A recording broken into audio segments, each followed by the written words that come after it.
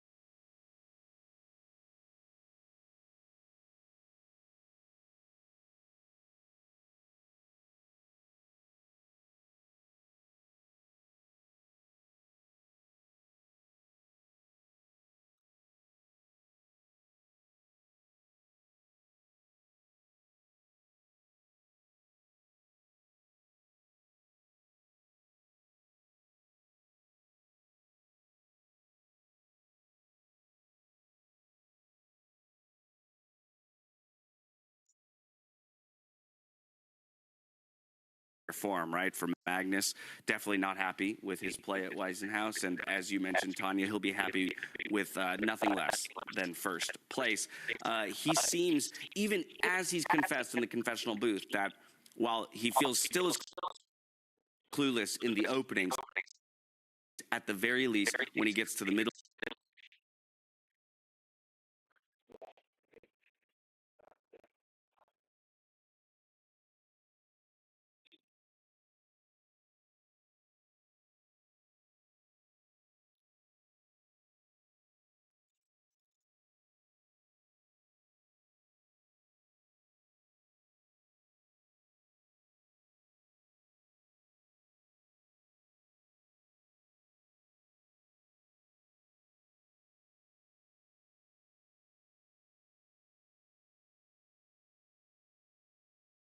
need to go back down, the windy roads that was their tumultuous journeys to the 7th place. But I think we can talk about how they match up as players overall. For myself, Jan, he has continued to push the pace on the clock, but it seems like Noterbeck, of all of the remaining players in the tournament, would be just as willing at times to maybe match him in the aggression and the speed at times. And it's really fascinating because look at these player cards. They sort of echo what you say, right? A lot of the numbers very close to each other. It's almost like their strengths and weaknesses kind of mirror each other. Both good at attack around the 88 mark there. Also defense is perhaps the one thing where you've rated Jan higher than Noterbeck. To me, that's the only surprising stat here, David. Yeah, I do regret actually not giving Noterbeck higher with attack. Defense, I might stand by it. I think Jan extremely strong because he's shown in candidates tournaments. He's now gone several candidates tournaments in a row, almost without losing, at least not losing in the important games. And of course, Noterbeck, a lot of room to improve, but very close numbers. I wonder how interrelated Jan Apanoshi's time management and defense is, because he's usually the one who's got so much advantage on the clock, and perhaps that's somewhere he puts pressure on and is also able to get himself out of those tricky situations with resourceful play and putting pressure on the clock. Yeah, definitely very practical, Jan Nepomniachtchi, although we did see in the last round against Arjun Erigaisi, maybe played a bit too speedy at critical moments, missed those chances, and wasn't able to defend at his normal level. We've also seen multiple times throughout this tournament both of these players in winning positions and unable to convert. Obviously for Noterbeck, that is the escape artist game against Magnus Carlsen that felt like he had him on the ropes and maybe had an opportunity. Magnus will never give you too many chances and ultimately did wiggle his way out of it. And for Jan Nepomniachtchi, again, I feel like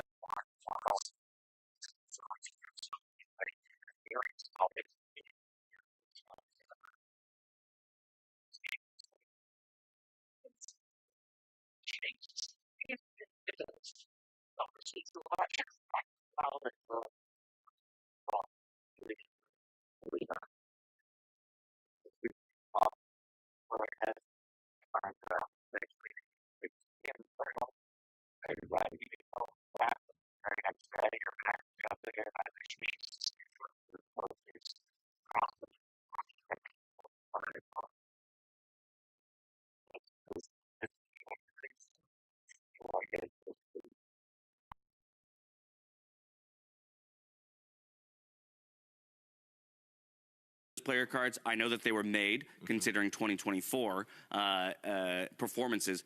Do you feel like those are still somewhat accurate to their play in this tournament?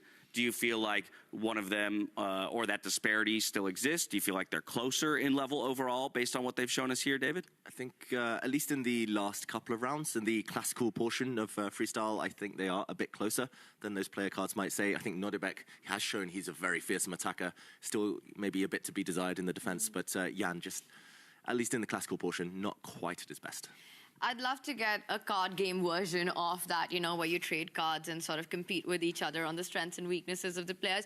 But I think, David, with freestyle chess and as the season develops, it's going to be fascinating to see how the numbers change. And I'm sure you've got a few in your mind as well. What are the adjustments? Vincent Keimer is a big name that comes to mind with that, where I think he was in the 80s and perhaps on freestyle chess would get a lot more on the rankings. Well, now, hold up. Don't get too far ahead of me with that playing card idea. I'm thinking about some collaborations. I mean, we've seen those incredible deck of cards for each of the players. In fact, actually signed a couple of those on our way in today. There's There's an business opportunity out there somewhere. Really quickly, let's run through the other matchups. Of course, in 5th place, it's going to be MVL versus Arjun Erigaisi. Thoughts there? Arjun, I think, has continued to impress me throughout the tournament in so many moments, again, having very decisive advantages as well. I feel like, if anything, from my perspective, and maybe these numbers indicate the same, I would consider him the favorite going into this matchup.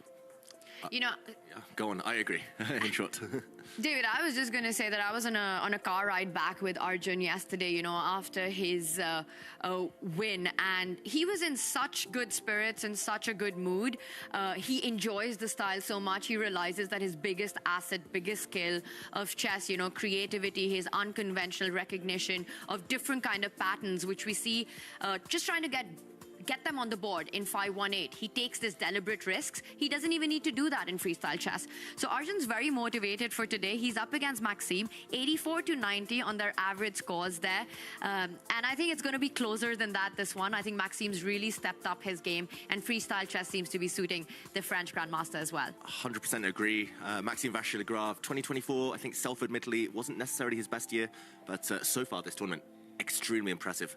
Actually, despite the fact that they are only fighting for those 5th and 6th spots, I do believe that these two have been maybe just these surprise packages, just in terms of how strong they've been in some of the games. And there you can see Arjun Erigaisi as well, making his long stroll into the playing hall just moments ago.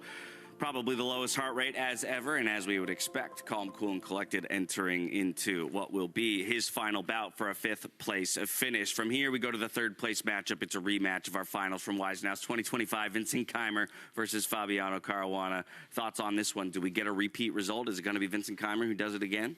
A bit of a grudge match for Fabiano Caruana, right? He will try to get that revenge in today. I think Vincent, he's got so much to be proud of and feels so confident with his performance. Even here, losing out to Hikaru, no shame in that, absolutely.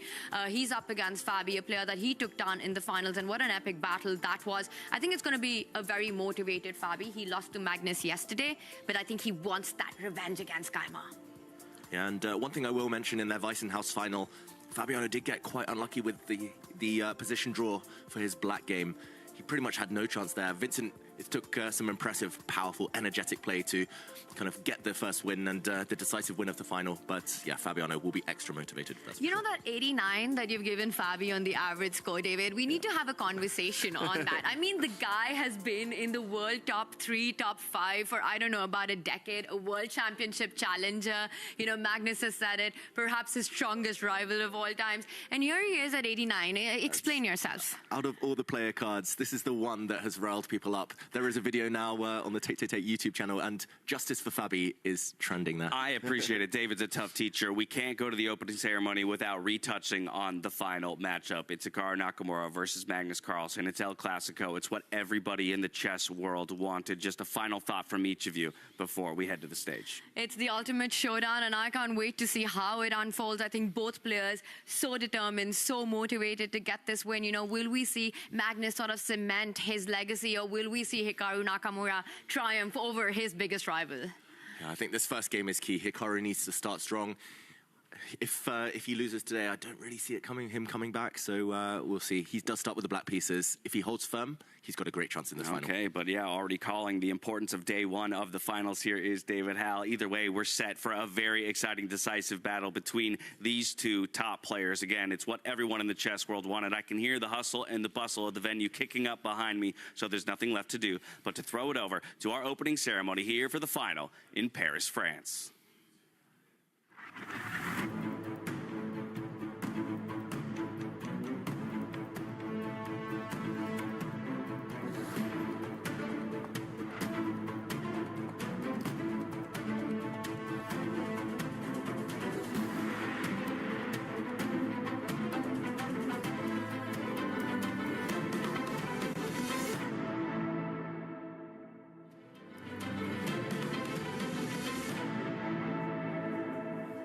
Bonjour Paris. Welcome to the grand final of the Freestyle Chess Grand Slam in Paris. I would like to welcome all of you here. What a journey it's been. 6 days full of wild position, bold moves, and the brilliant minds of the chess world fighting each other without a safety net. And 2 more days where I'm sure brilliant chess play will be on display. Before we meet our finalists, let's take one last look at how we got here. Here are the highlights from day 6 here in Paris, France. Take a look. Paris becomes the stage for a freestyle chess showdown featuring epic semi-final clashes. Who will be the 2 players who make it to the finals? Vincent Keimer versus Hikaru Nakamura, and Magnus Carlsen versus Fabiano Caruana. Fabiano Caruana, not at his sharpest, faced Magnus Carlsen, who maintained a slight edge for most of the game. As Caruana's clock ticked down, Carlsen seized his moment and secured the win. The clash between Vincent Keimer and Hikaru Nakamura stayed balanced for a long time, but in the end, it was Nakamura who gained the upper hand and booked his spot in the finals. Vincent thought he was better, and then it's kind of gone, and it's like very hard. Like I did this yesterday where I thought I was better, I missed it, and then I kept trying to keep the game going. And I felt that Vincent did the same thing today, where he sort of lost a sense of danger, but ultimately I was able to just play some good moves and get the win. And then 5th place was under attack. 2 tiebreaks followed after Maxime Vachier-Lagrave and Arjun Erigaisi struck back in the classical format. Both matches went to the rapid, with Erigaisi and MVL emerging victorious. They will now compete for 5th place. Just before the start of the finals of the Freestyle Chess Grand Slam in Paris, another Grandmaster made his appearance in the city, Levon Aronian. I will play a couple of games, try to explain the game and try to teach people about the way the Grandmasters think about the game, so that's my goal. The heart of the Freestyle Chess Grand Slam begins to beat in the Blitz Society. The room is filled with good spirits and smiles. We are so happy to have you here, and there is so much people today. My head is almost exploding. It's not just the Blitz Society that's intense. The tension is high as we head into the finals. All eyes on Magnus Carlsen versus Hikaru Nakamura. Stay tuned.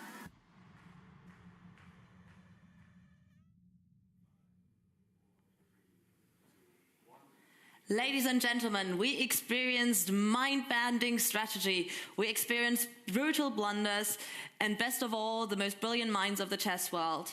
So, now it is time. I would like to introduce the finalist. He came in as a favorite, but nothing is guaranteed in freestyle chess. He survived all the positions we threw at him and prevailed. Amazing, and the absolute GOAT, I would like to welcome Magnus Carlsen on stage.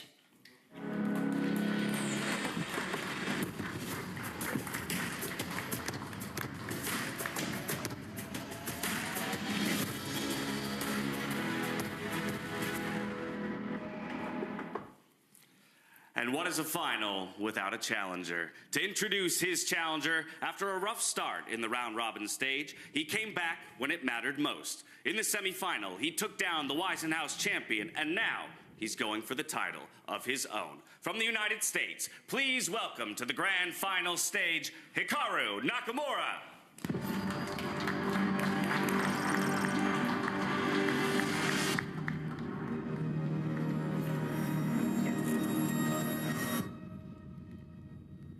Ladies and gentlemen, these are our amazing finalists of the Freestyle Chess Grand Slam in Paris.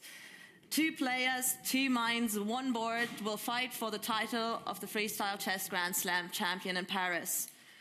And now, all that stands between them is this match. We've seen them calculate under pressure, we've seen them improvise like artists and fight like warriors, and we hope to continue to see that.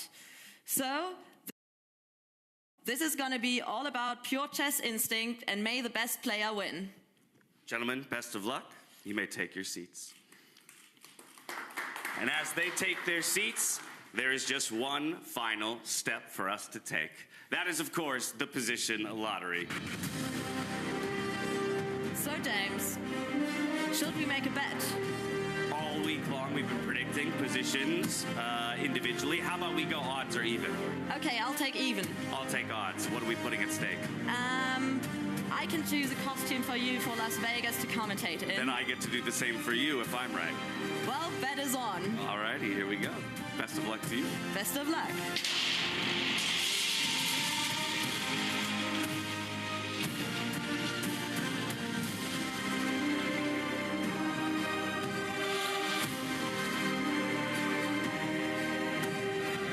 Position 103. Odd. Okay, the position is set. No more guessing. ये खुशखबरी आप जैसे युवाओं के लिए है।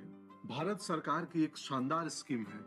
इसमें सरकार युवाओं को विभिन्न सेक्टर्स में देश की टॉप कंपनीज में इंटर्नशिप करने का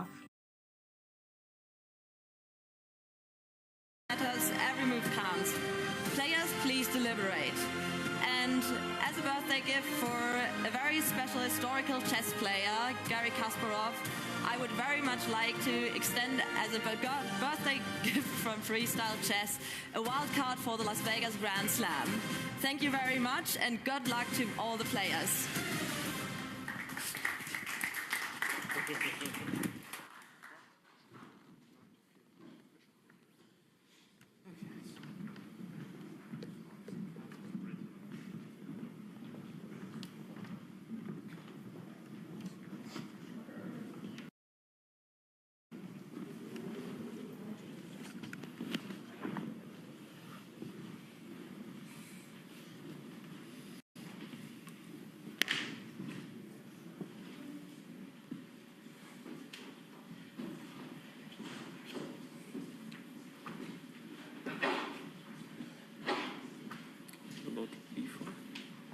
Before, but then b6.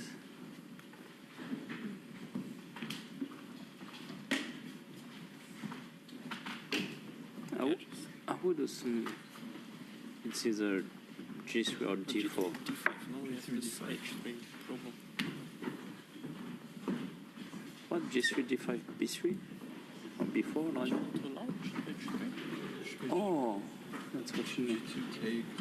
Can take, but no, but if we take, I mean, knight f6 castle, g6, everything will come to this. I think we need more. And if we go g4 then? I think we need to. No d4? I think c4 is very good. Okay, I think b6 will probably happen anyway. Yeah, then we can go d4.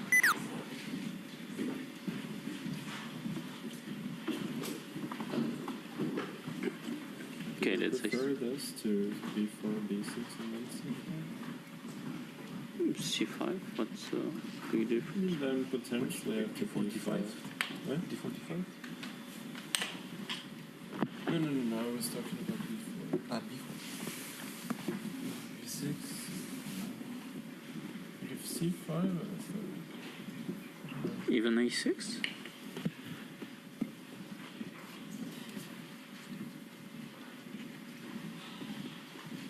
I'm not sure about such.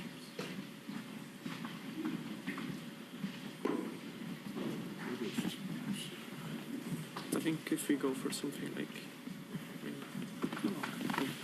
d4 we get too simple.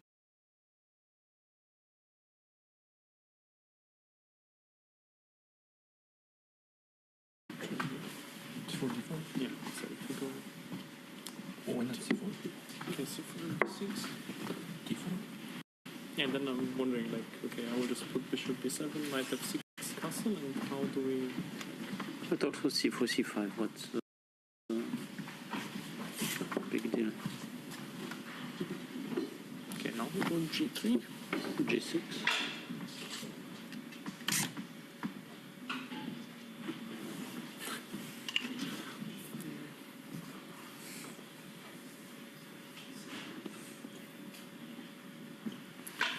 Can we get some quick d4? I mean, has to be, yeah. Oh, like this. Maybe we can play like pure is kind of symmetrical. So.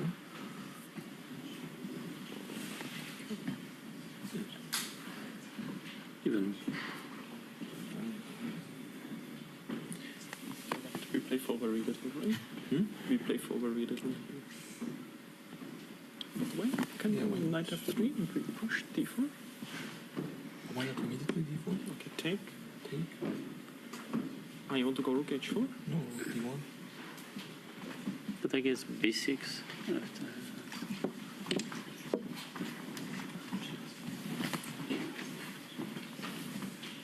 Because you will have time to B6, knight C6. Yeah.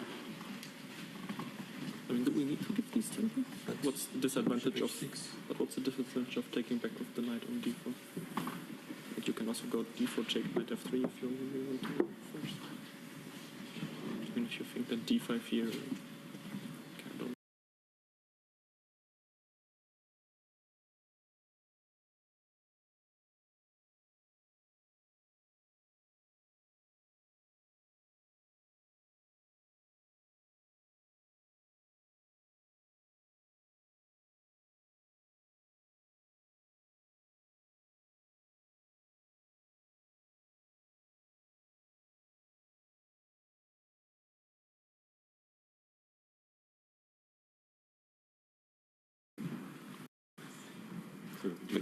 So at G6.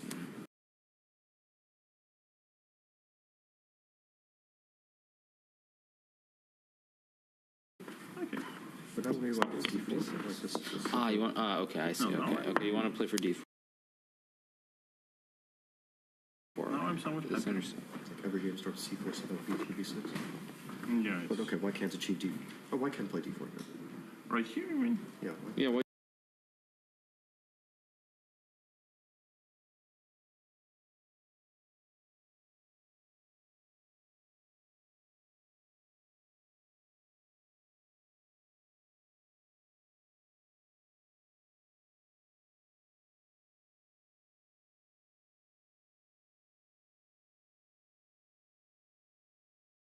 Yeah, white can actually d4 and then queen d4, queen h4 could be unpleasant. Yeah, okay. Yeah, this could be unpleasant, right? So maybe the knight c6. Learn from our mistakes yesterday. Yeah, a lot of mistakes were made.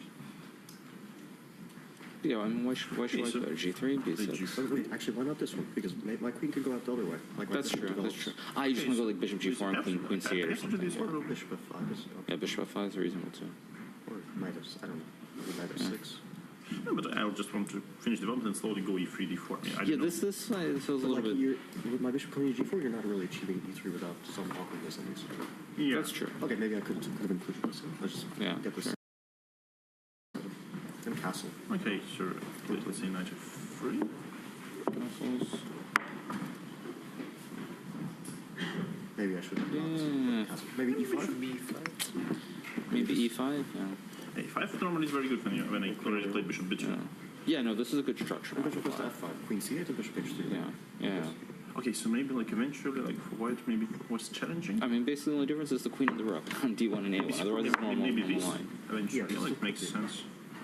King on f8. Yeah. And if we wanted b6 and d4, maybe that's. Can I play d6? Or, okay, you want to take? Just go. No, I mean, okay, I'm just. like playing b3 or something.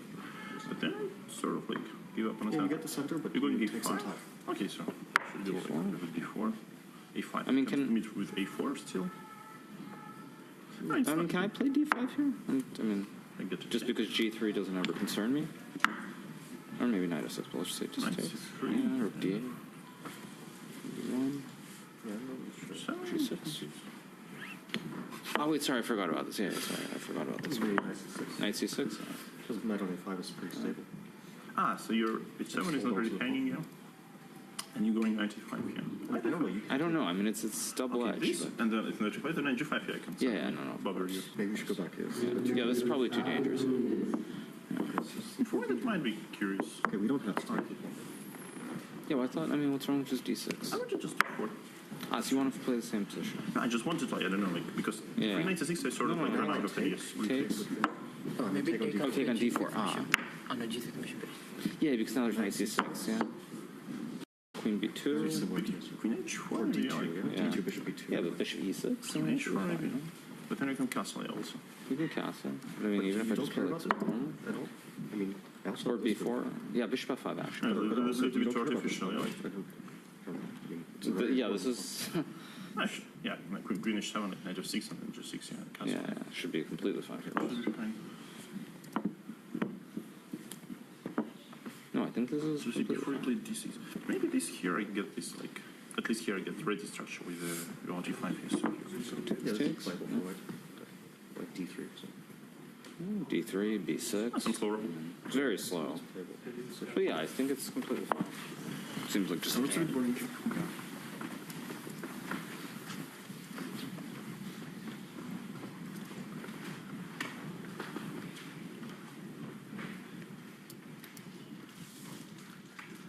And the players will take their seats here for the penultimate day of over-the-board chess action here in Paris, France. Position 103 is the battlefield for the day. And as we get a look at our marquee matchup, the finals here between Magnus Carlsen and Hikaru Nakamura.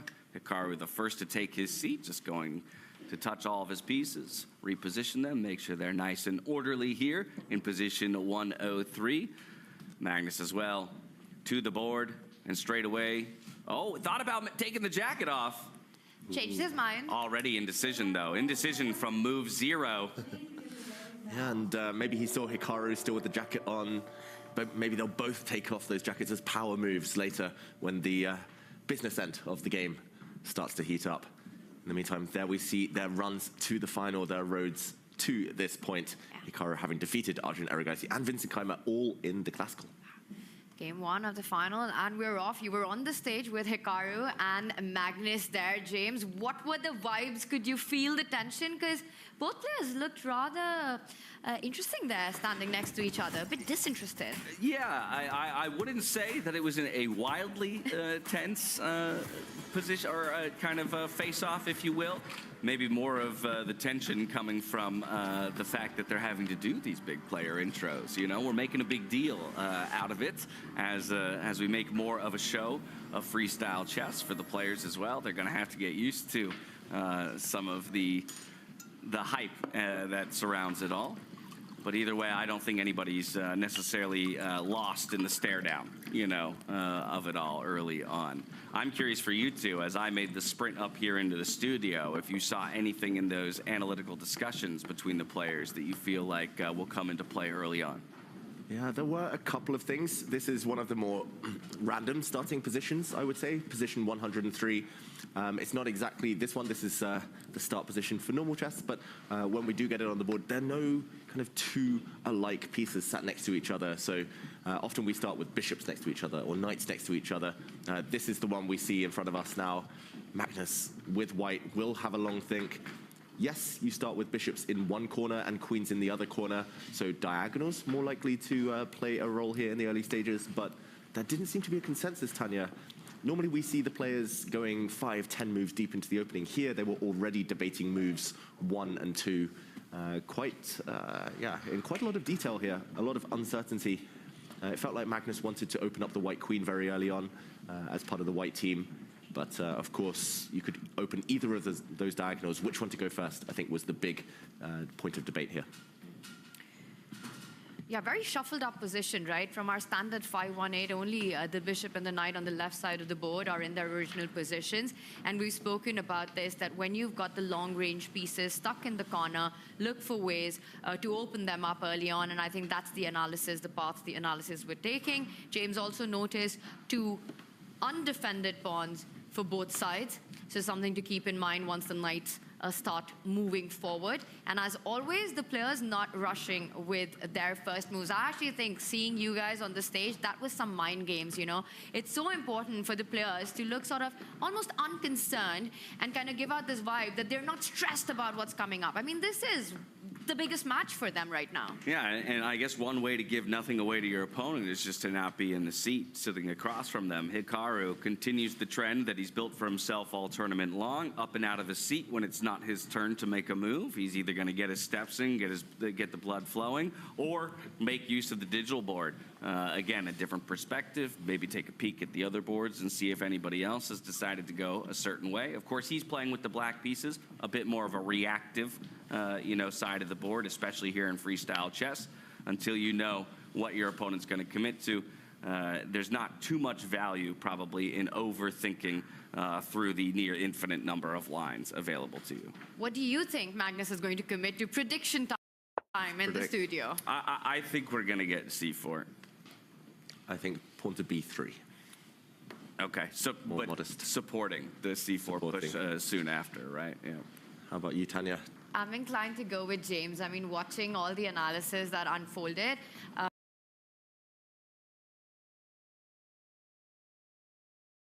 And I'm going to quickly put that up on the board.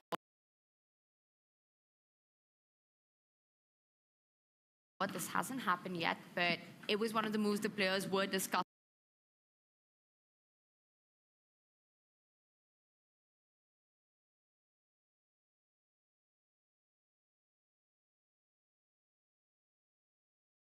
And kind of shuffling it up with b3 on the next move to open up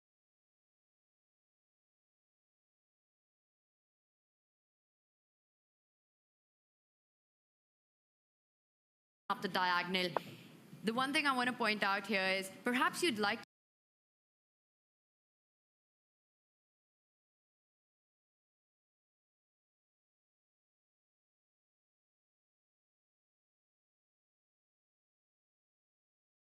to start with David's move if Hikaru would have the option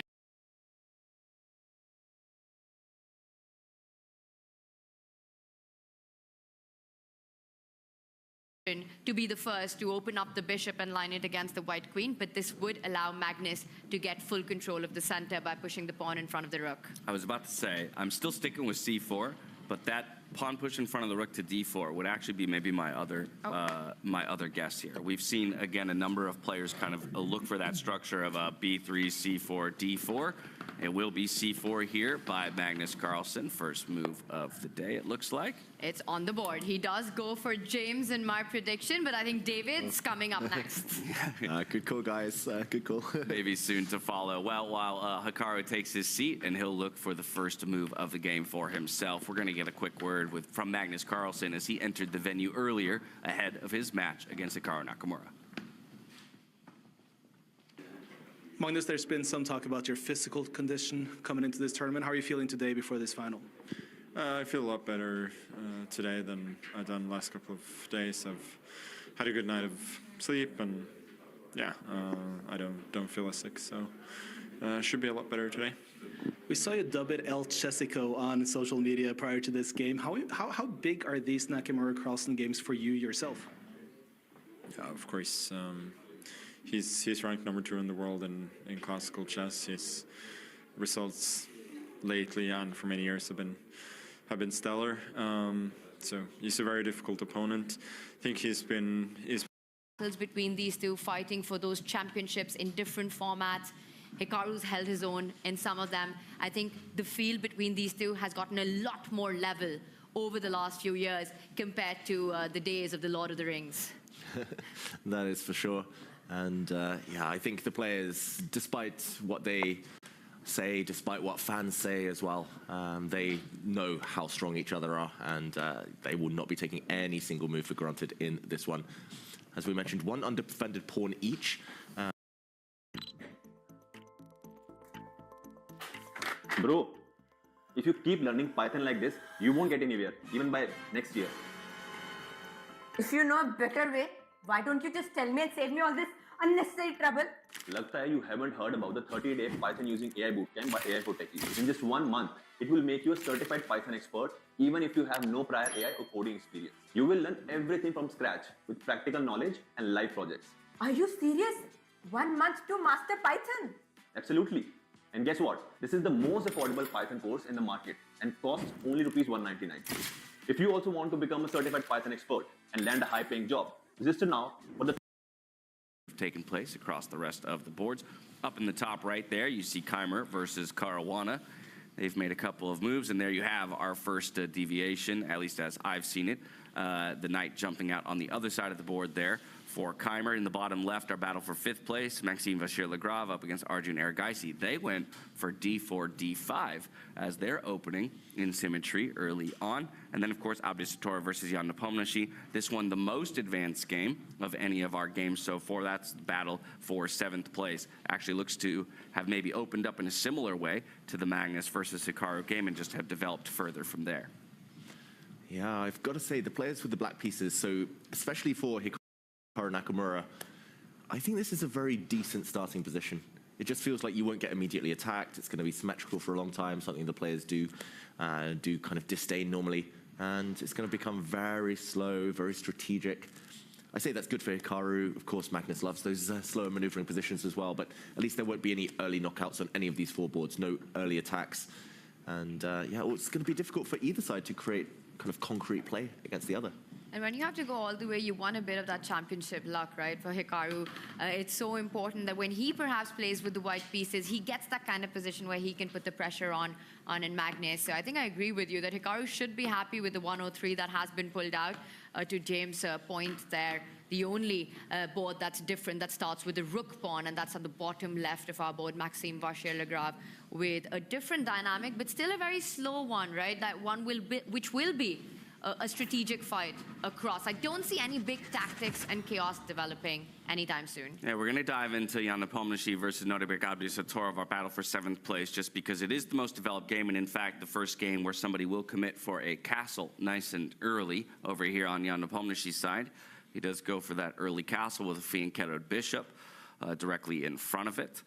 So these two players playing at a much faster clip than the rest of the field, obviously playing for 7th place. Maybe they're a little bit more willing to play fast and loose here, which could give us a quite bloody game nice and early. We've spoken about the long-range pieces, right? Speaking about a bloody battle, one way to get across to that would be to try and trade off your opponent's strongest piece. And I'm expecting certain plans here, David, that could perhaps be in Nodebek's radar of how to complete development. Get your bishop out. I'm not sure which square is exactly the right one. Then bring that queen, the most important piece, into the game, and eventually try and trade off your opponent's star bishop. Get it out of the board. Yeah, note how Jan Nepomniachtchi has actually, he's going for this plan now, by the way. Nice spot, Tanya, Nodebek. But Jan Nepomniachtchi's already moved his dark square bishop once, and that was to stop the white dark square bishop from landing the whole way to the edge of the board. So that's been prevented for now. But yeah, the white queen is going to slide. This last bishop move is a bit provocative. It's actually offering to lose a full move, potentially if the black pawn steps forward to attack it, the black h-pawn there. It might just slide back, and the argument would be that that black h-pawn is vulnerable a bit later. Black will have to spend a whole tempo saving it once the white queen does slide across. In the meantime, there is a threat, we should point out. The white light squared bishop, which is so valuable normally, is actually threatening to trade off of the black knight in order to get the e7 pawn, which is currently only defended by that piece. That would be a fork of the two black rooks. If that were just a pawn sacrifice, Nodebek might say, okay, bishop for knight, I get rid of your key bishop, it's worth it.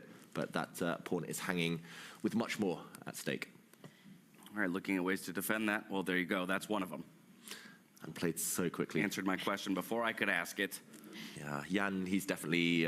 he's hoping that this plays into his hands, by the way. If Nodebek blitzes, Jan blitzes, it's just going to be a crazy game. But yeah, Jan clearly, I think, upset by the last few days. He doesn't want to spend too long mulling over the subtleties of the tiny differences of which pawn to push. He just wants to get moves on the board.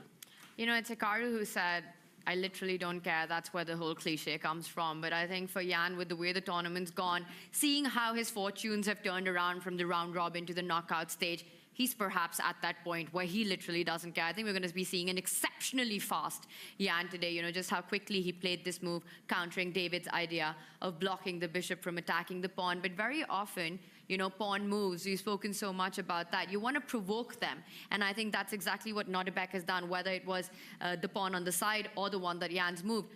Eventually, in the middle games, these kind of decisions can really come to bite you. I mean, already you can see the pawn actually blocks its own bishop on the diagonal. How do you typically develop a plan then, though, of which pawns you want to provoke? Like, if I'm looking at a game that's literally on move 2, and knowing that likely the game isn't going to end by move 12, where are you really identifying, okay, by move 25, this is the pawn that I would want to be, you know, to have provoked into a precarious position? Yeah, that's a very good question. And of course, it kind of differs case by case. But here, for example, you want to provoke your opponent's pawns forward that will either weaken their king. In this case, I would say check. You've slightly weakened the black king on some diagonals. You would want to provoke a pawn forward from the opponent that blocks in their pieces. Here I would say check. The black dark square bishop slightly blocked. The black knight at the top of the board now lacks a square. You don't really want to provoke pawns forward by the opponent if those pawns are coming at you, coming at your king, or going to control important squares that your pieces want to use. But it is a very fine line. It's something I've struggled with my whole career. When I was young, I used to make all the wrong decisions there. In later days, I actually try not to push my own pawns too far forward. I try to provoke my opponent. It's a stylistic thing, if anything. That's something that we've seen over the years, top chess players, top grandmasters do so incredibly well, right? Where you actually, in a sense, lose a tempo. You're inviting your opponent to push a pawn into a move that's extremely attractive. I just took out my bishop, you hit it, I'm forced to come back with it. But long-term gains kind of take care of that little short-term loss of time. Yeah, definitely. And loss of time, Nodibek will have to retreat his bishop, but giving the opponent one free move here, that pawn move he's had, not necessarily the worst thing in the world. He might just gain a tempo back by using the square that is being highlighted right now, a loose pawn on the agenda. Just for this pawn structure as well, because it's unlikely the armies are going to clash anytime soon, we should be looking for pawn breaks. And traditionally in normal chess, the break that white should be looking for is on that left flank by pushing the A pawn in front of the white queen forward one square, and then later the B pawn forward two squares. Needs to be prepared. It will take 3 or 4 moves to enact that sequence, but trading off a wing pawn for a slightly more centralized pawn is the short-term goal for Nodibek here. Well, a positional battle for the moment, so let's go ahead and make a quick trip to our 5th place board. It's Arjun Erigaisi versus Maxime Vachier-Lagrave. Only a couple moves made so far, but this is one of the boards that went its own way in terms of that first move made. It was a d4 push, the pawn in front of the rook, met by a d5 push on the other side. Of course, now we're seeing that b3 maybe possibly opening up the queen line that we talked about a little bit before. But the interesting thing for me here is now my queen's line of sight is cut off. So it kind of already feels like a peculiar approach here by Maxime, if you intended to open up this diagonal eventually anyway. The game sort of shifted one step towards the right side of the board. You know, we were looking at ideas of opening up eventually on the board that we just checked in with the pawn in front of the knight moving forward, creating tension across the left flank. But I think here for Maxime, it's going to be the pawn in front of the bishop, which eventually arrives, trying to strike at the center of the board and getting those early breakthroughs in. A different plan here by Maxime Vachier-Lagrave, but equally solid, taking control of any potential breaks that Arjun might have had in his mind.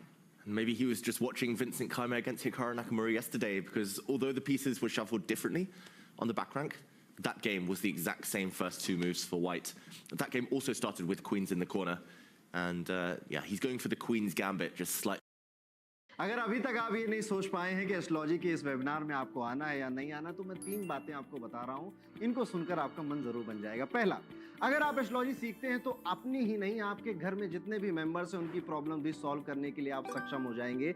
दूसरा, आपके मन that both sides want to go castle on the right side of the board and quickly open up the bishops in the corner. I wonder, despite the shift of the 2 pawns that have moved forward, will that still be the main plan of action here for the players? Yeah, I could see that. The one downside now, both sides are kind of daring the other to go first, but as soon as you open up the bishop for either side, let's say here Arjun pushes that pawn forward as black, the white dark square bishop can land with a check already as early as move 3, and that will force black to block with a knight, which is clumsy, or trade off that beautiful bishop on the long diagonal.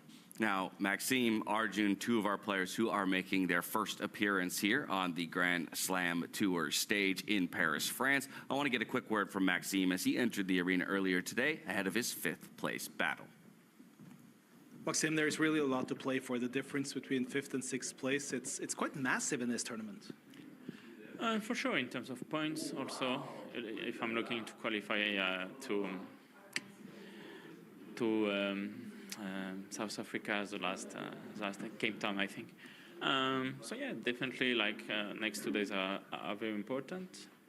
Of course, I would have preferred to be playing for the top spots, but still it's nice, and yeah, I'm hoping to have good games and most importantly have fun. Are you happy with the play you delivered this week? I think in general I'm quite happy. Like, it's my first tournament, I don't know what to expect in the classical portions. I lost 2 classical games, but both after very strong performances from Fabi and Nodibek. So yeah, there's always things to be improved, but yeah, as a first experiment, it was very nice, and I hope to do well in next events of the tour as well. What do you think is the greatest strength of Erigaisi?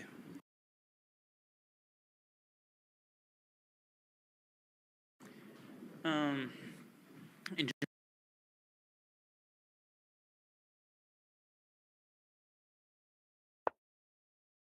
general, this calculation, like all the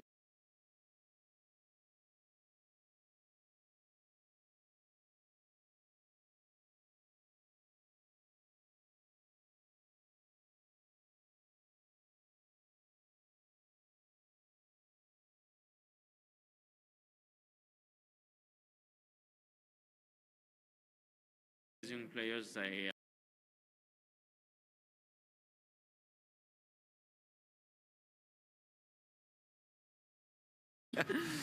Getting the quick prediction from MVL there. He will predict Magnus Carlsen in our top battle between him and Hikaru Nakamura. But this is the rematch of the House 2025 finals. Vincent Keimer and Fabiano Caruana playing for third place here in Paris.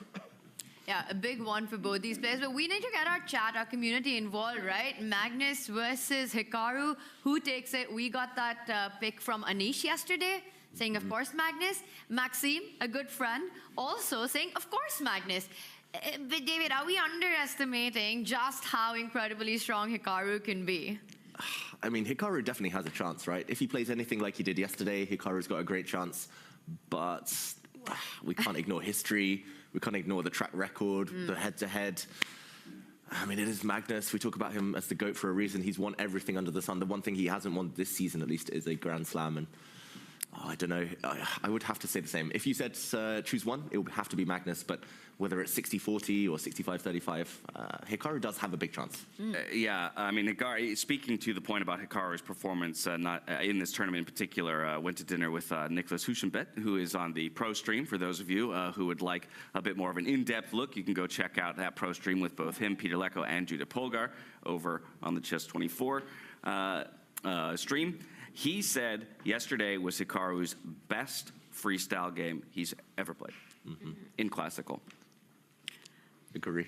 I would think so too. I mean, I'm trying to just think of all the action that we've seen playing against Vincent, the form that Vincent has been in, and just how he finished it off, right? Even in game one, he kind of kept everything under control. It blew up at some point, managed to still play out the tactics to pretty much perfection, declining those repetition. And game two was a Hikaru Nakamura show. That is what Hikaru does at the best. He transformed his middle game domination, played out the tactics to perfection, and then the end game conversion as well. So in every aspect of the game, I think he was the better player against one who's been a giant slayer. Yeah, in just a minute or two time, we'll get back to that top ticket bout, but I do want to do a service to our third place battle here, Vincent Keimer and Caruana. What do you guys make of this initial position?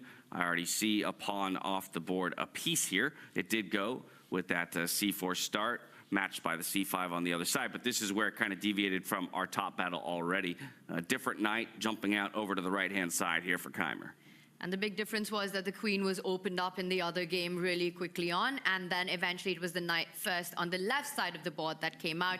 Here, Keimer decides to bring the other knight to the center, and we see the development and a quick strike here. So breaking the symmetry, the pawn symmetry that we have by Vincent, and that explains the last move. You need two defenders with one attacker. That makes it possible. You exchange trades on the board, and this is what we have. But to me, David, it feels like you're kind of playing a little bit with fire, because black, in fact, could get the white rook to the center of the board, and look at the way the bishop, the one minor, is lined up. Then I'll just have that on the board really quickly. The bishop lined up not only against the rook, but the queen as well. Yeah, it might be very hard for white to get the queen in the game, and one thing we definitely have learned is that queen mobility, the ease of access for the queen into the game later, is so key. Often it is worth a move or two. The one thing is attacking this rook immediately might be hard if you push that g-pawn forward one square, because white will land a nasty check, the one we've mentioned before, and this just totally throws black's coordination into disarray. Maybe there'll be a bishop exchange, but then the white rook will sit nicely in the center unchallenged for a while. Now the white knight will come in. The white queen is actually nicely placed on the diagonal already. So you could open up a pawn there. And this just looks great for white with the black king open. So Fabi needs to be a bit sophisticated about this. He cannot just brute force attack the rook immediately. Or maybe he can. Maybe he should castle his king first after a knight trade. Either way, I do see the eval bar slightly in black's favor this early on. Yeah, it's given a slight edge to the black side of things, but already maybe some tricks at play here. Vincent Keimer, a lot of questions were being asked. You know, was Weisenhaus a quote-unquote fluke? Would he have similar performances here in Paris? Would he have the opportunity to defend his title? He has impressed so many to get back up into the top four, but unfortunately falling just short yesterday in his battle against Hikaru. We took a moment to speak to him on his way into the venue to see how he's reset his mental to enter today's matchup against Fabiano Caruana. Take a look. Tough match yesterday, Vincent. How is it to motivate yourself for this third place battle? Yeah, I tried to rest a bit. I didn't feel too great during the game yesterday. Also, of course, it was a very complex position, so it was a tough game. But again, I didn't feel fully fresh, so I tried to get my energy back. And yeah, I'm feeling better today, so hopefully I'll be able to play at my best again. So that was maybe that sickness that has been going around. You think you may have caught it too? It's possible, yeah, but I don't want to fully blame it on that. I mean, even then, maybe Hikaru also got something. So, yeah, it was just a tough game, very complex position, and I made a few, let's say, undecisive decisions, which kind of led to a difficult situation. And then, of course, with little time, yeah, many things can happen, especially since I think he also played a really good game. Rematch against Fabi today, and it's for a guaranteed place in the next tournament. Good luck to you, Vincent. Thank you. It's a good point that Sveta makes there. You know, playing top three book their ticket to Vegas from this event. So along with the money and circuit points that come for third place, you'd rather get it done here and now and know that you've secured a spot to Vegas than have to play through an open qualifier further on down the line. True. Although they do like playing a lot of chess, these kids these days. But yeah, of course, a lot on the line in this one. And yeah, not just pride, but Vegas, baby. There's that spot, and also there's a very cool $40,000 difference between finishing third and fourth, and that's a lot of money for 2 days in the office, you know, so you got to give your best here. He's up against Fabi. To your point, was Vincent Keimer a one-slam hero? I think he's shown the world that's not the case at all. Yeah. The run that he had in round robin, it was a tough one, you know, to make it to the knockouts, not easy, but he still got the job done at the end. He delivered when it mattered, then got picked on by Yana Palmnishi as his opponent in the quarterfinals. Once again, proves that pick wrong. Takes another giant of the chess world down. And then, of course, you know, it was a tough one against Hikaru Nakamura. But what a run he's had here as well. I think he's just slowly becoming a force to definitely reckon with in this format. You know, to answer your question, was it a fluke? No. I think everyone knows no. And I think force is the right word to use for it, right? He's proven himself to be a titanic force in this format of freestyle chess. But from here we go back to our marquee matchup, El Clasico, Hikaru Nakamura versus Magnus Carlsen. Let's see how this one has developed. Still slow go here, as Hikaru has given it a good think after Magnus Carlsen's most recent move, developing his other knight out towards the center of the board. Very stable opening. What could be Hikaru considering here? Obviously, the continuation of symmetry would probably be the first thing he considers. But maybe what doesn't he like about it? Yeah, I think just the fact that white will be able to strike first in the center, a la Caruana, might be on Hikaru's mind. If he brings his knight out, it does block the black dark square bishop in the corner. Let's put that on the board. And white would be able to open up the center now, maybe with a slightly clearer conscience. And very hard for Hikaru to mimic this without allowing white to strike first. If we do see a trade of pawns in the center, we might see almost a transposition to that Keimer Caruana game. But I think a slightly better version even for Magnus Carlsen here with white, just because black cannot fight for the center in the way that Caruana might be able to. And yeah, I think the other candidate move, Tanya, would be to immediately prevent this break in the center by opening up that dark square bishop on the diagonal, now that, at least for the moment, there aren't any checks along the diagonal, although I do see the bar rise up. So maybe there's a hidden trick here. I would say this is the most natural move, but maybe there's something wrong with it. That's really interesting because, again, to your point, you really want to stop white from getting this break in. So you haven't only opened up the bishop, but now you're controlling it with 3 forces. And Magnus would be left with only 2. But it's not the accurate move here. And that has to be based on some tactics. Mm-hmm. David, turning to you for help here. Maybe, does white play that move anyway? Let's have a check. On point. A reason why we've got David Howell here with us. And the whole point is that white will be able to land this check to break the connection, to sever the connection of the black dark squared bishop to the center. So it looks like you're covering that square 3 times. You're actually just covering it twice. The bishop will be traded. There'll be a bunch of exchanges in the center as well. And once the dust settles, white has control over the center. Actually, I should mention that we're borrowing a lot of opening ideas here from the English opening in chess. And yeah, white here with this pawn on c4 controls everything. Black, despite having 2 central pawns still intact, just struggling for space, struggling for air. Okay, a trick. A trick, and one that's very easy to fall for, right? Because that's really the move you want to make. I would fall for this 100 times out of 100 in Freestyle Friday. I would play that move because it just looks so natural. Yeah, I'd do it twice over. 100 times out of 50. I mean, this is really the move that's begging to be played, and then to understand that Magnus can still get that desirable break-in. So what I'm really taking away from the action we're seeing unfolding across boards, across our playing field, is that the key idea for the player playing with white is to trade these bishops. Once you're able to do that and get a bit of a central control, that central strike in successfully, you get an edge. You get a big opening advantage. Yeah, Hikaru needs to find a way to prevent that then, or at least go for some kind of break of his own. The black queen doesn't feel so comfortable. Neither queen does right now in the corner. There's so much to mull over. I don't blame the players at all for investing a bunch of time at this early stage.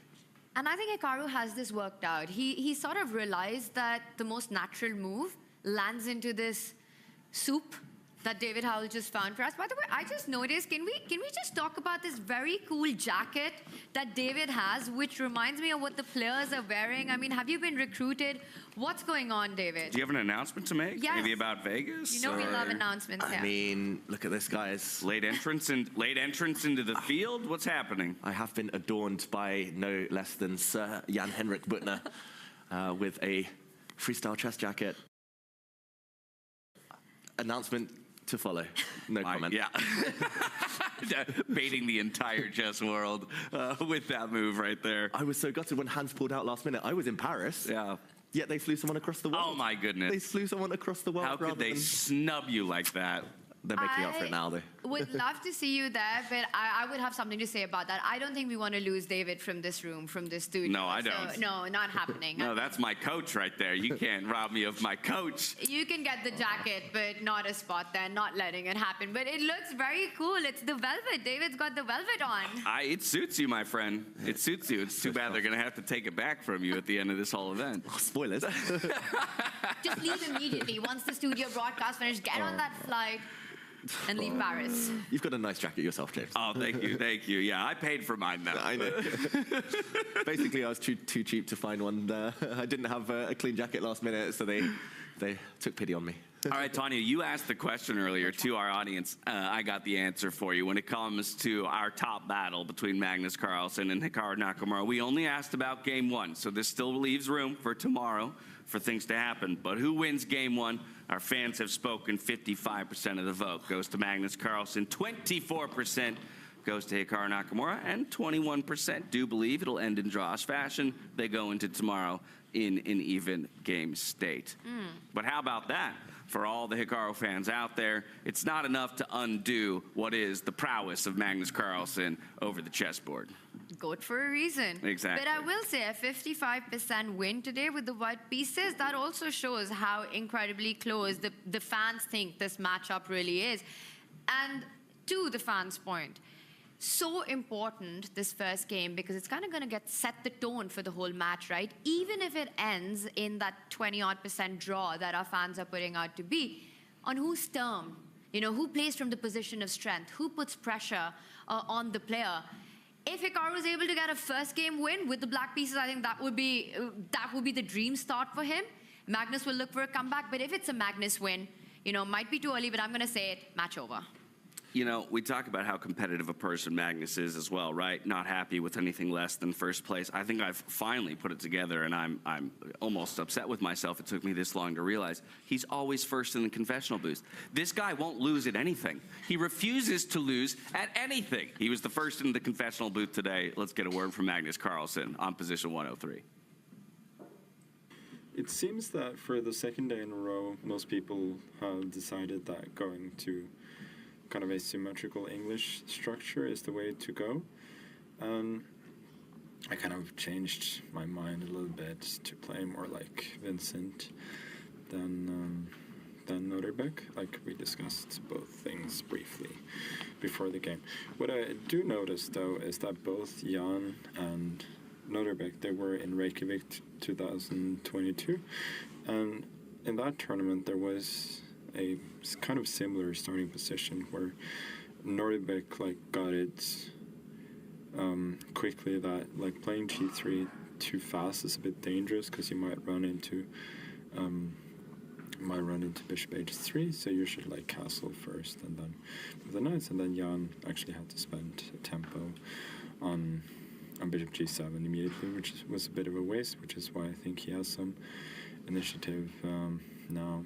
But yeah, now knight f3, I'm kind of half trying to tempt him into g5, which I believe is more weakening than good, but also after g6, like it's a kind of, I mean, it's not even a trap because I don't think he's gonna go there, but I think after g6 then d4 pawn sack is quite good. Like cd4, I have bishop h6 check, and so to win a pawn he would have to take with the bishop. Then I think I have excellent compensation, like knight d4, bishop h6 check, knight g7, g4, taking away f5 and opening up for the bishop, and it's just very good for white. But I don't think he's going to go there, so I think castles and then d4 takes, and if g6, we actually discussed this briefly pre-game. I thought this wasn't much for white at all, but then knight c6, b takes c6, bishop h6, bishop g7, and now Maxim mentioned queen c1, but I think actually bishop takes g7 simply is a lot stronger move, because then after king takes, we win a tempo with b3, opening up the diagonal for the queen, and if knight g7, you know, castles, g3, and so on. It should be very slightly better for white. Yeah, so just an update. Just as I'd been in the confession booth last time, I noticed that knight d4, like I thought about initially, especially as a reply to knight c2, but then sort of mentally kind of forgotten about.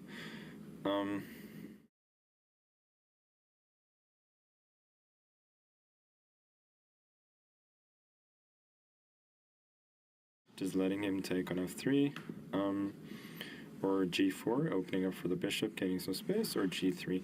g3 is kind of, it's the boring option, obviously, but I'm kind of really attracted to, I mean, g4 is interesting.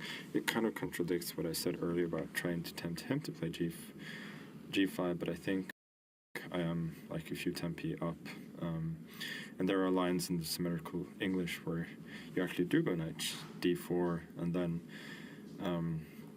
white gains space with g4, h4. Positions aren't that different. Like there is some precedent for that in normal chess as well.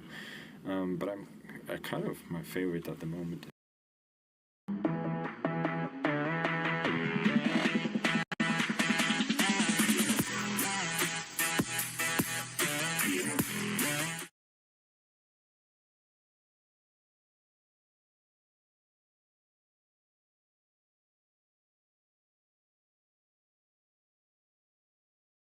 File, I can develop bishop b2, activate the queen this way probably, because he's going to have to play g6, and then my queen will get play on the long diagonal. I can castle queenside if I want, so I kind of like it.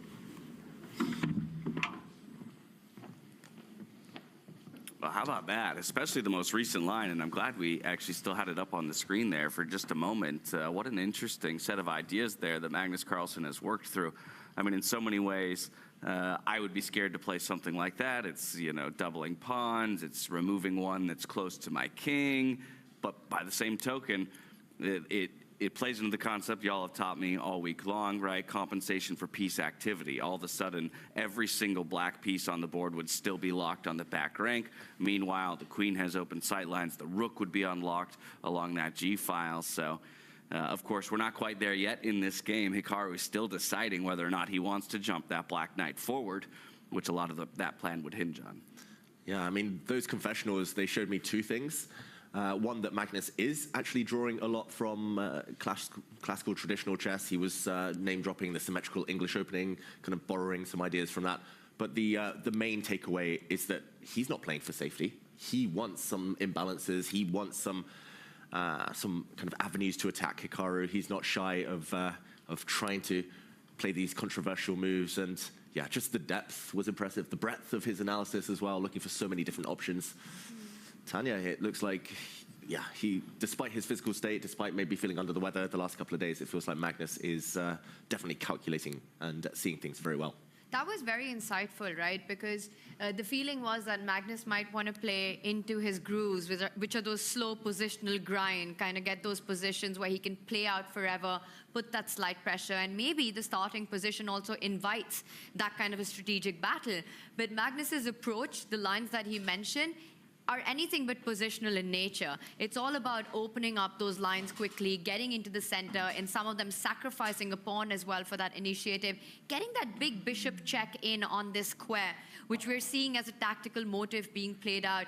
And Magnus just seems like he's got full board awareness, combining ideas on the left side, how to activate the queen, with a check on the right side. I also just love how quickly he's willing to disavow maybe a previous line of thinking. He said it there himself as he offered the idea of maybe pushing the g-pawn up to g4, saying, I realize this contradicts my previous confessional where I was talking about trying to induce the same move out of my opponent, but now I'm seeing it as a resource for myself, quite possibly, in terms of grabbing space on that side.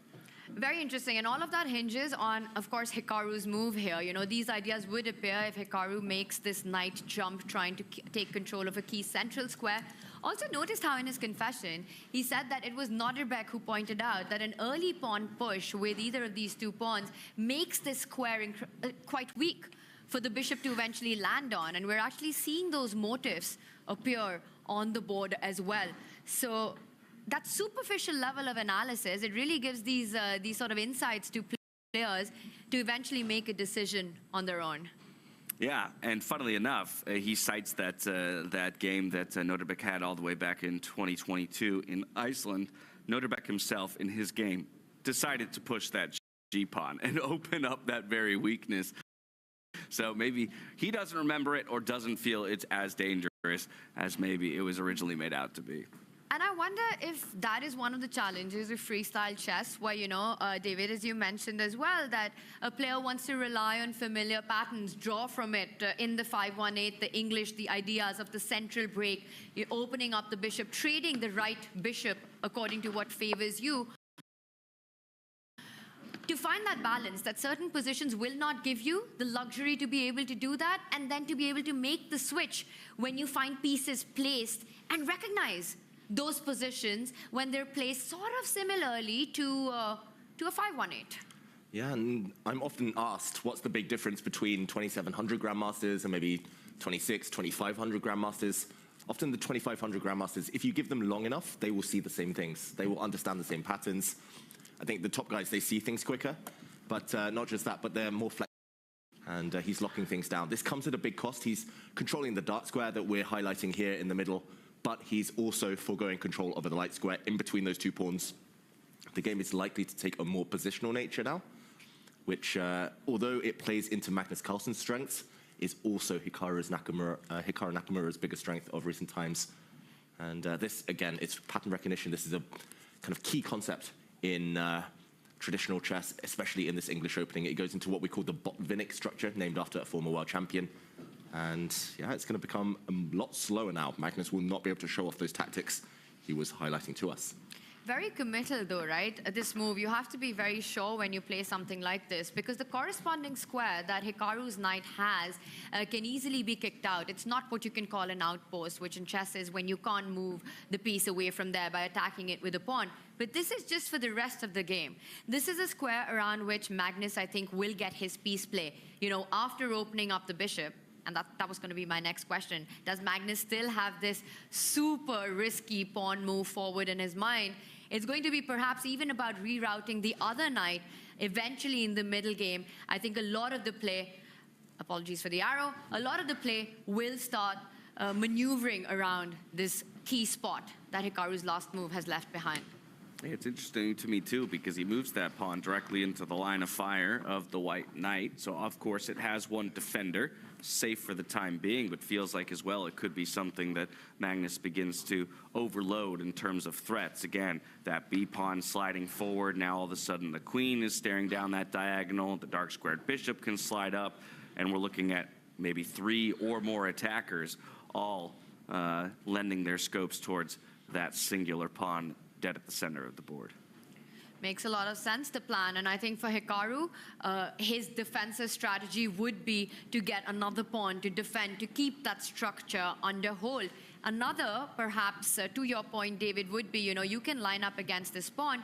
But what about this bishop? You kind of blocked your own way. Hikaru is also aiming at an eventual, if he gets the right moment to do it, to just keep the pawn rolling up the board.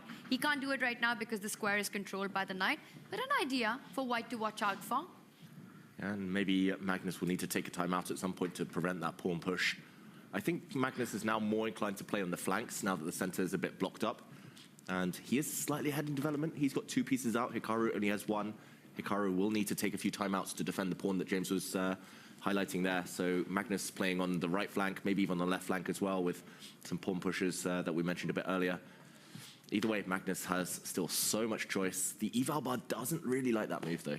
I think that's the big takeaway. I can't see any concrete reason. Maybe it's just a long-term strategic thing. Hikaru with some holes now on the light squares.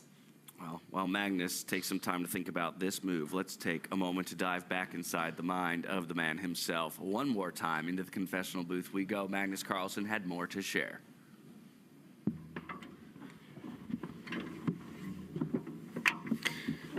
I think I gotta mention the possible mating pattern here as well. Like there was one yesterday with queen takes G7 with a smothered mate in the opening that a lot of people were looking for. So when I noticed that now is, as I mentioned before, knight d4.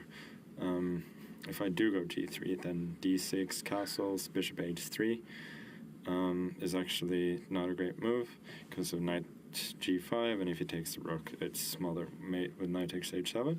And like to really hammer the point home, there's also a line that goes bishop f5 back, e3, threatening the knight, knight c2, attacking the queen, queen b1, and knight takes e3, and then queen takes f5, knight takes f5, knight takes h7, checkmate. Again, this is not going to happen, but it just goes to show how careful you have to be in some of these positions.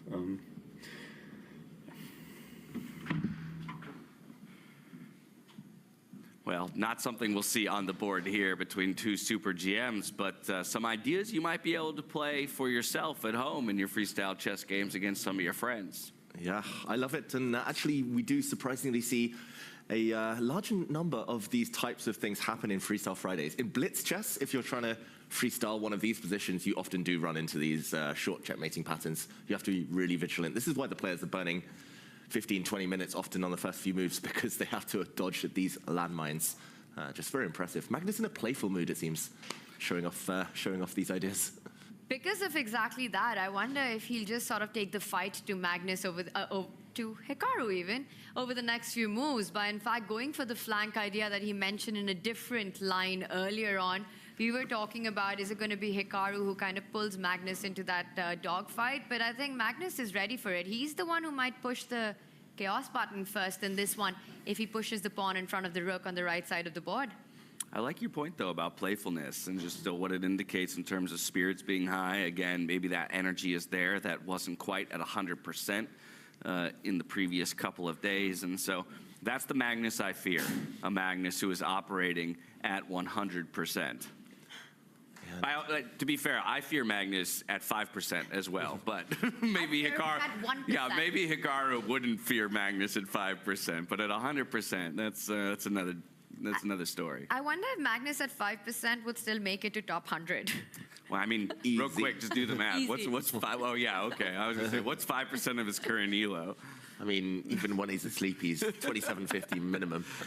That's his baseline. But, I mean, Magnus now, he's 3-0 up on Hikaru in the confessionals. Have we even seen Hikaru visit once? I think that might be, to me, the biggest shock of the tournament. He loves kind of getting that tension out. He loves talking about things.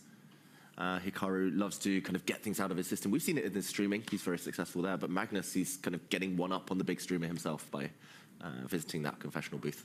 We had Hikaru once in the confessional, and it became quite a viral moment when he said he'd like to strangle Nepo for making him fall into the Nepo gambit right there, and that was quite entertaining. But we'd love to see him back because we're so used to seeing him not once during the tournament, but at least 5 times in a day. Yeah. But it feels that he's just so focused on the job at hand. Oh, wow. Big move, big move. Big move on the board. It's a pawn sacrifice from the world number 1, Magnus Carlsen. I was talking about setting up this move with a pawn push first to prepare it. But Magnus says, no, I'm going to blow open the flank. And again, it's an idea that is borrowed from other openings. But right now, the black pieces might not be so well prepared to deal with this little pawn push. If it's captured by the black knight, we should mention, then the black central pawn will drop off. The defender will have been removed. So this was not a sacrifice, although this might be quite sensible for black. If the pawn is captured in another way instead, then the white horse is going to jump forward into a nice outpost. And the white queen has been unleashed with gain of time. James' idea. Exactly, James's idea on the board. That black pawn that has just done the capturing as well will be undermined on the next move. Let's say black defends the central pawn. Maybe Magnus will step forward with his corner pawn now and try to get his bishop to some nice open lines. Very ambitious stuff. Clear pawn down for white, but great piece play. But Tanya, maybe I can ask for the difference between this and what would have been a b3 push. Like, why do we need to give up our pawn to this black pawn as opposed to b3 push, still unlocking the queen? Our knight still has the option to jump to that outpost square that we highlighted earlier on. Why be so committal as to give up the pawn in this situation? Great question, and I think it's so stylistic, right? Magnus sensed that this is perhaps the moment, the one moment he has where he can get this more energetic pawn move going, which sort of forces matters into more tactical territory. But I think if you want a slower approach, a more strategic fight, this is exactly what you play for. You push the pawn one step forward, develop your bishop, and play a long game. What Magnus has done here, he's just going all in. To David's earlier point of borrowing from 518, we see these ideas of flank pawn sacrifices and openings like the Benko Gambit, where you give up material on one side of the board for piece activity. We saw those lines where the bishop eventually lines itself against the king really quickly. It's all about time here, James. If you go with one push, that's a slower approach to the position, a more strategic approach. This one, Magnus hitting that chaos button that we were waiting for. Yeah, he comes out swinging. Yeah. Feels like he just woke up feeling healthier. And actually, throughout my chess career, I've always played my best just after illness. Suddenly you feel like you can conquer anything. If you can survive that flu that you've just recovered from, then you can survive anything. And suddenly you feel perkier and more energetic. Magnus, he's going on the attack straight from the off. Magnus hates to be attacked early, but so does Hikaru, we should mention. So Magnus... Yeah, the feeling's relative, right? It's like post-illness, 100% actually feels like 110%. Mm-hmm. Exactly. I am just thinking that this is Magnus. Everything that we've seen, round robin, making it through, sort of almost crushing through Norderbeck, then beating Fabiano Caruana, was all Magnus being unwell? Is that what you're telling me? God damn. Magnus? Yeah, that's terrifying. Again, 8.5 points through the round robin, essentially a share of first place, only losing out in the tie breaks there to Jan Nepomniachtchi to be the second seed. But then, the way that he's moved through each of his opponents, he's kind of shown us every version of Magnus too, right? The escape artist. Now he's willing to take off the gloves and just absolutely duke it out with another heavyweight. What about that heavyweight? Because was this move that Magnus has played, was this on Hikaru's radar? Do you think he was expecting this at all when he pushed that central pawn forward? I think it might have been kind of in his peripheral vision, but I don't think he expected it as a serious option. And at the very least, he would have expected Magnus to burn an extra 10, 15 minutes. Normally, sacrificing a pawn, that's the biggest decision in most games. But Magnus played that one after just a couple of minutes of thought. And do you think, David, that Magnus has so much belief in his skills that he's willing to take these risks, without burning the clock too much. He just feels that, okay, this should give me enough compensation, and if it backfires, I still think I can do it in the next one. Yeah, level of confidence through the roof there. I wish I'd rated the player cards on the confidence levels, but yeah, Magnus, at his best year, well, I think 2014 was very good, but 2019, when he was riding a high Alpha Zero inspired, he was giving up pawns like this, and he was not really caring. He felt liberated, Magnus Carlsen off the leash, and yeah, it feels like that kind of moment. Unfettered, unchained. Exactly.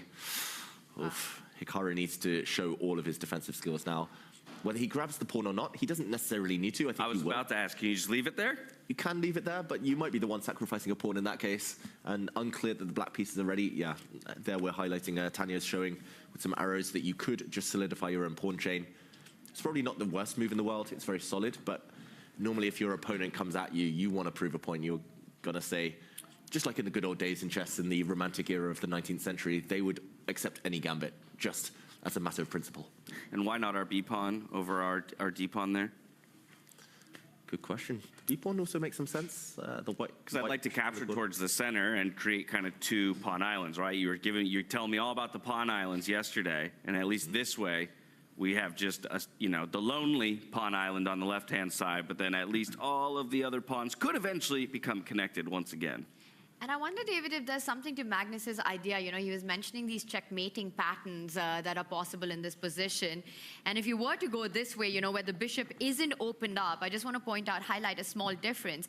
You jump in with a knight. Remember, one of the undefended pawns. Now, if this pawn was on this... अरे माँ जी फिर से पोषण check करने बैठी है अब क्या होगा आज तो मेरा भी नंबर है बड़ी बहू का वजन ठीक है छोटी बहू का पोषण ठीक है गुड वाह मेरी लल्ला अरे माँ ये सब आपने कैसे ट्रैक किया देख बस 3 आसान स्टेप फॉलो कर और जान ले सारी पोषण जानकारी अब घर बैठे मिलेगी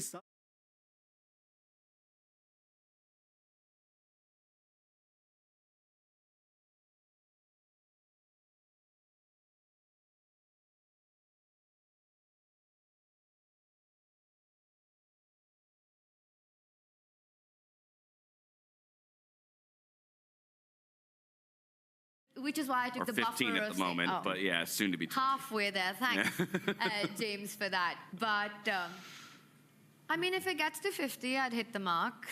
Almost there. But coming to this point, right, so what are the moves that's going on in Hikaru's mind right now? If he wants to play with fire, he accepts the bait, right? You pointed out taking with the knight, you lose a central pawn. I think we can discard that, and Hikaru will be quick to get that out of his way as well. So one is, you go all in, you accept the sacrifice and ask Magnus Carlsen to prove it. Or the more solid approach by defending this pawn with either advancing the pawn on the left side or the center of the board. Predictions, what will Hikaru choose? Well, just because it was my idea, I'm going with the B-pawn push. I'll go with the D-pawn. Tanya. I mean, you guys don't leave me with a choice. I think chat wants to see it. Our community wants to see it. I want to see it. Let's have a head-on battle, Hikaru. Let's go. Let's take the pawn. Okay, all right. We wait on bated breath for the answer here. Yeah, I could see that happening too. Hikaru, although he likes his kind of stability, he does also like something to hold on to long-term, so whether that's in a positional advantage, whether that's a better pawn structure, a bishop pair, or an extra pawn. He does tend to, at least against lower-rated players, just take that and make it count long-term.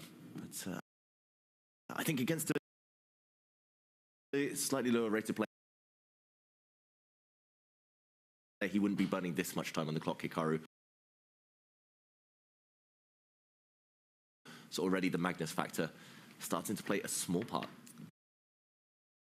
And once again, Hikaru, yeah, I mean, feeling it's a critical position. No better time to spend, no better moment to spend the time to think than when you think it is a critical moment. While he does take that time to think, we are going to take an ever so short break ourselves, just about 5 minutes, while the players continue to play through the early stages of the game. Have no fear, we will leave you on this very board. You will not miss a single moment of Magnus Carlsen versus Hikaru Nakamura, and we'll see you back here on the other side of that break. Are you curious to play freestyle chess but don't know how to? No opening theory, no memorized moves, just pure strategic creativity. But how do you navigate 960 possible starting positions with confidence? That's exactly what I'll teach you in my Freestyle Chess Masterclass. You'll learn how to develop your pieces effectively, recognize key positional patterns, and avoid early disasters. I'll break down some of the best freestyle chess games ever played, featuring Magnus Carlsen, Alireza Firouzja, and Fabiano Caruana. Freestyle chess is still in its early days. This is your chance to get ahead of the competition. Sign up now and let's take your freestyle game to the next level. Join my Freestyle Chess Masterclass today and save 20% only during the Grand Slam. I've said this for the better part of the last 10 years that I intend to retire by the time I'm 40. So, I mean, it's time to retire. That's all I'm going to say. I mean, yeah, it's insane. I don't even know what to say about him. You know, a lot of people are new to chess. They haven't been following for a long time, so perhaps it took them by surprise. But, I mean, nothing really has changed. However, having said that,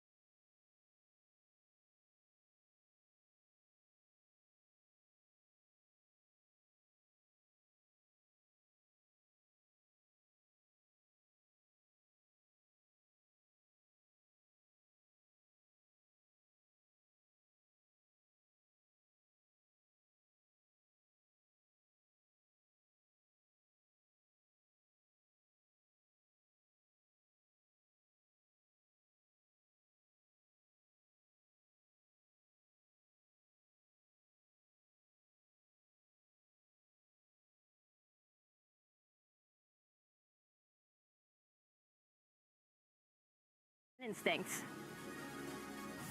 That's because all games are played in Fisher Random, also known as Chess 960, or as we like to call it, freestyle chess. Before every game, a new starting position is drawn, challenging the players to rely on their creativity and intuition.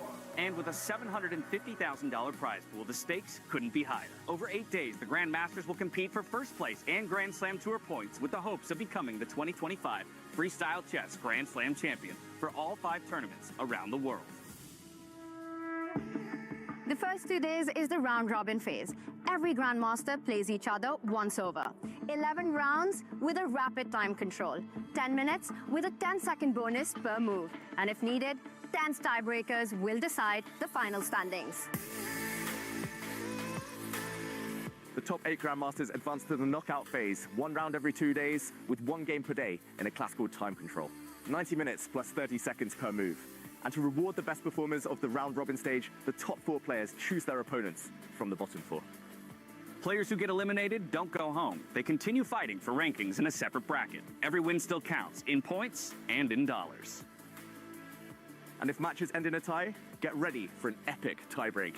We begin with a rapid match, and if it's still tied, there'll be a blitz showdown with 5 minutes plus 2 seconds per move. And if there's still no decision, we will watch a final Armageddon standoff. This format ensures that only the most adaptable, resilient, and fearless chess player will triumph. No second chances, no shortcut, just pure chess brilliance. Who will rise above the rest and claim the $200,000 first prize? World, are you ready? The greatest chess talent from around the globe. 8 action-packed days. This is Freestyle Chess.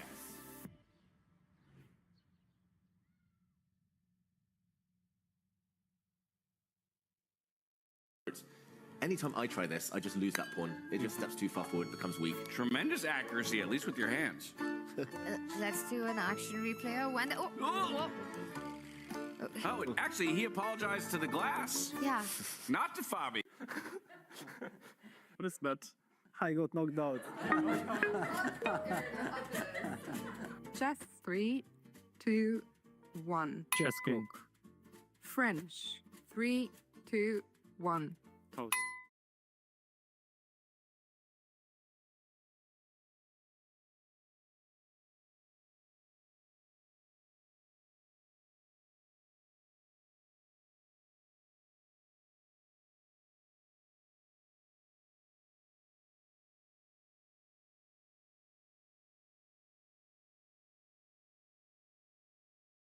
Three, not 3. Yes, exactly. You killed me with 3. King 3, 2, 1. Kingpin. Huh? It's Kingpin. That's the chess magazine, no? The British chess magazine? There was that. Well, I never read it, but I heard about it, yeah?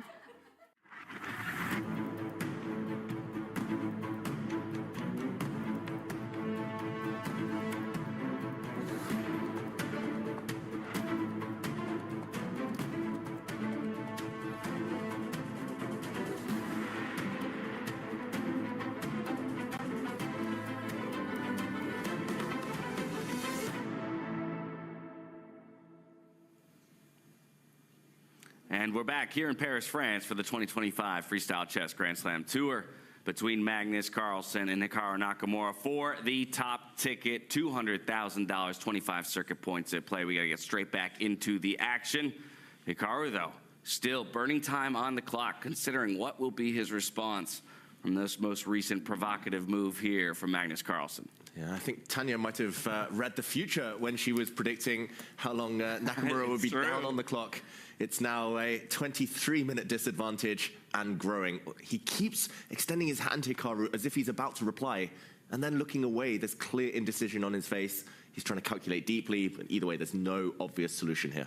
Really appreciate that, David, making me look less stupid than I just did. You know, my math being completely off point there. But we might reach that point where, in fact, the clock deficit comes to a big play, right? Because this position is just starting to heat up. This is the first question that Hikaru has to answer. And if he does accept, and perhaps that's where his heart is to take that pawn, to ask Magnus to prove that compensation, then we're just getting started on the complications. You need those extra minutes on the clock. And speaking of questions to answer, we would like to give chat an opportunity to make their voices heard. Ask us any questions they might have burning in the back of their brains. And so Tanya over here is going to pull up our chats from our respective channels here. Give us just a moment to complete that process, and then you can fire away. Oh, we got to mute. We're hearing ourselves through our own laptop. Fixing it. Yeah. Ask us anything about chess, about life, about players, about behind the scenes. We want to be hit with the hardest, most groundbreaking journalistic questions there. Do we? All right, David, I'm going to throw them straight at you then when they come. But we've got our Twitch community chat open, our YouTube chat open, and whenever we see a question, so it's an AUA, ask us anything. There you have it. Game on, chat. Game on. Ask us anything. And we do have the time now while Nakamura is still thinking, still showing indecision here. But the game will liven up a bit later. So this is your opportunity.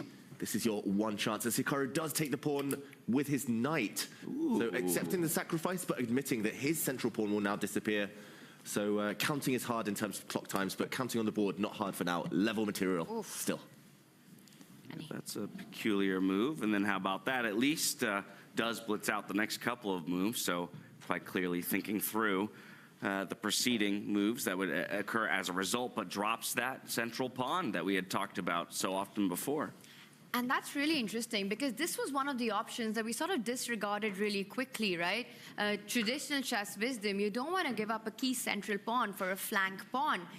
It's way more it's worth when it's at the center of the board.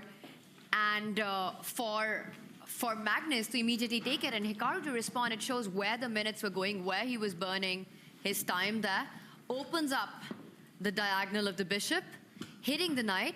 But David, this could be dangerous very quickly for Hikaru, you know? You've got these pawns which are separated, still the big square. Once the bishop lands with a check, that could be dangerous. And I wonder if that means that the pawn in front of the rook could actually move forward, something on Magnus's mind, defend the knight, get the bishop out, all about timing, all about momentum. Yeah, this is about to heat up. This is just the beginning of the complications between Magnus Carlsen and Hikaru Nakamura. We will wait to see whether Hikaru's long think there was the wrong think, or whether it was a good time investment.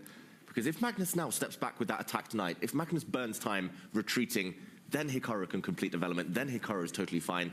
But if Magnus says, well, it's time to go all in, and Magnus there making a bit of a face, then we will see fireworks, chaos, and one of the players likely to be rewarded for their courage in the near future.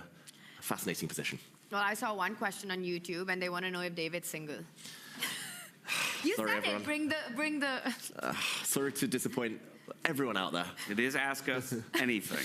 Yeah, the answer You is. asked for it, David. The answer is no.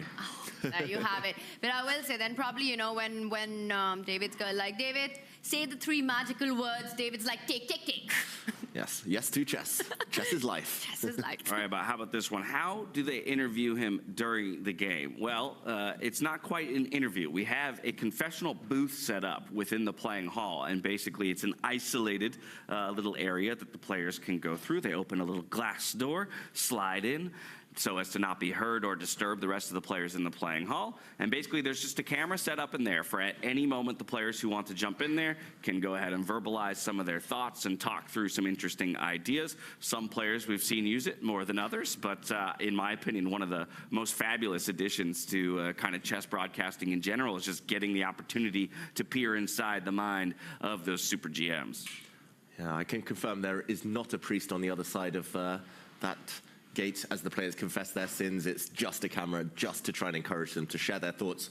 We love the insights. We've been very blessed as the likes of Magnus Carlsen have been entering regularly to talk us through their thought process. A real nice addition to chess in recent years. This has been adopted by a few tournaments, but very much encouraged the players. Some of the younger guys as well.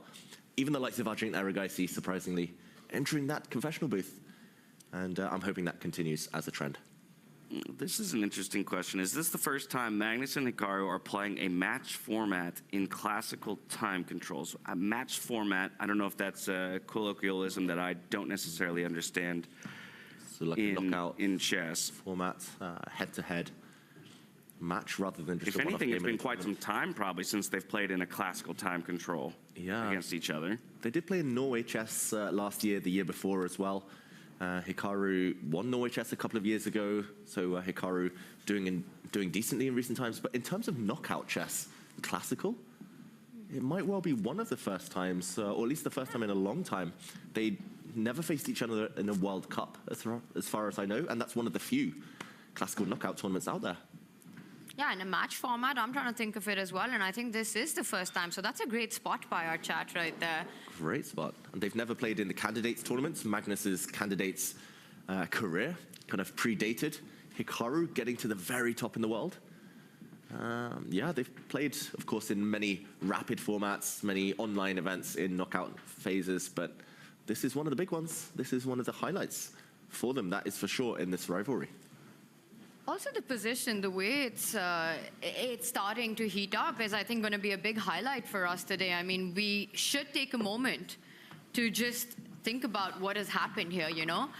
We've got one pawn trade, open diagonals. I also want to point out Hikaru's got his own bishop set up against the white queen.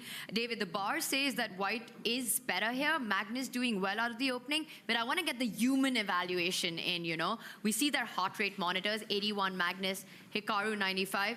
From a human perspective, how unclear or double-edged is this position? I think totally unclear.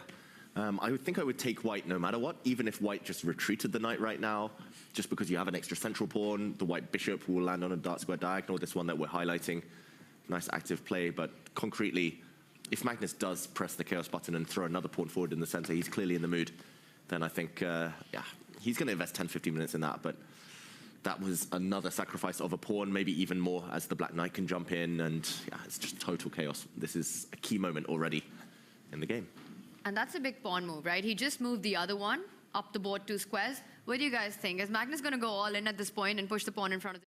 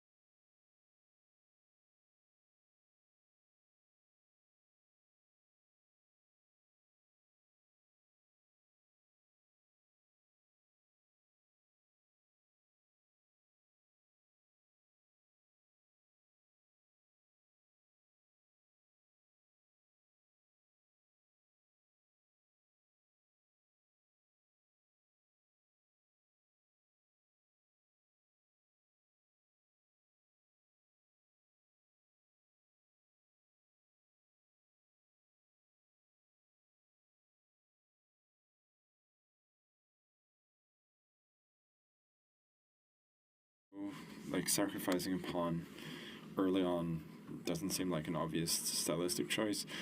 Honestly, I hadn't thought much about the possibility of him going e5 on the third move. I thought it looked like a little bit loose, but like worst case, I could play kind of normal symmetrical English types of setups, and it should be fine. But yeah, once I saw b4, it was hard to resist. The thing is that it's kind of hard for him to find a safe option here, somewhere where he's like a little bit worse, but kind of manageable. I think it's going to be very complicated no matter what. For instance, there's knight takes b4, and then knight takes e5, and then g6, hoping to sort of stabilize that way by kicking the knight away. But then I think I'm going to play energetically again. I go d4, and if he castles, then I go knight to g4. Knight h6 is a big threat, so maybe he has to go h5. Knight takes h6 check, king h7, g4, and everything's kind of flowing. And all of this is happening while his queen is languishing on a8, as well as his bishop on c8 is not developed. So that doesn't look very promising. I mean, he's a great defender. I'm sure he's going to find a way to get a reasonable position, but for the moment, it's looking very exciting.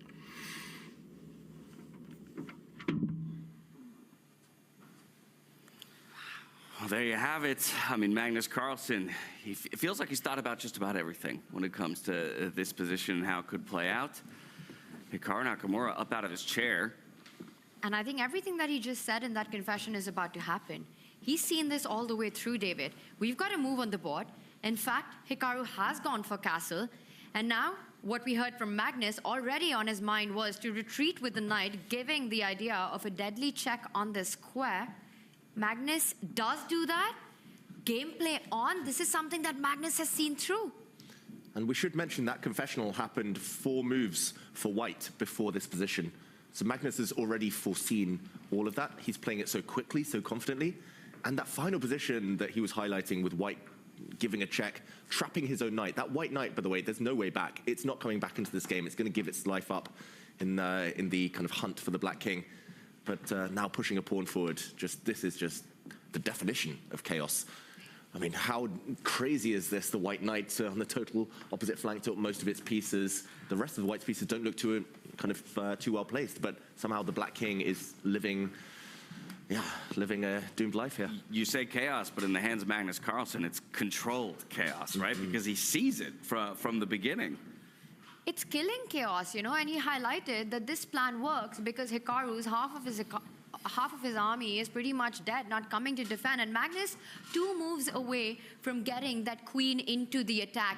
You could slide up, slide over, and then eventually look at tactics appearing on the right side of the board. Meanwhile, for Hikaru, it would take much longer to get his queen all the way across to defend the king. I mean, this position, if this was to appear, and we're already at the move where the knight has started rerouting itself to give that check, and perhaps it's the moment that Hikaru needs to find a good defense, get that 96 that David gave on resourcefulness into play right here.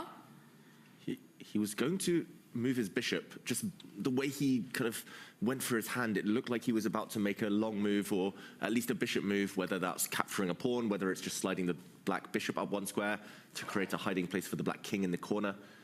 It looked like Hikaru was going to react quick, but I mean, to me, this is all surprising. It feels like the position Magnus was evaluating there, I would need 30, 40 minutes to just understand what the basics of what was going on, let alone the kind of truth of the position. Hikaru here, maybe caught up in the pace that Magnus is playing. He wants to react immediately, but this is so crazy. He needs to be accurate. One mistake, one misstep, Hikaru is going to be checkmated or going to be knocked out on those dark squares. And losing game 1 against Magnus, again, it's almost match over. Practically so difficult to come back from there. If he goes for the line that Magnus was hinting at, he keeps hesitating there, by the way, reaching out and then pulling back. I think that's dangerous. The last position that we had with the pawn moving forward looked incredibly strong for Magnus. An excellent attack, excellent calculation there by the world number one. I think, David, it has to be something to do with your idea. Bring the bishop to defend that square, or does he really go all in with grabbing that pawn and allowing White's knight to give a check? What actually happens there? One of those two moves is the best move in the position. Do you want to tell me which one it is? A bishop move. Yeah. Oh, okay. One of those two that we just pointed out. One of them is slightly better than the other. I would just move the bishop one square. Ah, that's the second best move. Taking the pawn. And it's the difference of it's a half a point difference between those two moves. Oh, wow. And Hikaru, you know, it looks like he's made a decision and then pulls back. Yeah, we should mention taking the pawn in the center with the bishop. Wow, it looks like it's just been played. Is that was right? me. Oh, no. That was you before Hikaru's made the move. Yes. I was getting excited. Taking the pawn with the bishop, it does allow the idea of a sacrifice, eliminating that bishop. He just moves it one square. We've got a move, but it's a small one. Okay.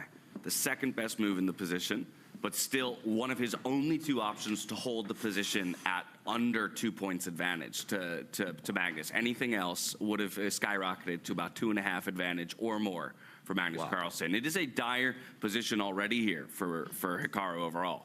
Very dangerous, but I think we should show what was the problem if you do capture that central pawn, because it also looked extremely attractive. David, let's continue with the lines. So what stopped Hikaru from going for this? Well, I don't know objectively what's correct here, whether White should give a check first with the knight, but taking that bishop would be so tempting to my eyes. You just kind of shut your eyes. You say, okay, that bishop controls all the dark squares. You take it, and then you jump in with your knight. The white queen is lined up on the diagonal. There's still this white knight check hanging over black's head. Let's just show how dangerous this is. Yeah, to my eyes, this just looks like a checkmating attack. Queen takes pawn looks very tempting here. Threatening mate in one, the white knight coming to the edge of the board, the white queen cutting across the dark square diagonal. And something like this would be a miniature in chess. I can see why Hikaru just didn't even want to entertain the concept of these dark squares being undefended for the rest of the game. Clear that a rook easily worth that black dark squared bishop. This would also be a guaranteed checkmate. The black queen is just a sad sight in this position. So although it was the best move, it would have required pinpoint precision in the defensive efforts. Hikaru partly wanting to keep up on the clock, partly just not wanting to risk this game being published in all the magazines, all the websites, by a 20-move checkmate there. He kept his bishop on a safer square. Okay, this makes a lot of sense to my eyes, but I'm not shocked at all that White has a big advantage here. Just because black is behind in development, White can even just grab a pawn maybe if necessary, but more likely that Magnus will continue the attack somehow. I'm still looking at knight checks. I'm looking at the white bishop. It has a couple of very tempting squares. The white dark squared bishop can come out, maybe trade off, maybe go for the black rook. Either way, big initiative, big momentum behind Magnus Carlsen.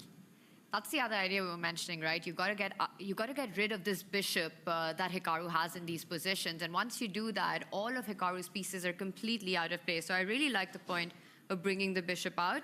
I don't think Magnus in this game is materialistic at all. He's not thinking about pawn captures, and we might see that on the board, but I'd be surprised. With the chess that we're seeing from him, I think he's going for this piece and not this pawn. Yeah, he's thinking about launching an all-out assault on the black king right now with the way that he's played the game up to this point. He's set himself up for that.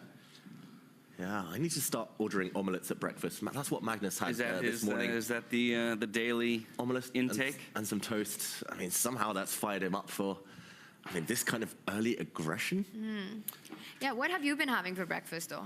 Not enough, clearly. Not the right things. You've been predicting all of it. James, as are you. Well, yeah, but that question you just asked reminds me we've got maybe a few questions from chat still to answer. This one coming from Miles. Which player transforms the most in terms of ability when playing freestyle? I mean, so far to me, Vincent Keimer is the one that I want to jump to, right? Just in terms of the way that he seems quite clearly in the top 4 in the freestyle chess circuit. Obviously, his world rank, not quite top 4. So a bit of a disparity there, but everybody continues to point to him as kind of, one of the incredible outliers here.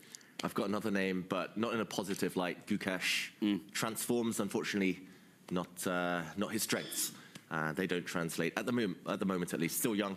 I'm sure he will become a very good freestyle player, but has struggled relative to classical chess so far, traditional chess. And how about this one? Or ask the host if they can beat blindfolded Magnus 2v1. I suppose they mean you two. Freestyle chess, blindfolded. Ooh, freestyle. Yeah, actually, let's throw that in the mix. Freestyle as well. So obviously, he gets to see the board first and then puts on the blindfold. I'd be quietly confident, as long as I had a bit of time on the clock. Yeah, I mean, if I have a shot at all, it's got to be in freestyle chess. I think blindfolded 5-1 it, Magnus would crush me still. But freestyle could be interesting, actually. I'd love to get that fight in. They shot this content. We had players fight against our participants, our StarCast here, in blindfolded freestyle. We'd love to know what the results in that were. Exactly. Yeah, I don't want any spoilers. I do know some of the streamers who took on the likes of Magnus and others, and some results were better than others. But Did Magnus crush them all? I think Magnus did pretty well. Let's just say he's a bit of a beast. He's shown that in the confessional, right? Just calculating half a dozen moves in advance or more in crazy positions and evaluating them perfectly. Good question, though, there from the chat. Yeah, very solid question. We can see the heart rates on the bottom of our screen between these two players, but perhaps we take the bird's eye view. We haven't done that yet today, just to see if anybody is already feeling to be a little uncomfortable in the position they've been put in. I will say, across the days, I think we've established relative consistency for certain players. Noterback and Nepomniachtchi always seem to be kind of the most elevated when it comes to the heart rates. Arjun Erigaisi, typically the one at the bottom of that scale as well. And Magnus and Hikaru still pretty much at good levels there. And I wonder what the fans and the commentators, I mean, I feel like our heart rates have got to be higher than Mine goes these all two over players. the place during these days. Yeah. I don't even know what my baseline's around 70, 75. When I'm commentating, it's around 200. I don't know. But right now, if your heart's not pacing seeing these two fight, I think we need to get a heart monitor on you guys. Yeah, from here, we're going to go to the accuracies. Let's take a look at how the players are navigating the positions. I'm actually surprised in some senses even to see Carlsen's accuracy be that high because of, some of these gambit-y type moves that he's made, right? Typically, that might reduce the overall accuracy score, but even still, 97.7 for him. And a close second to that is Arjun Erigaisi in his match against Maxim Vasilyev with 97.2. So that's a pretty high one as well. Magnus bringing his absolute beast mode against Hikaru. And we can see his accuracy dip a little bit, right? Perhaps had something to do with those decisions of capturing the pawn with the knight, allowing this influx of Magnus's attacks. And then we've got our positional evaluations. Magnus slightly better from a human perspective. I'd say practically a very, very difficult task ahead of Hikaru. Might be even more than what our eval bar suggests. Yeah, and look at that. Again, it's the most decisive advantage and obviously in our marquee matchup. So we've got to stay glued to this one. Magnus Carlsen versus Hikaru Nakamura. Onus is on Magnus to make a move here. Trying to take full advantage of what that eval bar says he has at play. I'd love to get the bishop trade in. Your opponent has one defender, one key defender in the position. Get it off the board. And then if you do that, the dark square weaknesses around the black king with the queen beautifully placed without having to make a single move in the position, just based on the fact that Magnus got rid of the pawn in front of it with a sacrifice and then immediately blasts open the central pawn as well, which could either move one step forward or trade, opening up that diagonal. All you got to do is get rid of this bishop in front of the king. That's the one that I'd go for here, David. What do you guys think? What do you think Magnus would have on his mind right now? Yeah, I have a feeling it's one of three moves. He's either going to bring out white's dark square bishop, like you said, to challenge its counterpart. He might bring it one step less far there, just to attack a black rook undefended in the corner, or he's going to play pawn takes pawn, not just because it's a win of a pawn, but just to actually open up the white queen's diagonal slightly more. But I have a feeling his eyes are fixed on the black king, as you mentioned, Tanya, so more likely at this moment, while he's still calculating, he's focusing, prioritizing the variations to go on the attack. Now, we often say, right, checks captures threats. Is there a reason why? Well, for me, it was more intuitive, but to just not go in with the idea of now giving a check with the knight, it's kind of attractive. You get your knight closer to the black king. Yeah, very good question. Very attractive. That knight will not be captured. That would cost black the dark square bishop. Too valuable, that piece. As a defender, the black king will slide into the corner. I think it might be one of those cases, the old cliche, the threat being stronger than the execution. The white knight sitting on this square does lack a bit of support. In contrast to the other position where we talked about Magnus, or Magnus himself mentioned this knight check being an idea. The black king isn't lured out into the open. There weren't pawn breaks to leave her open more lines. And yeah, it's just nice to keep the square vacant for the bishop as well. The white knight might want to go to another square later with a different check. So I feel like that isn't number one on Magnus's list of candidate moves. We will see. But okay, interesting that he spends time now. He knows he's facing the best defender, maybe other than himself, in world chess. So he will need something very concrete, very forceful in order to break through. I'm just surprised that, the starting position that we had, it just seems so positionally inclined, strategically inclined. And yet here we are. What move number is this? Less than 10 moves on the board. And it's fireworks already. Nobody predicted this. Nobody. I mean, the start position also spoke in Hikaru's favor. I even said the players on the black team, they should be very happy because it looked like a very quiet starting position. But nope, Magnus found a way. Found it very, very nicely. He's talked about struggling in kind of start positions in freestyle before, but not this one. Yeah, only 7 moves in, but it kind of feels like we're on move 27, if anything, with at least where the game is kind of precariously balanced. You mentioned how maybe this position should have been one that the black, or rather the players with the black pieces were happy with. I can tell you this, probably the player with the black pieces who is happiest with the position that he's managed. Working with a big company has always been my childhood dream, and this internship is my first step towards making it a reality.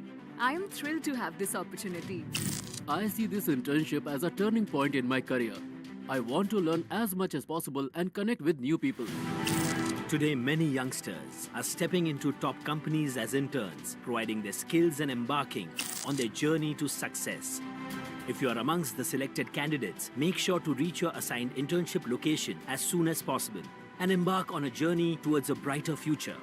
Prime Minister's Internship Scheme. Take flight towards your dreams. Learn from the best. For more details, visit www.pminternship.mca.gov.in or call the toll-free number 1-800-116-090.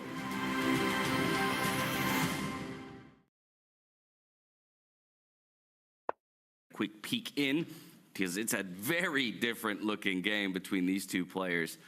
The entire left side of the board looks like it's been completely blown up. Interesting. The bar slightly in black's favor.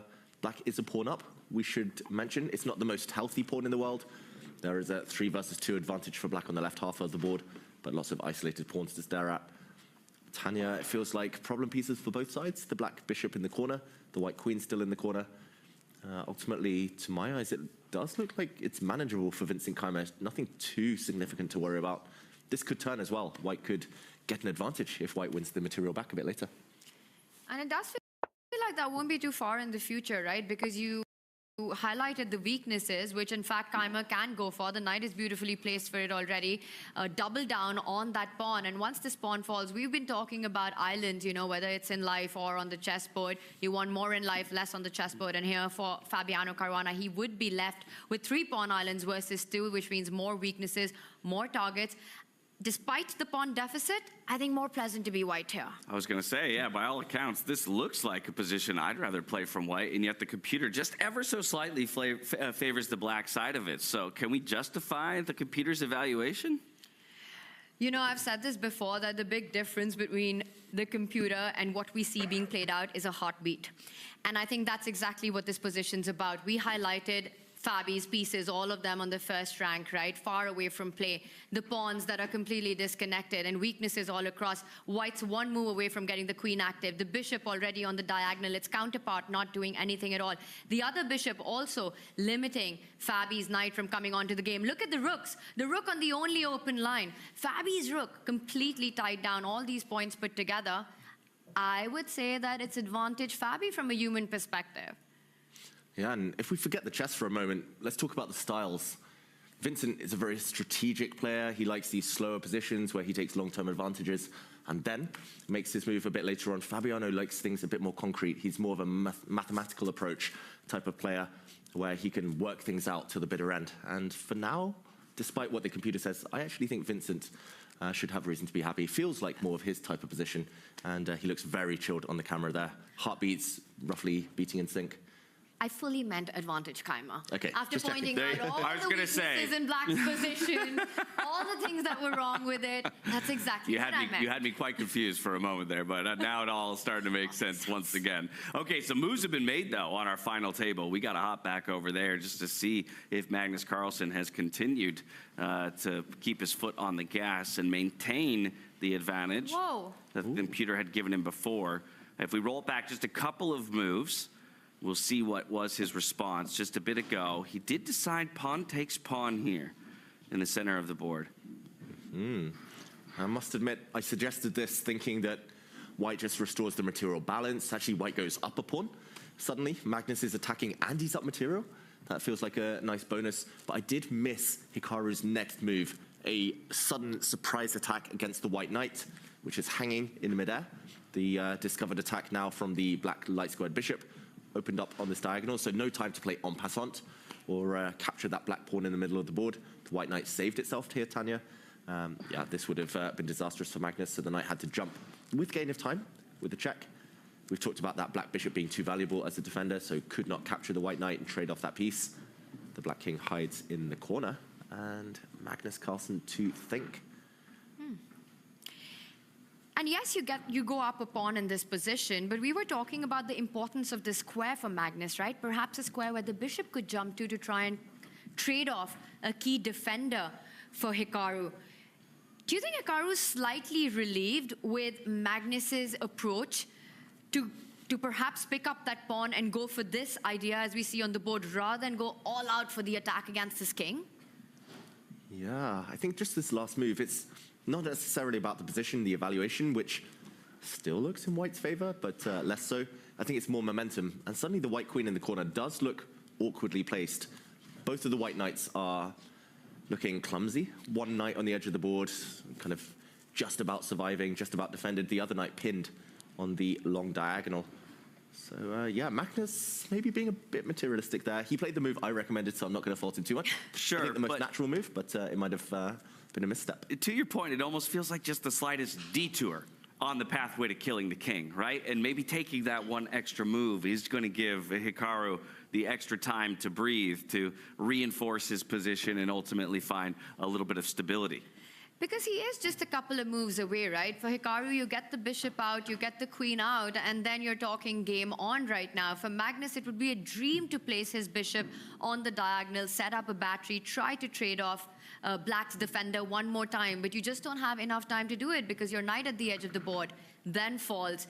So with none of that available, how does Magnus keep the momentum in his attack going before Hikaru regroups all his pieces and gets that queen activated? Yeah, and Hikaru is following wisdom that's been taught for hundreds of years in chess. If you hit me on the flank, as the white knight is doing, then I strike back in the center, that black central pawn. Maybe we just show what happens if Magnus takes it. I'm still curious myself, to be honest. Will he recapture that pawn himself as black? White now 2 pawns to the good. 2 pawns ahead. Does he take it? Yeah, there we go, with a rook. A rook trade, the knight cannot capture due to This is analysis. Hasn't yet happened. Let's just clarify that. Otherwise, there'd be a ghost in Hikaru's seat that I'd be quite worried about. Levitating pieces. Rook takes rook here, and the black knight would simply recapture. And here we do see the awkwardness of all the pins. The white queen sitting very uncomfortably. Magnus sitting not as comfortably as he was earlier. It's got to be said. And Hikaru leaves the chair, you know, we were talking about it, under high pressure. Are we going to see him sort of stuck to the table in this game? But it does seem to appear that the last few moves have perhaps put him at a little bit more ease right now. He knows that there are no checkmating ideas, the bishop's still alive, and Magnus just doesn't stop. It's all the pawns, throw them all up the board, the G pawn, G4 for the score on the board. And Magnus activating his bishop, also perhaps eyeing this pawn moving one step forward, eventually freeing up his own bishop to land on the diagonal. Also, an opportunity for that rook to get involved in the game now. Possible rook lift at play, or yes, if the pawn leaves the file itself, he can just control the G file in its entirety. Yeah. No castling anymore at this point for Magnus? Unlikely. Although it's still legal, he might suddenly surprise us with castling on move 20, 30. Often that's a nice kind of weapon to save for a bit later. It's important to note he needed to push the pawn 2 squares there for everyone at home, not just one, because that would have allowed black to do something similar to what we showed earlier on the flip side there, with white giving some checks. Now black is able to land a very powerful check against the white king. So Magnus, yeah, it's not looking harmonious here, Tanya. Suddenly it's looking a bit random, like everything's strewn across the board. But he's still a pawn up, he's still caught the black king in the corner, still everything to play for. Yeah, you got half your army on the right side, and then you've got the queen, bishop, knight, rook on the other side, and you're kind of trying to find a way to get all of them together. And not the easiest thing to do with this bishop opened up. And I wonder if Hikaru has ideas of his own against that. You know, do you want to start pushing your own pawn, creating threats, asking world number one some questions of your own here? It's just such a complex position. Hikaru wants to get his bishop and his queen into the game. He wants to maximize that bishop on the diagonal. What does he start with? What approach will the 5-time US champion have? And he does take a decision or not? He sped up so much. Like earlier he spent, what was it, 20 minutes on one move? Mm-hmm. And suddenly his last few moves, even though they've been still the same level of difficulty, he's been playing so speedy. Hikaru, I think someone's standing in front of our camera. We haven't lost the camera feed there. The arbiters always stand in front of the cameras. That's their biggest habit. It was Nepo. We get news that Nepo was standing watching this game. You know, and Hikaru being a streamer, he almost looked up and said, Nepo, get out of the way, man. My camera side has to be there. We're seeing expression number 23 right now from Hikaru, from his book of expressions right there. And that one is 29. There it is, on his way to 48. And maybe today or tomorrow's where we finally get to that unseen 49th thinking face. Great move. He gets his bishop out, developing yet another piece. The black queen now ready to slide across if given the time, and her entrance to the battle will totally change the dynamics. To be honest, this is the type of position where, like, even if Magnus makes one slip, this could turn massively. It feels like this could easily spiral out of control for either side. And at the start of this game, right, in our pre-show when we were talking, I felt that this would be Hikaru's best shot, to kind of get these kind of messy, chaotic positions where every single move is one that you really need to give your time and energy to, because they come at a big cost, right? You have to be accurate in the position, or the advantage is lost, or in some cases you might just go to a point of no return, regardless of which side you're playing from. And I think when the tension is so incredibly high, even a player like Magnus can go wrong. So I'm just wondering if this perhaps, now that black isn't getting checkmated, a bit of a dream start for Hikaru. It's definitely got better. Definitely got better. Better for sure. Won't be a dream until it's complete, right? I think that's, you never know if it's a dream or a nightmare until you get to the end. Yeah. Fairy tales are hard to get every tournament. We had Vincent Kleiman's fairy tale last time. Would be a bit of a fairy tale for Hikaru if he wins this match. But Magnus Carlsen for now. I see the eval bar still slightly on white side. To be honest, if I didn't see that, I would just think it's a total mess. Dynamic equality, 3-result game, all the cliches. But yeah, this is just a full-blooded fight, that is for sure. I love it. Love to see it. You know, rather than the strategic positional grinds where Magnus just squeezes you to death, this is the kind of chess, I think, when you pull him into these kind of messy waters is when it gets fun. And I think Hikaru, in these tactical skirmishes, will stand on equal ground with Magnus. The position, yes, we see the bars say Magnus is doing well, but it's kind of hard to even come up which is the next move that keeps that advantage. I have no idea. I'm trying to work out what a logical move is that doesn't even lose material. Taking in the center, we should mention that Hikaru's fortified his central square, so the fact that there's a pin on this long dark square diagonal means that white isn't really actually covering the square as much as black is. And here we would just see a bunch of exchanges that really seem to suit Hikaru. White might be forced apart with the light squared bishop, and when the dust settles, level material, or Magnus a pawn up, I should say, but it feels like level material because black's bishops are so strong. This is not what Magnus Carlsen is about to do. I'm realizing in this moment that Magnus cut off his knight's only retreating square. I realize it's still protected by his bishop. Is there any way we can eventually trap that knight? Very possibly. Or maybe the play will just switch to the other flank and then that knight is sat kind of irrelevant. I think Magnus, with his last pawn push, has hinted that later he'll push that pawn even one square further just to keep the knight protected. But yeah, a very odd-looking piece, very awkwardly placed. So we're talking about all the tension at the center of the board, right? With Hikaru having 3 defenders and Magnus having also a bunch of attackers, but the problem is that the bishop pins the knight. What if white actually pushes one of those defenders out? You know, you attack the knight at the corner of the board, forcing Hikaru to lose contact with that central pawn. Is this something that might be on Magnus's radar?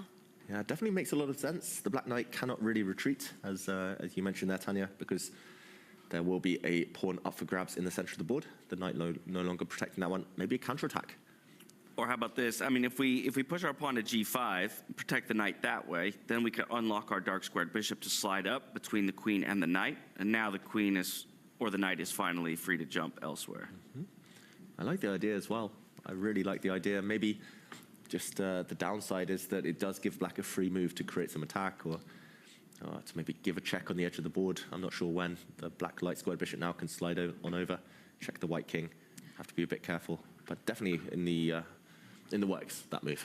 I think this is the dream for Magnus, right? If he's able to set up this battery. But again, this last move of Hikaru, it connects the black queen to the rook, so sort of unpinning itself to the white rook, which might even give Hikaru the chance to pick up a few pawns and offer those trades, neutralize the pressure a little bit. So Magnus has to be really careful before he gives up this pawn in the position, allowing this open line to blast open again? Just mumbling with my words here, but very interesting. Check. Pawn takes pawn. I'm still very curious to know what happens if Magnus goes all out and starts pushing Hikaru's pieces back with the flank pawn moving forward. Maybe a counterattack against white's knight. Maybe the central pawn for black steps forward one square. Gets spicy. Sriracha level spicy. Yeah, I can't handle that level. What? Of spice. I'm a butter chicken guy. We're going to have to work on that, my friend. Butter chicken all the way. Spice tolerance can be trained. We're going to dinner. Deal. I did once play chili chess with Magnus, where depending on which piece you take, you have to have a certain level of spice intake. But he knew that I cannot handle my spice. He immediately forced the queens off, which was the highest level. Did. Yeah. Oh, this is brilliant. Okay, you've just given us more future content, though. We're gonna have to film a new version of that. And our chat is giving us some really interesting ideas. While Magnus isn't a thing, because this is such a critical moment, I'm going to pick your brains, right, James and David, on this one, because a really nice motive here. Can Magnus actually think about going all out, sacrificing, lining up the bishop and the queen, and does Hikaru actually have the time to pick up the knight at the corner of the board? Because then you're inviting some huge jumps with this knight and also perhaps the pawn capturing the central pawn. Let's just have that on the board. You know, threat is stronger than the execution. Win the pawn, bring the knight in next. This could be incredibly powerful for Magnus, actually. Yeah, suddenly that black king not feeling too happy in the corner, lined up with so much ammunition against it. It's like you're just standing in an open battlefield and you know an arrow is about to be shot in your direction. But yeah, maybe black doesn't take the white knight on the edge of the board, at least not yet. Could black block the diagonal with a pawn? Wow, it gets really messy, right? You go in, white perhaps jumps in with the knight, opening up the queen and the bishop. Gets super fun. I mean, we've been screaming this idea for Magnus to set up a bishop and a queen battery, so it could be tempting for him to go for it if that knight at the edge of the board, in fact, can't be picked up. Yeah, this is crazy. There's some really fun this is really interesting, because I was thinking this is essentially the idea I had offered, but I was thinking you had to protect that knight first. Yeah, it might be Jack 1, Studio 0 if Magnus gets that bishop move in. All right, don't feed their egos too much. I think it's going to be played, you know. I'm struggling to come up with other moves. Like white castling the king, just, as James mentioned, just feels like it's off the table for a while. The white king not so safe there. Especially after this last move, the g-pawn moving 2 steps forward. Okay, you say that. You know the sweet irony of that, though? If this bishop move gets played... What is it? What happens? The next, it's D takes C pawns for black. This is And the then best G5. response. Best response? Castles. Castle. Oh, wow. Whoa. Yeah, good luck. Right? Just when you think there's no opportunity for a castles. This knight is just crying, right? It's it feels awful now. So you guys are just leaving me hanging for all these moves. What actually happens if black does get greedy? And it's hard to come up with an answer because the bar doesn't move. You're down a piece. Yeah, I guess the white knight can throw itself into the center and attack the other black knight, win that piece back after there's a block from the, from something. Because on the this long would be diagonal. a huge mistake. Yeah, don't walk into checkmate. Whoops. But I guess the black bishop, for example, can block the diagonal now. And after knight takes knight, or I'm not sure, bishop takes bishop first, somehow, or after all of that, we will have level material. Yeah. Anything but a level position, though. This is just crazy. And white has a hanging pawn in front of his king suddenly. This is not what Magnus Carlsen wants. So I'm cheating once again, but by looking at the engine, but only because I believe the top move has not been mentioned by either us or chat just yet. Ooh, So interesting. it's not the bishop slide. It's not the pawn push getting this knight out of the way. It's not the one that we wanted with defending this knight. I'm also looking in chat just to see if any perceptive What else could viewers it be, might David? have the idea.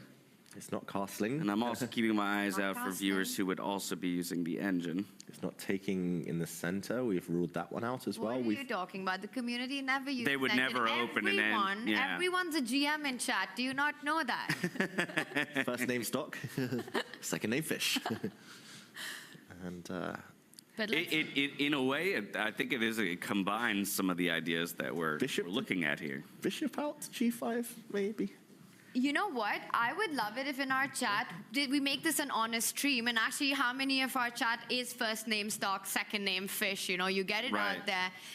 We've got a confession booth there. Let's make our community also a confession booth. How many of you are actually checking the engine? Quite a few, as far as I can tell, because the in-studio GM is struggling to find this move. So it's not bishop out to g5. It's not. It's not a bishop move. Another one eliminated. Rook to g3 looks Okay, wrong. see, it's the last move that David is going to think of. It's not. It can't be knights. It's not a knight. It's not going to be pawns. It's not a bishop. It's not a pawn. Oh. Queen Queen b2. to Queen to b2. Wow. That And- is. It feels so weird because you still haven't unpinned the queen, right? Like the knight from the queen, right? I guess you are hitting the knight. The knight's currently undefended.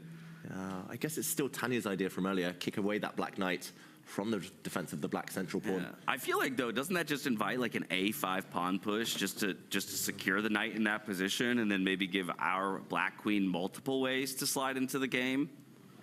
Yeah, this isn't going to happen. Magnus is Right? going to find this. If he does, we need the... no, I'm not going to say we need security checks. He's a genius. But that is incredible. So counterintuitive. What's the follow-up here, for example? I'm I struggling. guess the white pawn kind of re-establishes the attack on that black knight. Let's check it out, because to me that looks like the Nope. most tempting idea, right? You hit the knight. It's not an absolute disaster. No. Not the best move, but makes a lot of sense. You really want to double down, or in this case, triple down on the pressure by getting rid of one of the defenders. Magnus keeps thinking, by the way, now Hikaru has more time on the clock. That's how difficult this position is. That's how difficult it is to find this queen move, which, of course, everyone in our community saw.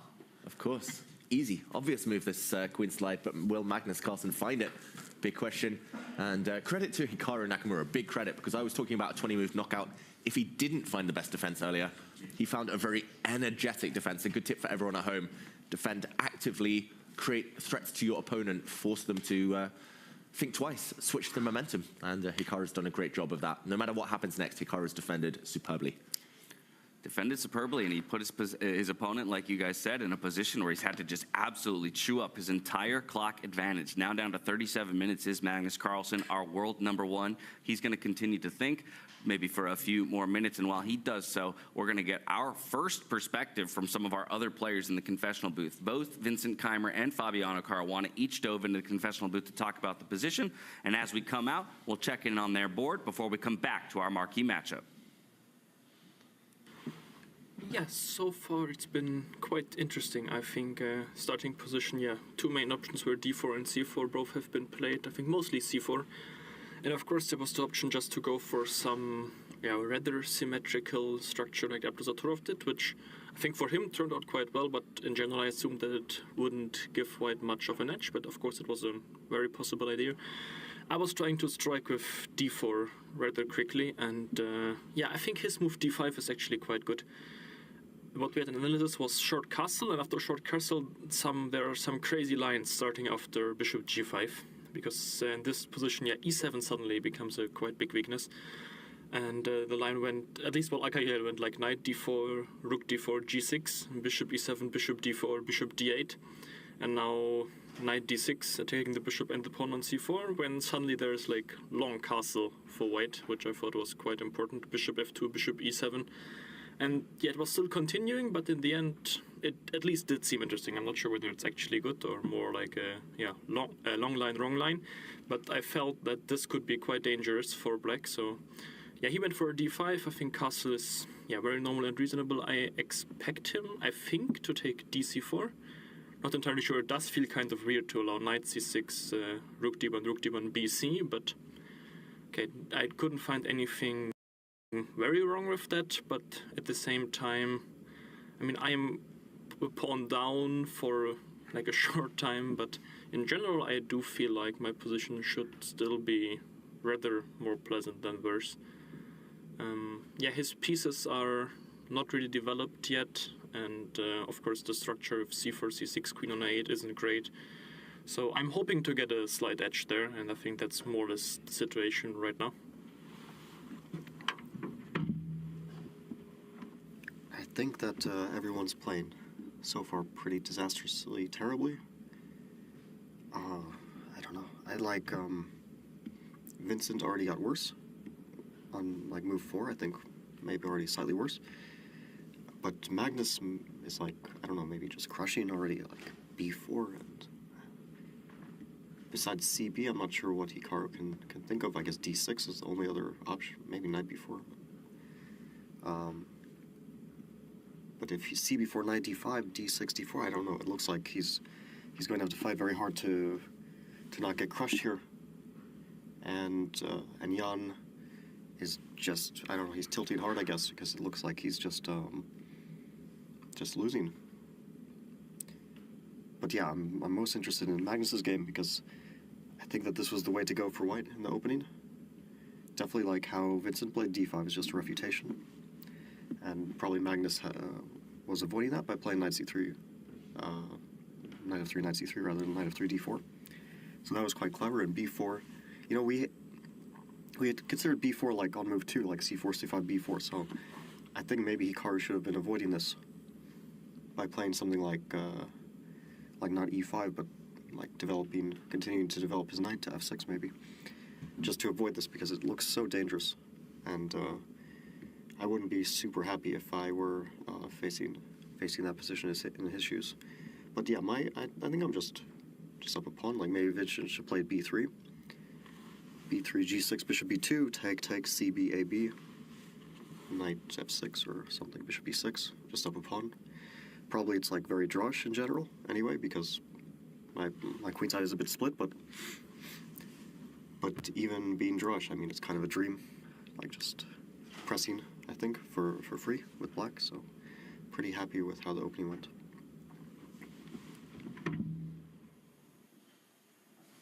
How can you not absolutely love that candor from Fabiano Caruana? The first thing he says, it feels like we're all playing this disastrously terribly. Yeah, the only thing we all know is that we all know nothing. That's right. That's the motto in chess. But if they know nothing, we know less than nothing. That's what I know. And then the second thing he said was that I'm most interested in Magnus's game. Someone remind Fabi his own is worth $100,000. You know, he's playing against Vincent, and it's interesting because we had both of them back to back in the confession with very different evaluations of their positions. Vincent feeling hopeful about his chances, down upon, you know, bringing out all the aspects, the triumphs in his own compensation that we earlier highlighted. While Fabi, what do you make of his take with how he's up upon here? Well, the computer agrees with Fabiano. I think, if anything, giving Black a small advantage. Fabi as well, he said it wasn't anything serious, but the fact that he, with Black, had minimal risk, pressing for nothing, was already a big success. And ultimately, Black is a pawn up. It's not the healthiest pawn structure. We've mentioned that in the past, but if White's knight stays stranded on the edge of the board, unable to win a pawn back, then Vincent will long-term have problems. Black has 2-3 obvious moves up his sleeve. Black would love to unleash the dark squared bishop in the corner, for example. There's a big threat of g5, I should mention, in the position. And the black bishop is threatening to hit a pawn.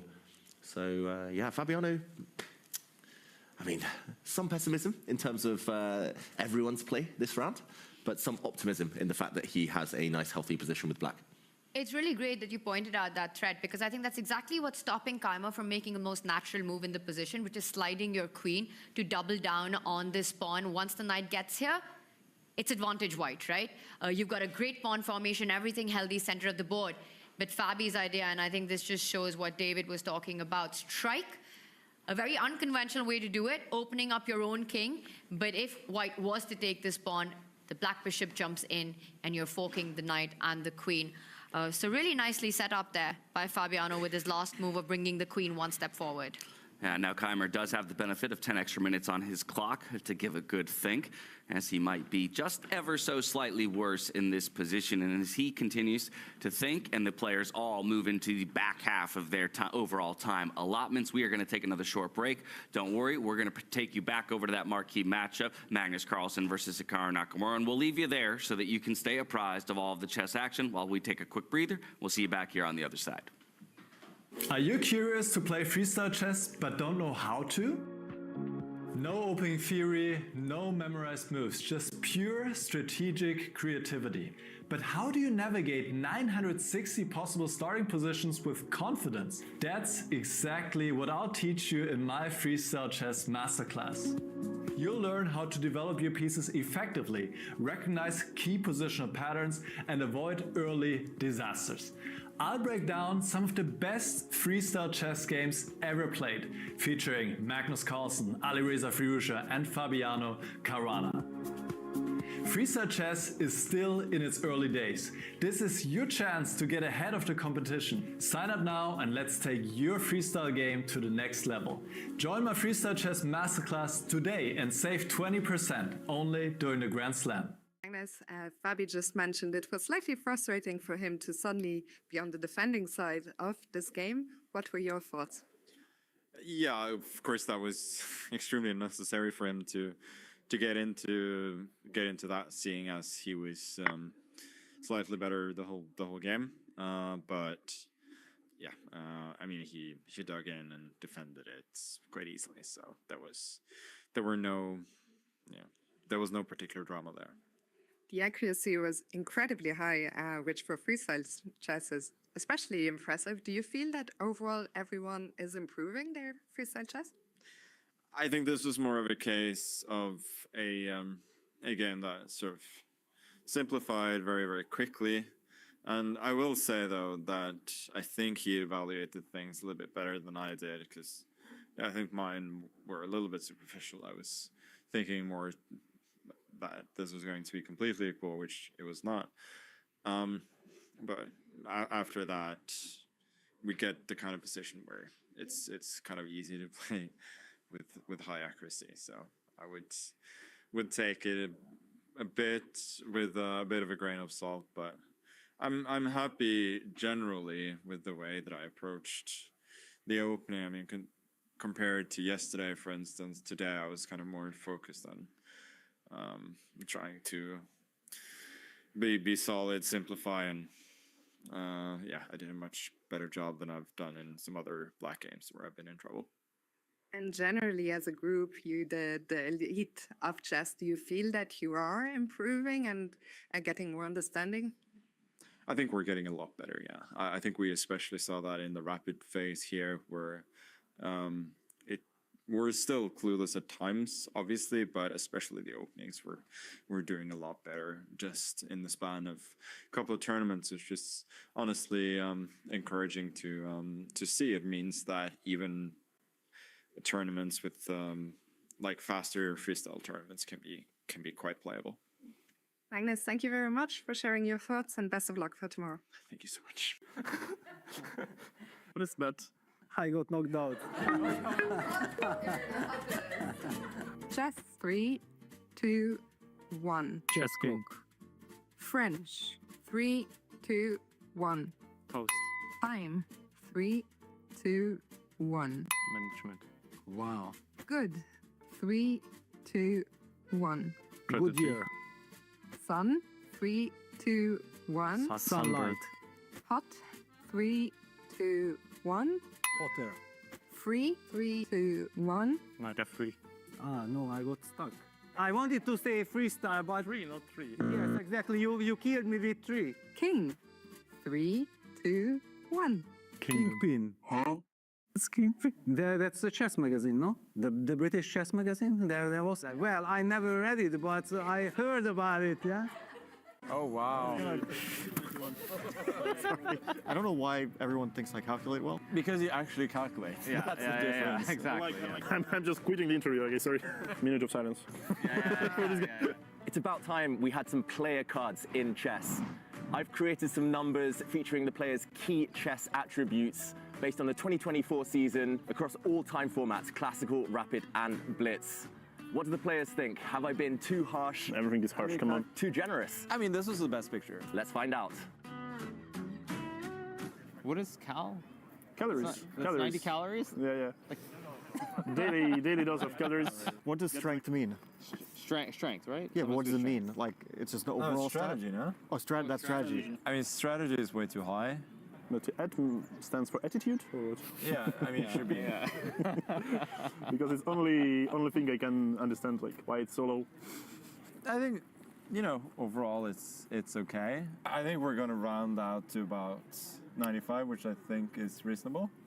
Or 94, 93. I feel like time is low, 94. isn't it? Like time management is low. Time management should be higher. Yeah, that's probably too low. And strategy, like I don't know how can you. I mean, be 99 perfect? is bullshit. Like, obviously, nobody can be close to perfect on anything. But the attitude, yeah, is His attitude is yeah, it's correct. Yeah. I think it's going to be 94. Probably, I'd say like 96. Oh, 97.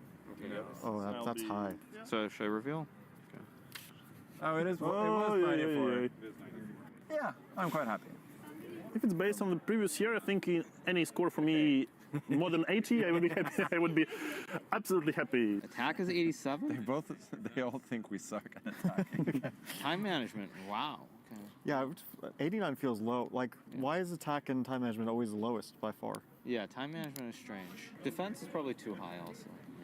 Nah. No, defense is fine. Defense is is quite fine, yeah. Resourcefulness, yeah? Yeah, okay, resourcefulness, true.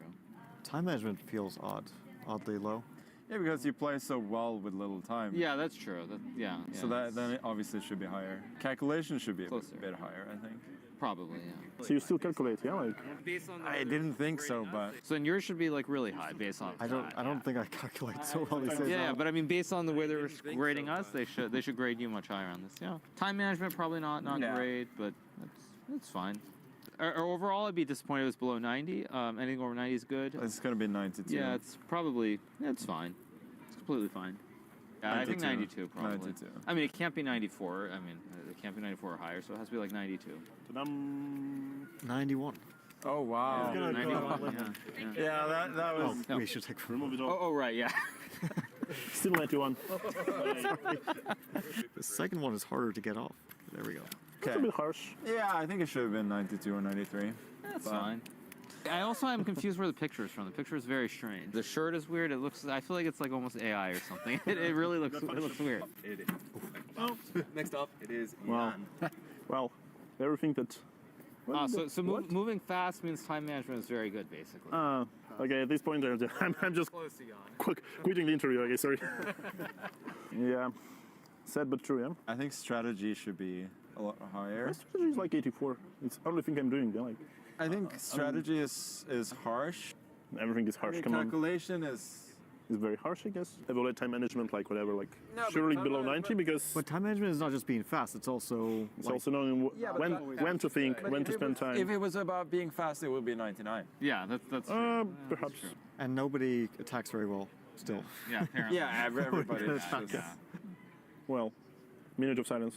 Yeah. It's like a memorial. Well, I think it's pretty good though, actually. I would guess 90. 90? No, surely below 80. Below 90. Maybe below 80 as well, by the way. It's hopefully still. I mean, okay, it's David's opinion, so we'll know. Okay. Oh, wow. David, thank you. As I said, like in the very beginning, anything more than 80, I'm grateful. I mean, this was the best picture. Yeah, so this far. is the best one, but yeah. So trying to compensate the worst score, yeah? With the best picture, right? And now we get the last player. I think it's gonna be MVL. Try and guess before, right? On some Okay, of these. yeah, Let's try and just guess. Mine? Yeah, but on it's yours. probably also going in descending order, so I guess mine are going to be... Calculation should be very high. Yeah, I would say like your calculation is going to give you like 9. I think they're going to put you in like Attack 94, as well. 94 for calculation. I'm guessing. So intuition shouldn't be too high, I guess, yeah? The guy who likes to calculate. Yeah. I feel like strategy should go lower than intuition. I don't really know what strategy means. You see? I also don't know what does intuition means. Yeah. Okay, so low 90s for attack. Calculation 97. was... Okay. Okay, so strategy around 90 was correct. David, do you have the card of yours, David? You should be higher for time management because it's really annoying for the opponent as well. I think it's 90 though. I think this that's is 90. my guess. I mean, calculation is kind of saving me, I guess. I don't know why everyone thinks I calculate well. Because you actually calculate. Yeah, That's the difference. Yeah, exactly. Like- All right, let's see. Yeah. Yeah, maybe 90 or 89 is fair. And... Oh, wow. 89, of course. 89. I think it should have been 89. No, nobody's 90. happy. I think David had a really bad day. David just like went through like games from the last 15 years and like, I don't like any of these guys. Finally, someone is in a good mood at the picture. Unlike other three. None of us were. Where do you think you're most disappointed? Time management should have been better. Like the score or his time management? But who gave this? He's leaving. There are a lot of stones, now. David, run! Run for your life, David, run! Anytime I try this, I just lose that pawn. It just steps too far forward, becomes weak. Tremendous accuracy, at least with your hands. Let's do an action replay when the... Oh! Oh, actually, he apologized to the glass. Yeah. Not to Fabi. Hikaru, congratulations. You're the first player through to the final after beating Vincent today. How does it feel to be the man to take him down? Yeah, I mean, it feels good. It was a very interesting game. Of course, I don't know how the analysis went before the game, but in the white side, I think everyone listened to Magnus or something like this, and they all played C4. And when I was analyzing with Fabi and Nepo, we sort of were very unhappy with this D4, D5, B3, and then, of course, Vincent played it, so... I had to figure it out at the board. I thought what I did with knight d6 and the c5 made sense, but it was very complex, and I mean, at some point, Vincent tried too hard. He played this h4 move, which I think was bad to begin with, and then it kind of went downhill because I was able to queenside castle, and it was just a tough position to play. So, I mean, that's the danger, is I think Vincent overestimated, but he thought he was better, and then it's kind of gone, and it's, like, very hard. Like, I did this yesterday where I thought I was better, I missed it, and then I kept trying to keep the game going, and I felt that Vincent did the same thing today, where he sort of lost a sense of danger, and then once I got to castle queenside, I mean, it was very hard to play. He was very resourceful, and he found this bishop takes f5. I already thought I was close to winning, but ultimately I was able to just play some good moves and get the win. How much does it mean to you to be in the final? Yeah, I mean, it's nice, of course, to be in the final, but the job isn't done, so I have to play Magnus next. Yeah, I think we're hearing something behind us. The game did just end, so Magnus will be your opponent. Is that the dream final? I mean, it's exciting to play Magnus. We've played a lot over our careers. We obviously played a Fischer Random match in 2018 in Norway, so I have a lot of experience against him. So yeah, just looking forward to it. Should be fun. Can you tell us what happened the last time you faced him in a match in this format? Well, I mean, that was 2018. I think I lost by 2 or 3 points. I don't remember the score. Trying to think if I've actually even played him anywhere recently. Since 2018, I don't think I've played Magnus actually in Fischer Random. I don't think. But whatever. It's a chance to play him and it'll be fun. Will you change anything in your approach, your preparation, or just continue as you have so far? No, I mean, I think it'll be more of the same. I think just keep analyzing with Fabi and Nepo, and hopefully good things happen. Hikaru, congratulations once again, and best of luck for tomorrow. Thank you.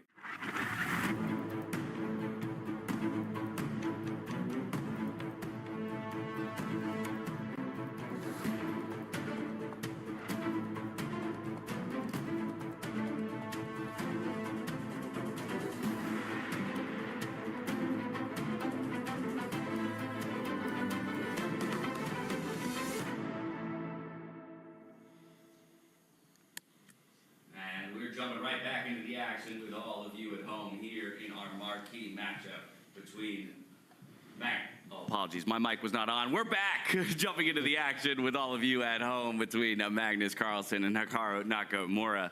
Hikaru asking or hoping for good things in this matchup here against Magnus Carlsen. I'd say he's done wonders in terms of weathering the early storm from Magnus. Of course, a few moves have been made since the last time we ourselves saw this board, so perhaps we walk it back just a little bit, Tanya. And Hikaru really justifying that 96 given by David to him, you know, just the way he's handled the pressure, the full all guns blazing attitude that Magnus has come on in this game. Bishop out, and I think, David, it's been pretty impressive for you as well to watch. Take us through the developments that have happened since. Yeah, so here we were talking to our chat. We were asking what is the best move. Apparently it was to slide the white queen forward on the diagonal, just one square. Difficult one, though. Counterintuitive. It takes a square away from the white bishop. And it actually looks more logical to challenge that knight with a pawn. After all, Magnus didn't go for that, not finding the best move, but finding a good one. And I think finding a very solid way to just clarify the situation. Slightly more risk-free now for Magnus Carlsen, though still slightly tumultuous, the position. He captured in the center. The black knight took back. Remember, the white knight is pinned, so the black knight had to be taken with a bishop instead. And here, Hikaru, I thought he might trade rooks, to be honest. I thought he might try to eliminate white's rook at the bottom of the board, trade it off, and capture here. But instead he took with the bishop. It feels like he's almost self-pinning here, and Magnus has just made a move this very second, I believe. Double exclamation mark. He a brilliancy. Plays a great move. He's giving up his knight on the edge of the board. That is why this move is praised by the computer. But ultimately, that knight should not be taken because... And so instead, we leave it there, kind of stuck on the edge of the board, and instead we look for other options for Hikaru. Yeah, let's say he does drop his bishop back. Magnus has two possible moves there. Let's say he chooses this square. He can now anchor that white knight with a pawn, a move James mentioned earlier, support it, and clamp down on the dark squares. I quite like the look of this visually, although the white king I'm still slightly nervous about here. The alternative would be to try and somehow get the other white knight out of the way, challenge the black dark square bishop immediately. I don't really see a good way to do that, though, instead of pushing this pawn. No good squares for that white knight on the left flank there to move out the way. I like where the black bishop has positioned himself. I think, actually, this is what Hikaru will choose next move. The two-square theory, right? You put your bishop 2 square distance away from a knight and you control all aggressive jumps. A knight would only have a retreating move, and in that case, even that's not possible because of the rook grabbing that white rook. So with trades off the eye, I agree with you. I think this is a very attractive option. The least attractive would be to go in for this knight and walk into some devastating checks along the long diagonal. Hikaru on the thing. Magnus locked in as well. Hands on head, hand on cheek. Magnus low on the clock. Low on the clock. Still going to exit his seat while Hikaru has a moment to think. Blocking our camera shot, though. Yeah, it looks like the back of Magnus, if anything. Yeah. Back of Magnus is robbing us of the Hikaru thinking faces. Come on, Hikaru, give him the look. Get out of the way, and there it is. It was Magnus robbing us in that moment. Hikaru doesn't look too excited, but I do feel he should be very happy with developments on the last few moves. Just the fact that he's consolidated, stabilized. Interesting that stabilize is kind of one of his catchphrases on his stream, Hikaru Nakamura. Magnus said the same word in the confessional earlier. He said as soon as black is able to stabilize, it becomes a bit more complicated. Logical, logical. Yeah, logical. And just for those of you at home who are curious as to the state of the other boards that are all in play, we'll just zoom out real quick, take a look at the eval bars of the other 3 matchup as well as our top bout. Of course, you can see over there in the bottom left, Arjun Erigaisi has wrestled an advantage over Maxime Vachier-Lagrave. We've got balanced board states between Keimer and Caruana, Abdi Zatorov, and Jan Nepomniachtchi. But we're not going to leave that top of the ticket matchup between Carlsen and Nakamura because it is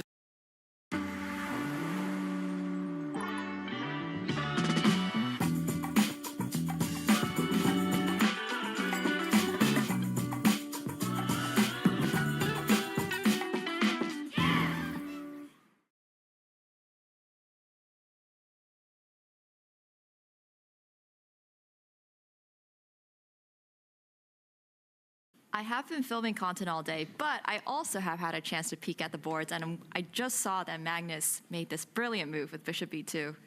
Well, what do you make of it? We've been trying to reason a response here from Hikaru, obviously, first looking at ways to evacuate the bishop, but even beyond that, what do you make of Hikaru's chances in this one? It seems like Magnus has really been on the attack the entire game. He absolutely has. I think it's a very difficult position, once again, to be playing defensively, with the clocks also, going to be running down a little bit. Defending is difficult, as we know, with shorter time. But the king on h8 is being directly hit with both the queen and the bishop, and you never really want that to happen to you with this long diagonal situation. Who are you rooting for in this match? Do you have a favorite, Nemo? I don't think I'm allowed. Are you guys allowed to? We make our predictions all the time. We make predictions. Okay. So if I was going to have to predict from this exact position, Magnus. But only because of this exact position. And who do you want to win? What is your... You are allowed. You are allowed. No. I mean, it does feel like it's been going in Magnus's favor, but flow is so intangible in chess, and it does feel like Hikaru, things have flown in his direction the last couple of moves. It still looks in the balance according to the eval bar. Still feels like some twists and turns ahead. Would you want to see tiebreaks decide this one, or do you think it should be settled in the classical portion of this freestyle tournament? Obviously, as a fan of freestyle chess, I would love for there to be tiebreaks because that means we get more games. But I definitely think that with how forceful it feels like Magnus has been approaching this very first game, he might be just trying to finish this in the classical format. We actually spoke about that perhaps if it does go into a tiebreaker, if you've got those shorter time formats, maybe Hikaru's odds do go higher, right? He would be happy to take it there right now. The position that we have, we were expecting it to be a positional grind. It's anything but, by the way, James' idea on the board, defending that knight after Hikaru did fall back with the bishop to another square, opening up a potential trade. I was super impressed, Nemo, with the way Magnus went all out from the start. But I have to say, Hikaru's defenses in this one, how actively he sort of kept the position together, kept that dynamic balance going, equally impressive, right? Magnus comes out swinging, and Hikaru with the counter punches. Absolutely. I definitely believe that, we talk a lot about how good of an attacker, how aggressive Hikaru can be. We also have to give him credit that he is indeed one of the best players in the world, and part of that reason is because he's perfectly able to defend some of these positions.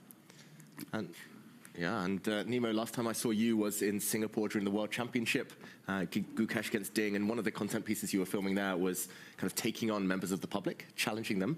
You did the same in Paris, I believe, recently. I want to know, where do you think the strongest chess players live, Singapore or France?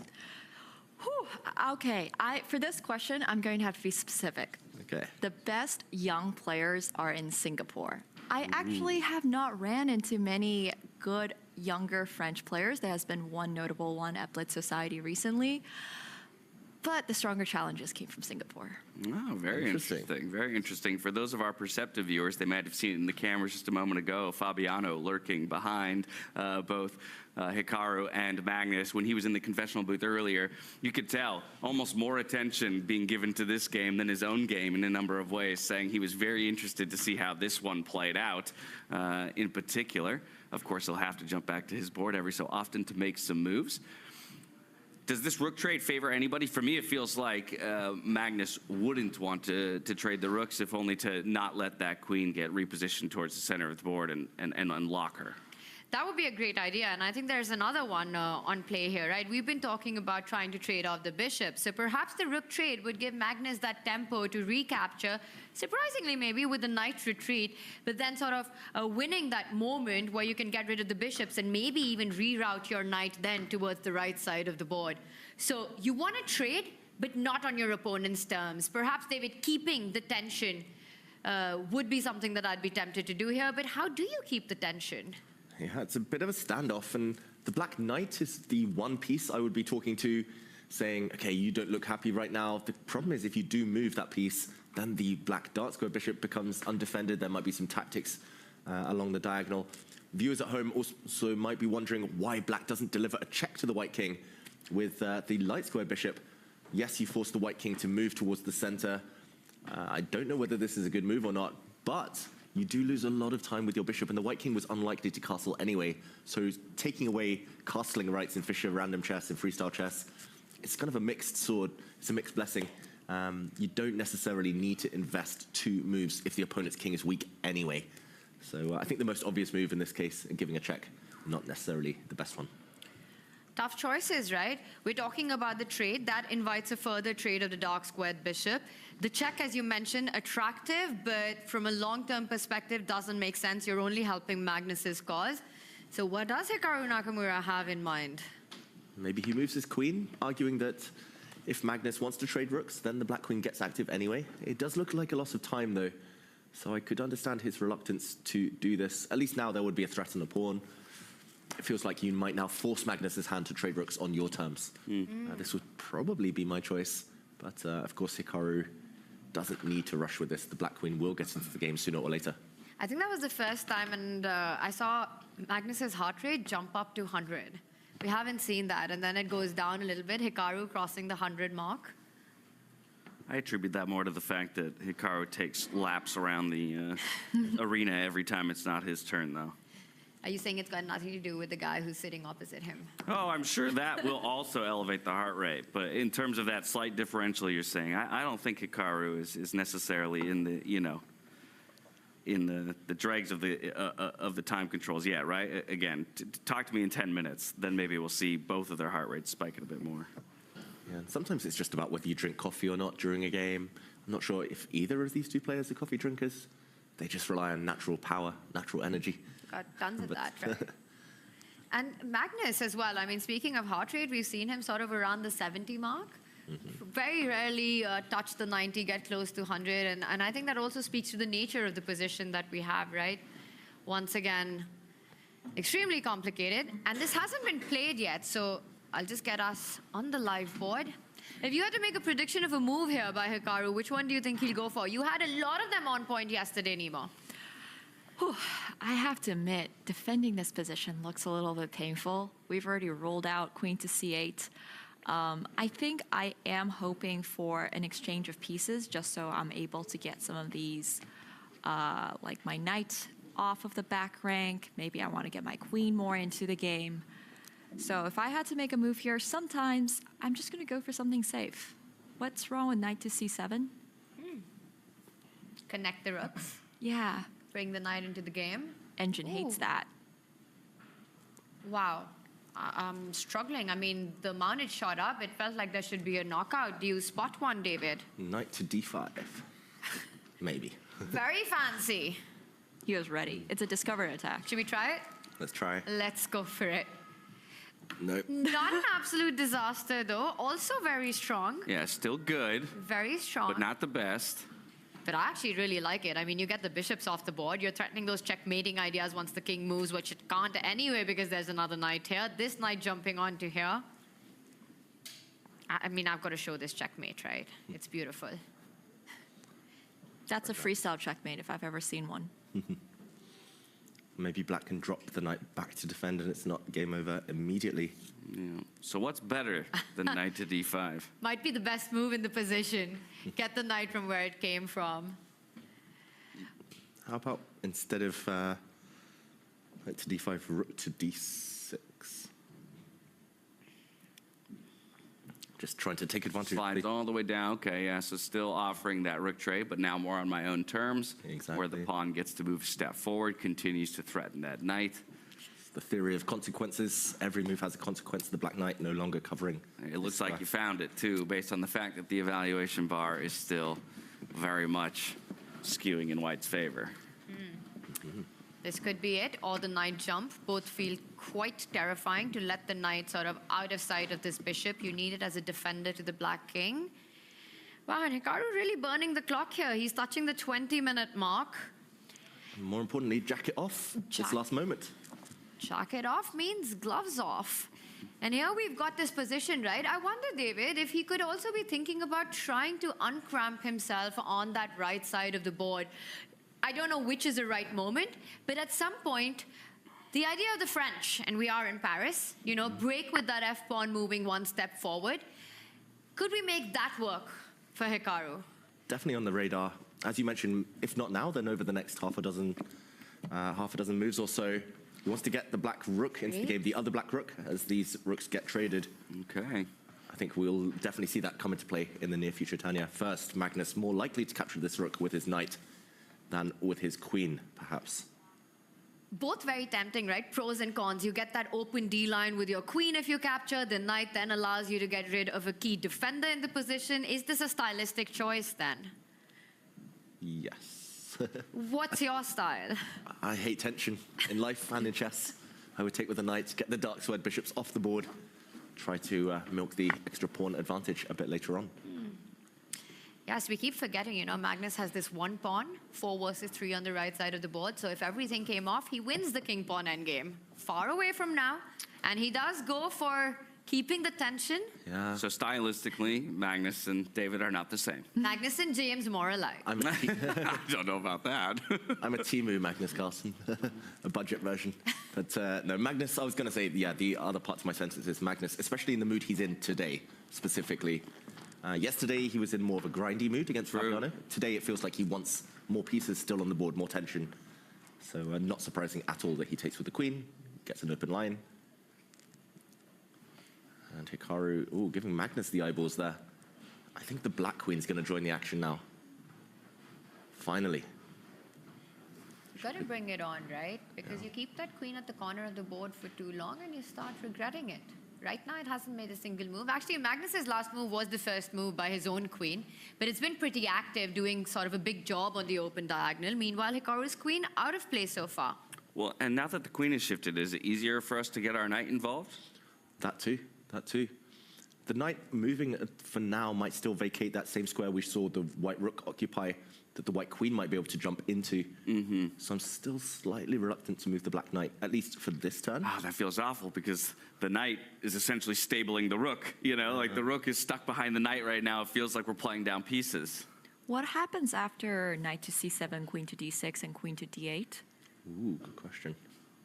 Offering a queen exchange. Maybe there was something better for white, but it did appear. This is a critical variation. So still likes it for white. Not horrible though. Not horrible. It maintains about a similar evaluation to where the game is at now. The big question is, what is black's next move? Like trading queens now on white's terms would give white a very strong passed pawn. Right. Maybe white can just wait, improve the white rook maybe. And unclear what black should be moving next. And perhaps exchanges are also not great for black because of the being down a pawn. Yeah, the deficit. Endgame, yeah. So this is still the position. Hikaru, he's about to make a move. I mean, we are getting into time pressure territory as well. And he does move his queen. Has made a move. Get the queen into the game. Taking the jacket with him as he goes. Back on. He only took it off 2 minutes ago. Maybe feeling brisk in the tournament hall there. Maybe he's heading outside for a quick walk. Yeah, among the blossom trees. Quick marathon. Quick 26 miles. Just a quick marathon. I don't really see a way for Magnus to happily defend this pawn. The deeper I look into this position that we have in front of us, the white knight can't jump forward because there's a pin along the diagonal. Notice how all of the queen squares which connect itself to that pawn are under control by one of black's pieces. Is Magnus about to lose that extra pawn? Yes, looks like the answer. Or am I missing some tactics? As I usually do. No, Tanya, you're sharp. But this is another reason I was surprised by taking back with the white queen. Because now, on this long diagonal that we've been talking about for most of the game, it's the white pieces that are pinned. Just when it looked like he was about to open up that diagonal, finally, something he's been trying for the last 10, 15 moves. Suddenly it's harder to achieve that. Do we have anything like queen to a1, queen takes c5, and then knight to, e4? Whoa. That possibly defend the pawn? Yeah, makes a lot of sense. The only thing is the queen came from that square, so slightly surprising. And the good news for Hikaru in this position is that he still has the knight that actually defends the bishop. Right. So that does help. but also so difficult, right, from a mind game perspective to put your queen back to that corner square, which means that Magnus has to find an active plan. He's got one move, and the one piece we've been talking about that needs to come into the game is the rook, right? So this might be the moment, actually, to try to make that rook lift a reality, and this time we saw the queen and the bishop line up. Eventually, the rook and the queen line up on the open line. Very likely. I think process of elimination as well. The white queen did just move. The white knight and bishop on the left, kind of a bit stuck. The other white knight is stuck. And combine Nemo's idea at some point. You know, you jump with the knight to the center of the board. You don't even need the queen to be connecting itself with the bishop. Hit the queen, trade it off. Does this make sense? Makes a lot more sense, I think, than some of the other stuff we've been looking at. So rook g3, definitely. And I think Magnus, that must be his plan, right? Clock's roughly level. This is going to get very, very interesting. It's still very imbalanced, the endgame. That even queens on, queens off, it's going to be a very difficult one to evaluate for both sides. Body language read. Hikaru, to me, looks confident. Seems comfortable, yeah. Yeah. Takes a seat, pours a glass of water, takes a sip, eyes up his opponent, back to analyzing. Magnus, I'm going to say somewhere neutral. Doesn't look too excited. Less playful than he started the day, huh? Much less playful. Oh, I want all the players to be in playful moods every round. Every time Hikaru hides his eyes, like the way he just does, it actually reminds me of the Sauron days. It's him just sort of warding off, Magnus's gaze. The all-knowing, the all-looking eyes of Magnus Carlsen. Yeah. Which move to play? Oof, I want to know what chat thinks. Do they still believe Magnus has got 55% chance of winning this game, winning this first bout of the finals? The rook does move. They played your move. Yeah, great move. I think Tanya's suggestion there. Makes me very proud. But I will say it was teamwork, us discussing this move for about the last 10 moves that we had, the idea of the rook lift, getting it into the game. So thank you for the assist. The collective brain power of the studio here, just barely keeping pace with Magnus Carlsen. Of course, we also have the aid of engines and eval bars. Even then, it's... even then, we're still just barely nipping at his heels. We have to exhaust all other moves before finding the right one. Right. Process of elimination feels like the name of the game when we're predicting moves. Go through all the... With Air Asia, no Thanda Khana. I need hot meals on board. And comfortable... Leather seats. Fly to 130 plus destinations. Ishan bhai. Via Kuala Lumpur. And Bangkok. Cut. Sorry, Ishan, but we get it. Once you fly AirAsia, you can't stop talking about it.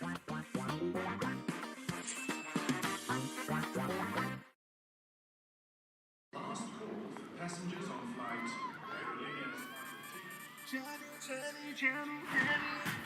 तो हो जाए पूरी मस्ती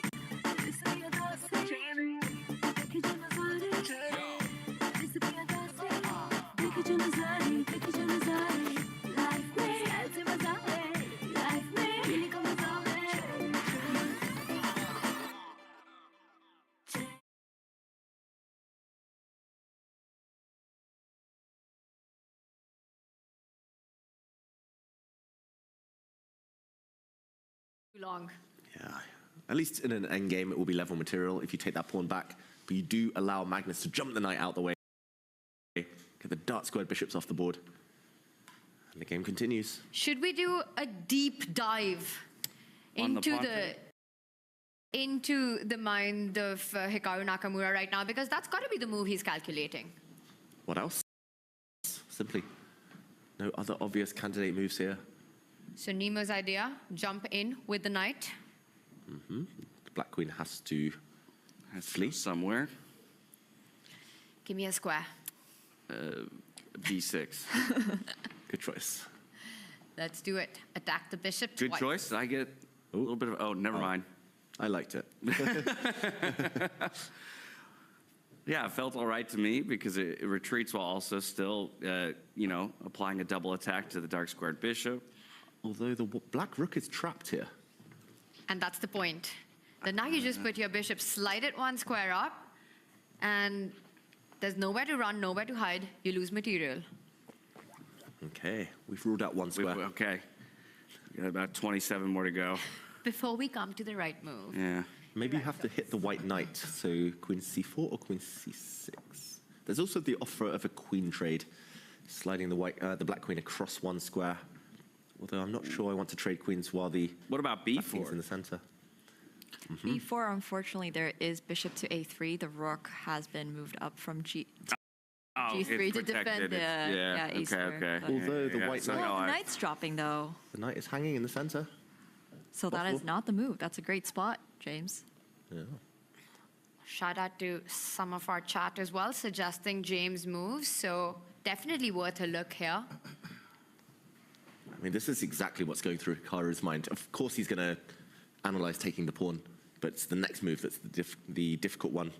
7 or 8 squares the black queen can use, but maybe only 1 or 2 of them are actually viable. 15 minutes to 19. This is our live position as Hikaru navigates his way through the calculation. What happens when he gets his queen out into the game? Well, I've thrown out some ideas. Where are your guys' queen move ideas? We're lacking. We're struggling. He's going to take the pawn. Yeah. Just the way his hand extended there. You know, the one difference that I find of Hikaru of now compared to the Hikaru of the past is every time he would reach out for a move, and I believe he's not yet made one, every time he'd reach out for a move, he'd instantly play it. But now so many times we see him sort of almost make it and then pull back. That slight hesitancy, that indecisiveness creeping in. It's the doubt and the wisdom of old age. You've seen everything that can go wrong. You start to kind of realize every move has such big consequences. When you're young, you believe any first instinct is just the right move. It's the best move. Nothing can go wrong. But Hikaru, he's seen it all. He's done it all. But you know, you'd rather have that moment of second guessing before you make the move than after. So often, right? You make that move and then you realize there's the one thing I didn't think about. Worst feeling. It's staring me in the face. The second your hand leaves the piece, you realize it's a blunder. May I actually play the role of Twitch chatter and ask why after queen takes c5, knight to e4, bishop to queen to b4, bishop to a3 is, instead of bishop to a3, what can we play here with the white pieces? Right. Magnus literally ran away there. We saw him in the background, running to the restroom, most likely. Bishop takes bishop, check. 2 pieces attack, that's the move that comes to my mind. And you have to, I think we have a decision. It was. And it was after the rook lift by Magnus. He does take the pawn. Nemo, we might be seeing this played out. And to answer your question, what the engine likes, which interestingly enough, in that position is the only advantage for white. If not this move being made, though it might be fairly obvious for Magnus to find, it would be a 3-point advantage for black all of a sudden. It's bishop takes g7 with check. So it is to trade off the bishops. And we should mention black has to take with the knight, because exactly. A capture with the king would have allowed a check in the corner. And then knight goes to f.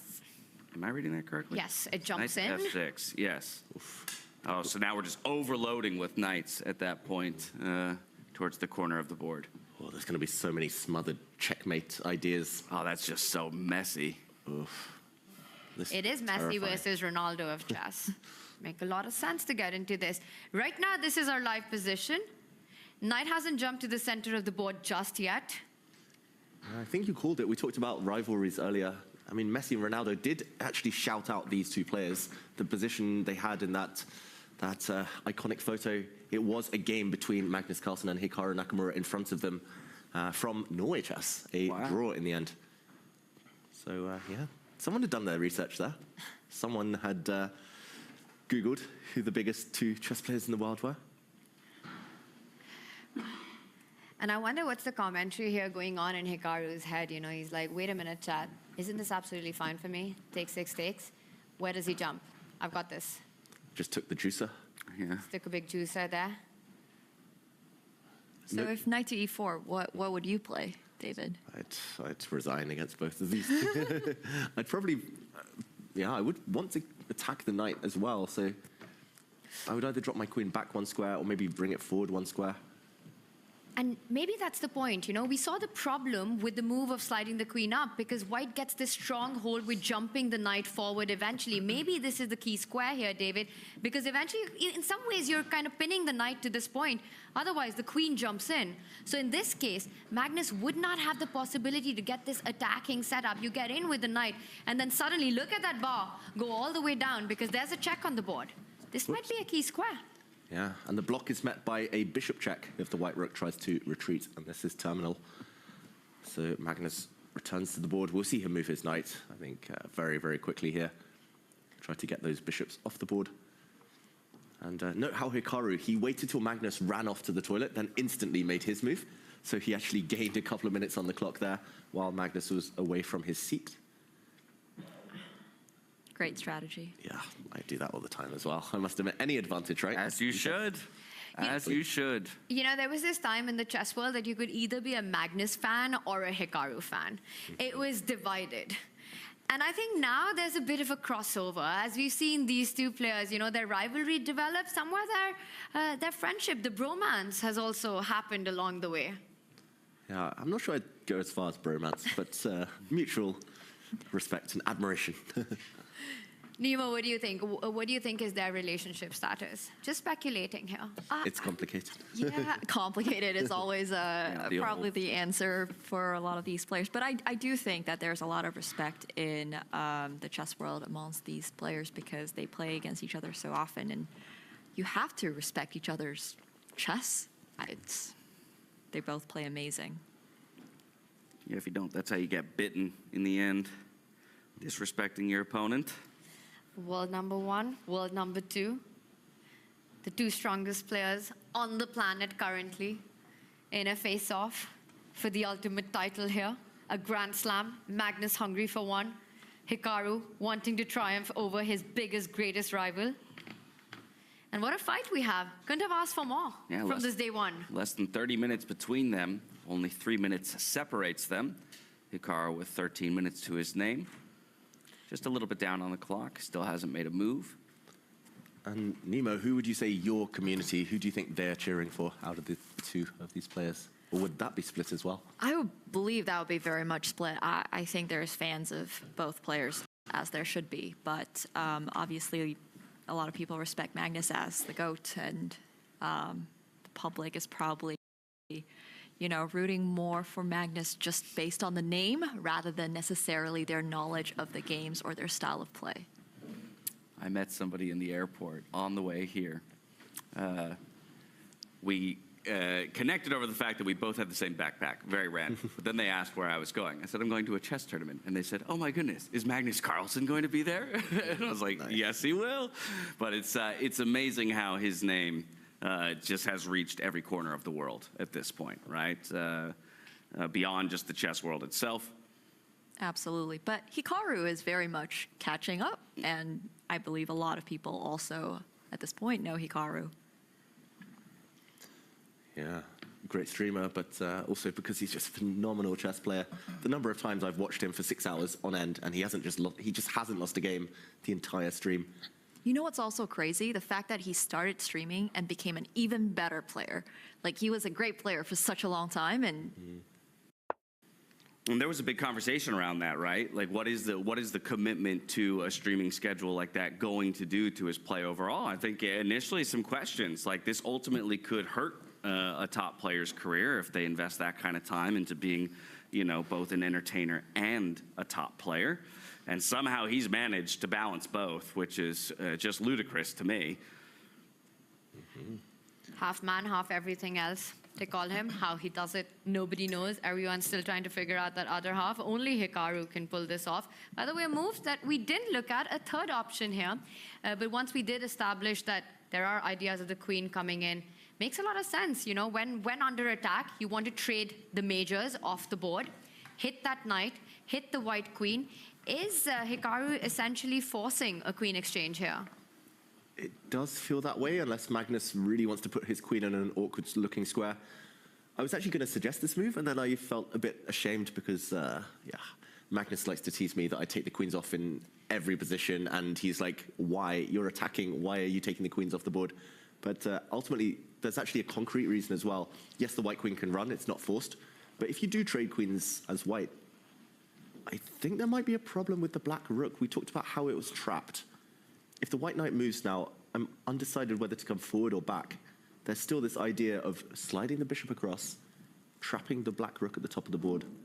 Next move, assuming that black reacts to the fact his bishop is hitting the corner. He doesn't necessarily need to react because there's still a pin on the long diagonal. This does seem to hold things together. Oof. It's hanging by a thread, though, for black. Do you feel like we're now kind of in the state of the game where I'm curious, where your thoughts are on something we've talked about a couple days ago?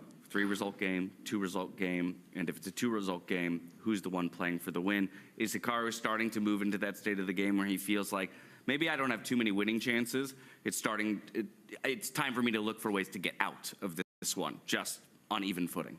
I think that's a great call. Damage limitation mode. But if he can survive this next few moves, maybe then he feels a bit more ambitious. Okay. This next few moves, he just wants to consolidate. Queens off the board. Try and get rid of the most threatening of the white pieces. Trade those off. Actually, long term, black is doing very well. On the left side alone, black has 2 versus 1 in terms of pawns. We call that an outside pawn majority. Once those start running, they're going to be very hard to stop. In any endgame, those are a big trump card. But yeah, it's just.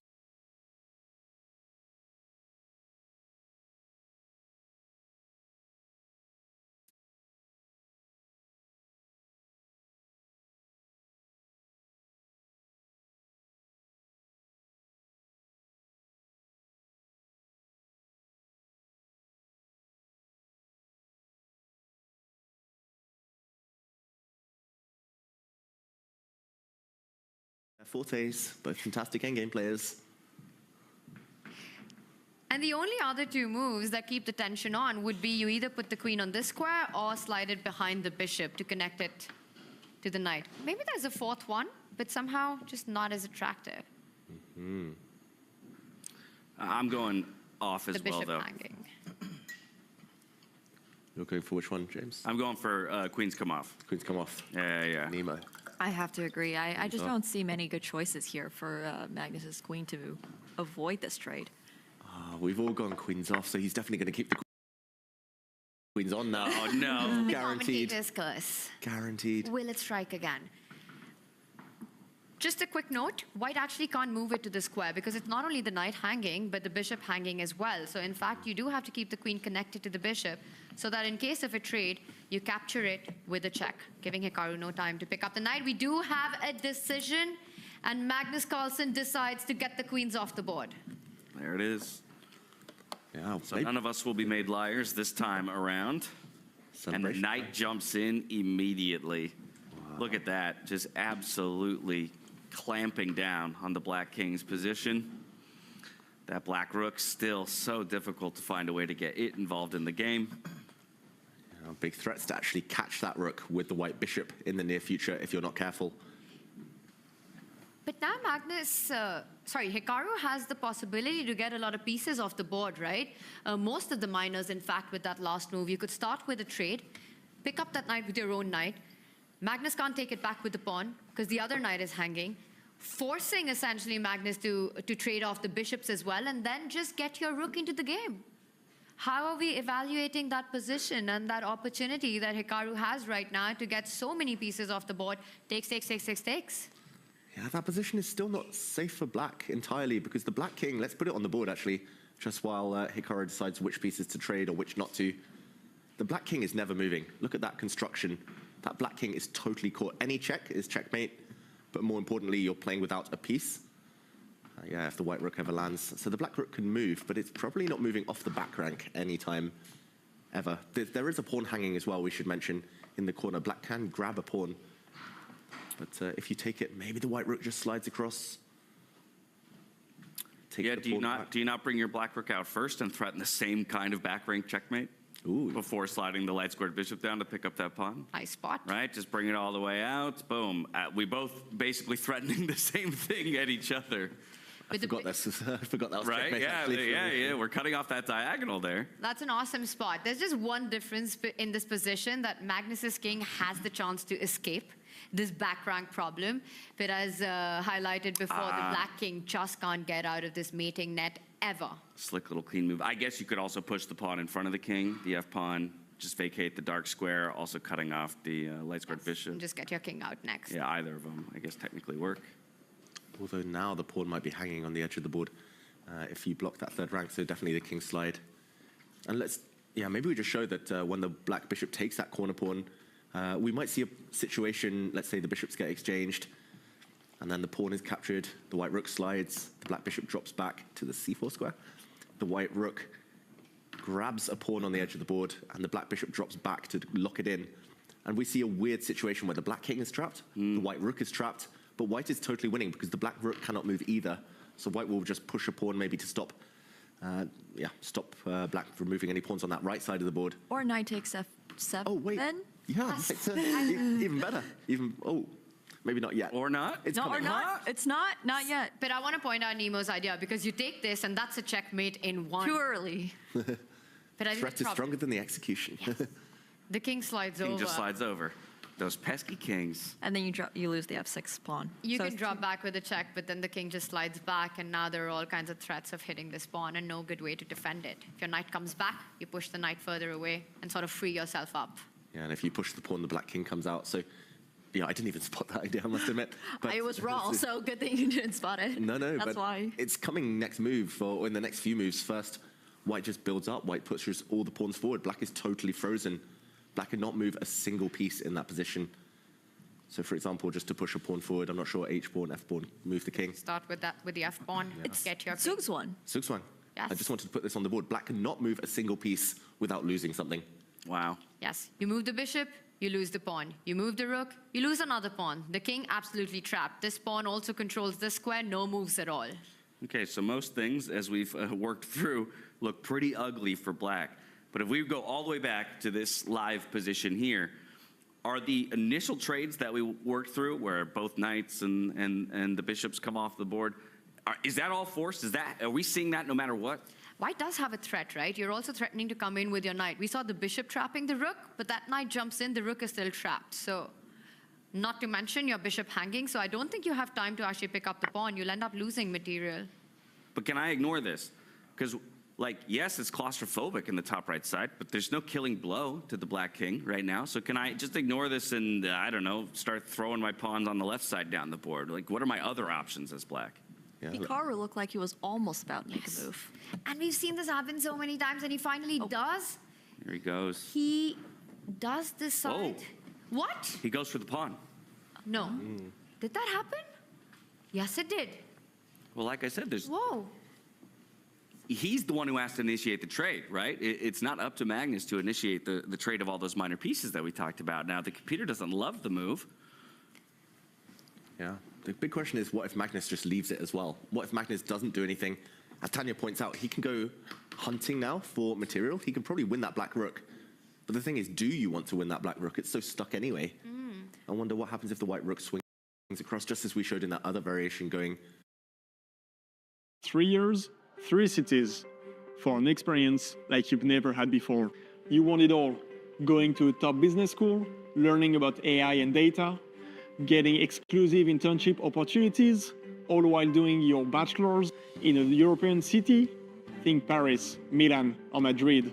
Why choose when you can have it all? By joining Albert School International Bachelor's in Business Administration, you will learn how to leverage AI, data, and math.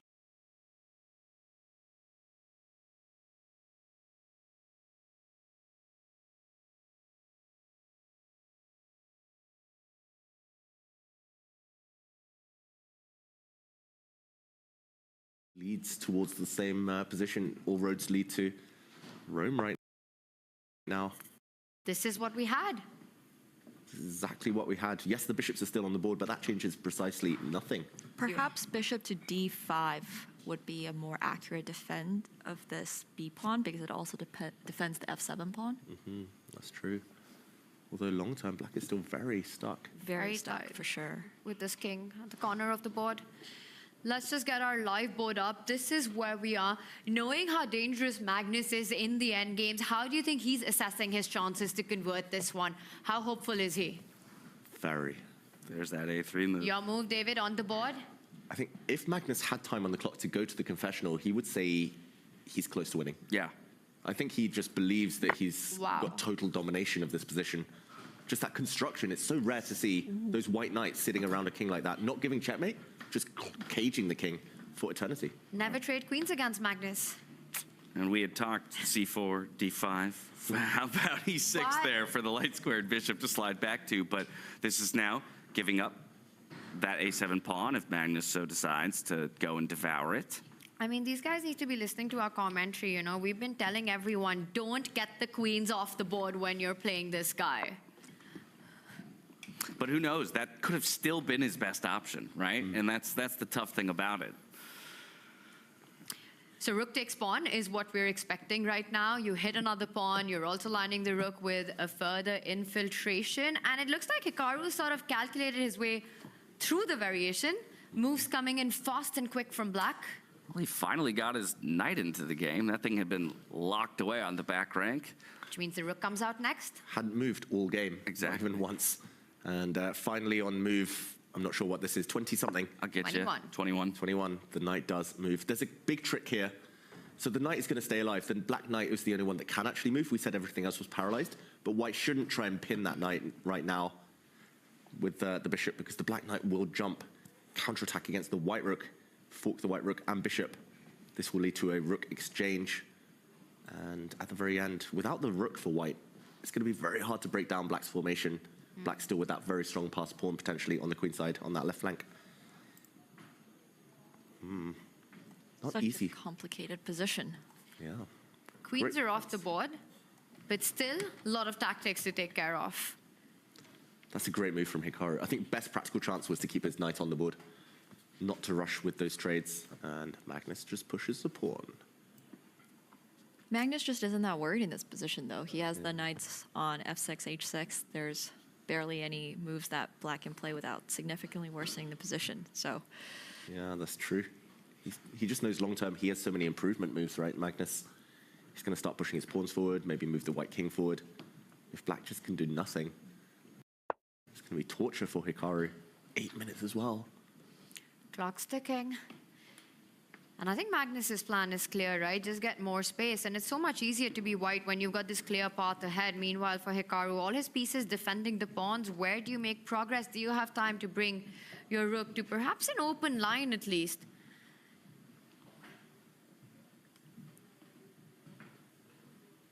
Looking at some infiltration here. Yeah, I'd love to find some counterplay if possible. It's just about whether or not you have time, right?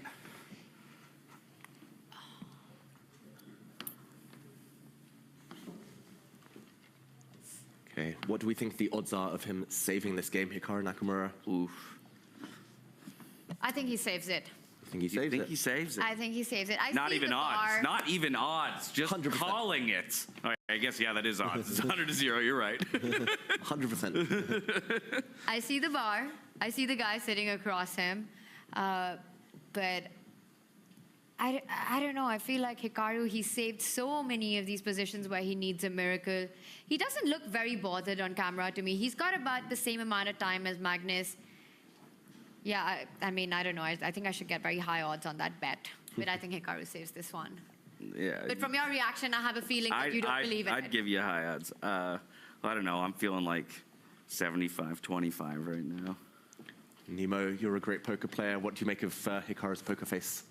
I think his poker face is pretty good. We've talked about his multiple expressions the other day. He's going through one of them right now where he's, scrunching the eyebrows together a little bit, perhaps in a very deep think about his position. I would say, Hikaru has very decent chances to defend this endgame, but, if I was Magnus Carlsen, I would also be very confident in myself in this endgame. I'd be confident in life if I was Magnus Carlsen. You'd be winning at life. I definitely walked through the streets with a little bit of a different air about me if I was Magnus Carlsen. Bit of a strut. I saw the air that you two had walking into the playing hall with your fans swarming for autographs and pictures. Don't tell yourself, sure, you were a part of that group. Something about the air in Paris. Yeah. And it has been beautiful here in Paris all week long. We got lucky. David, you perhaps know Magnus the best. What do you think? I think he's just going to win this. I think Straight up. Wow. I don't know. He's just going to push some pawns, like push the white central pawn forward. He's going to move the king, just going to do nothing for like 10 moves. And then at some point, I can see a position. We talked about the Zugzwang, like black unable to move. It just feels like that is coming inevitably sooner or later. The black rook is never leaving that back rank, we should mention, because of some checks. And you can never play bishop takes f6 because of literal checkmate. Yeah. In one move. Let's show that, because it's pretty. You really want to get rid of this knight, but you take, and that's just game over on the spot. This knight, you know, which Magnus planted so early on in the game, might be the MVP in the position for him, just stopping all counterplay. It's eyeing the f7 pawn. It kind of blocks the black king for the rest of the game. Checkmating ideas, all thanks to this stallion here. Yeah, I landed there on move 9.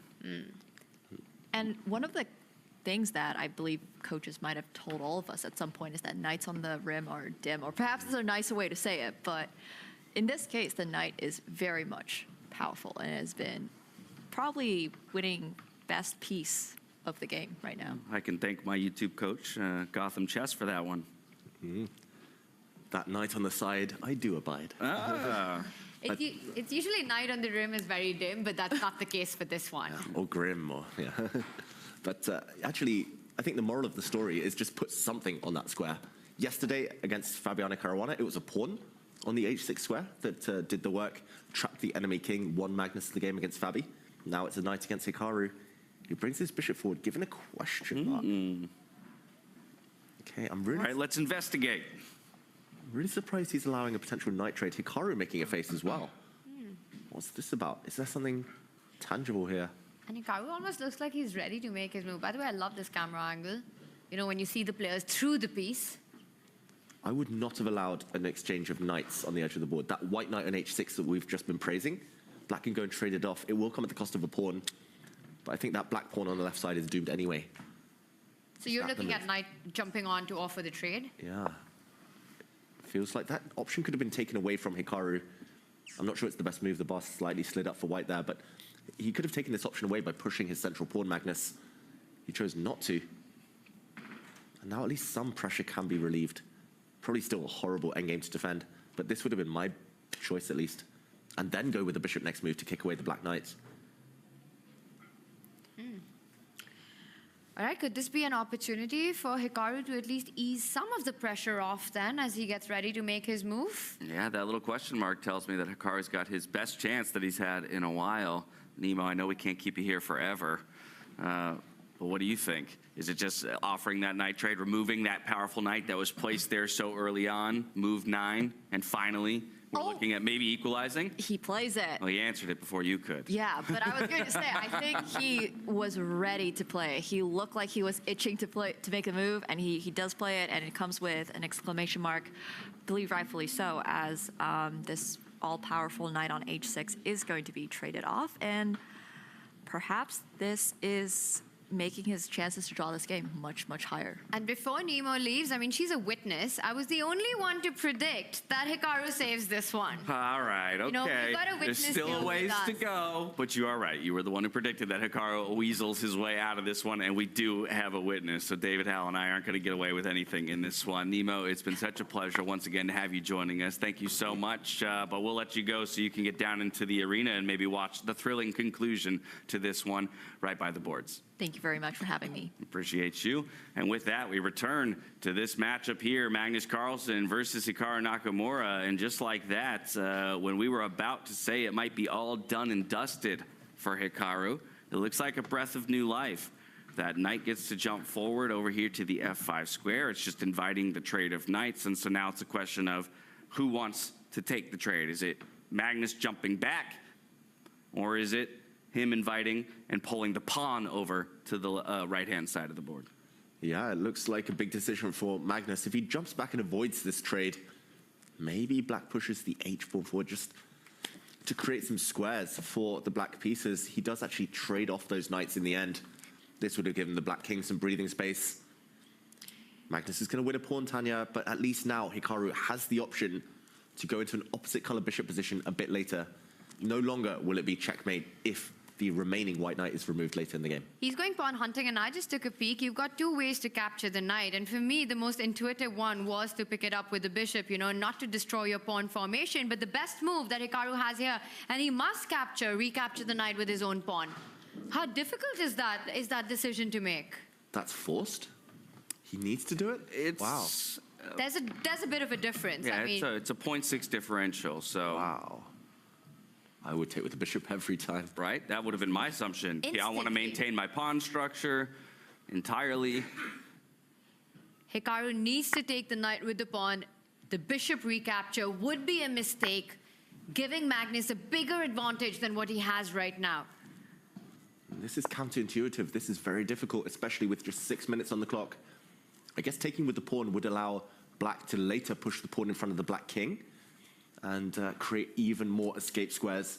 The black king still in a bit of trouble long term, still caged in the corner, pushing that pawn forward, maybe later trading the white knight. You get the black king out of that horrible place it finds itself in.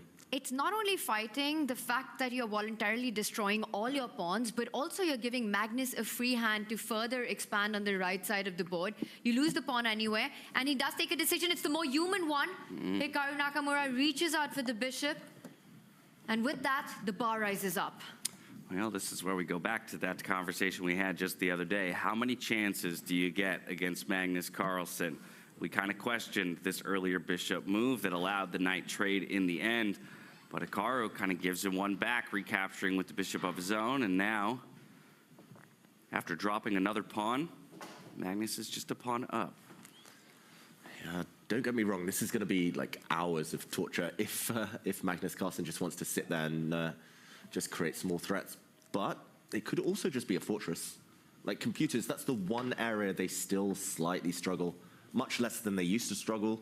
Like 10 years ago, computers would not recognize fortresses. I once played Hikaru. He prepared 42 moves using a computer before the game. He won my queen, but the computer, saying +3, actually led the position to a dead-drawn fortress. Wow. That he couldn't break through. Computers still struggle to evaluate it. Nowadays, computers do see fortresses, but a +1-ish advantage doesn't necessarily mean that this is objectively won for Magnus. He might still need a helping hand, as we see Hikaru calculating off to the left there, seeking inspiration from Kaisa, the chess goddess, maybe. Still going to be difficult. Still going to be very difficult to hold this, Tanya. Kaisa, the goddess of chess, do you think she's also the goddess of freestyle chess? Maybe. Probably. Right now, Hikaru looking into the ceiling, calculating those lines, wondering if there's a way to break through. So what you're saying is essentially that Hikaru just keeps the rook where it is, controls the back rank, doesn't allow any checkmates in one, shuffles around with the rook, and says, Magnus, show me the progress, and it's not that easy for Magnus to break through. So while it looks like we're moving into quite the end game battle here between Hikaru Nakamura and Magnus Carlsen, we're going to zoom out real quick just to give you a quick picture of all four boards, because it's not just these two who are fighting it out over the board at the current moment. And as you can see there in our third place matchup, Vincent Keimer is in a balanced position up against Fabiano Caruana, but both players with the black pieces are massively better in our battles for 5th and 7th place. Let's go first to our 7th place matchup between Abdul Satorov and Jan Nepomniachtchi, just so we can take a quick view of both this board and how we got here. We'll maybe walk it back just a little bit. We'll play through the moves up until the point that we're at, get a sense of how it is that Jan Nepomniachtchi, and in that moment, we get there just in time to see the game come to its conclusion. He will take the win with the black pieces here. He's up 1-0 going into day 2. Jan Nepomniachtchi was about to deliver checkmate on the board. The powerful attack breaking through as we see the players analyzing. Yeah, and I think perhaps we should show that. Let's, for viewers at home, let's see one, how we got to maybe this decisive an advantage, but maybe what the threat was here at the end that caused Noterbeck to extend the hand. And right here, this is the final position that we have on our bottom right, where Noterbeck did resign, throw in the towel. There's nothing to be done. A big idea of the bishop coming in with a check. The king has got no squares. The only way that Noterbeck could have kept the fight going was give a check of his own. Jan would have put his king one step forward, taking away the escape square, which would result in either a checkmate or Noterbeck losing further material. Resigns and a beautiful finish there, using the queen, bishop, and the king to deliver checkmate to Noterbeck. Yeah, beautiful mating net. And Jan playing very, very quickly, we should mention this game. Still had nearly half an hour left on the clock when it ended. Yeah, that's wild. He still had 29 minutes to his name. Playing quick, and what a rebound for him. Again, from first place in the round robin, getting knocked down by Vincent Keimer and unfortunately falling all the way to the 7th place matchup. But here he gets it done today and sets himself up going well into tomorrow. Over to the 5th place matchup, Arjun Erigaisi versus Maxime Vachier-Lagrave. We'll check in with that one as quickly as we possibly can. Here as well, Arjun Erigaisi has found an advantage with the black pieces. This seems to be kind of a trend for him all tournament long. I feel like more often than any player, I'm flipping to his board and seeing what seems like a massive advantage in his favor. It's just about whether or not he can get it over the line. Sometimes playing with maybe a little bit of imprecision towards the end and giving things back, but it looks good for him right now. A classic example of a two-result game, right? You're up material here, you've got that extra exchange, and Maxime's got a pawn to boot for that exchange, but this is a 4 versus 3, and I think Arjun's going to play this out, grind this out forever, you know, slowly make progress with his own king, get it into the game, advance on the right side of the board, keep his pressure on the weakness here, dominate the white knight from coming into the game. It's a long one, but I think quite a sizable advantage here, David, for Arjun. Yeah, and earlier we talked about Hikaru Nakamura being totally frozen. Here, Maxime Vachier-Lagrave can barely move anything. He moves a pawn. If he'd moved the king back, he would have walked into a check from the black rook on the bottom rank, and the white knight would have dropped. If you move the white rook anywhere off the b file, your pawn drops on that side of the board, and the white knight, if that ever moves, only one safe square, then that would also walk into a pin. The black pawn would step forward, and essentially Maxime's just sitting, waiting, doing nothing, and the black king is going to come. He's going to add one more piece to this party. Arjun Erigaisi, I think actually it's quite straightforward. The winning concept here. The black king's just going to march over, kick away the white rook, and it will all collapse on that left side. Yeah, Arjun, as you mentioned, James, just dominant. When he wins, it's very convincing. Yeah, one more table to check in on before we get to Magnus Carlsen and Hikaru once again. That's our 3rd place matchup between Vincent Keimer and Fabiano Caruana. This one here looks a little bit more stable. If anything, it's really just held the same evaluation that we've seen almost from the beginning. Fabiano with just the tiniest of advantages as seen by the computer, but for all intents and purposes, feels quite balanced. Fabi's handled this really well. You know, he's given back that material, that extra pawn that he had for the bishop pair. It's still an open position. The queen in a beautiful spot. You've got a weakness that's easy to get to. Yes, black has got a counter weakness, but you can defend it with the rook joining the party. And right now we do see a double attack there by Keimer. I'm expecting Fabi to simply handle that threat by sliding his own rook eventually. I don't know if it's enough, David, but more pleasant to be black. Open position, long range pieces are what you prefer? Yeah, there's a reason I want a tattoo, and I want it of a bishop pair, because here the bishop pair fantastically strong.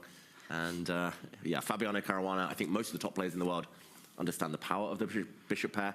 Here, it should be a draw with best play. We should mention Vincent, though, is the one on the defensive. Well, a bishop pair here. No bishop pairs in play, though, over on our top ticket table. That is Magnus Carlsen versus Hikaru Nakamura. Back over to that one we go to make sure we don't miss too much here as it moves towards a thrilling conclusion.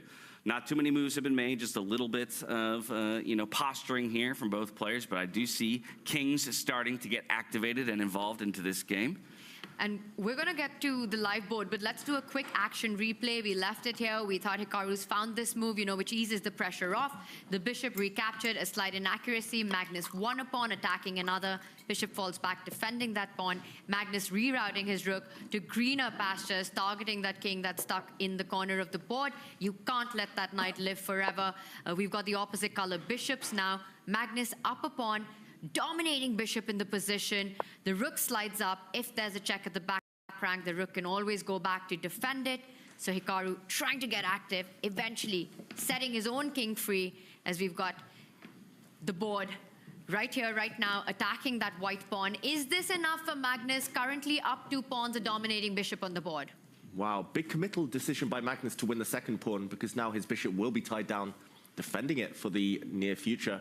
Maybe he just felt it was too much of a fortress, if no way to break through if he hadn't grabbed that second pawn.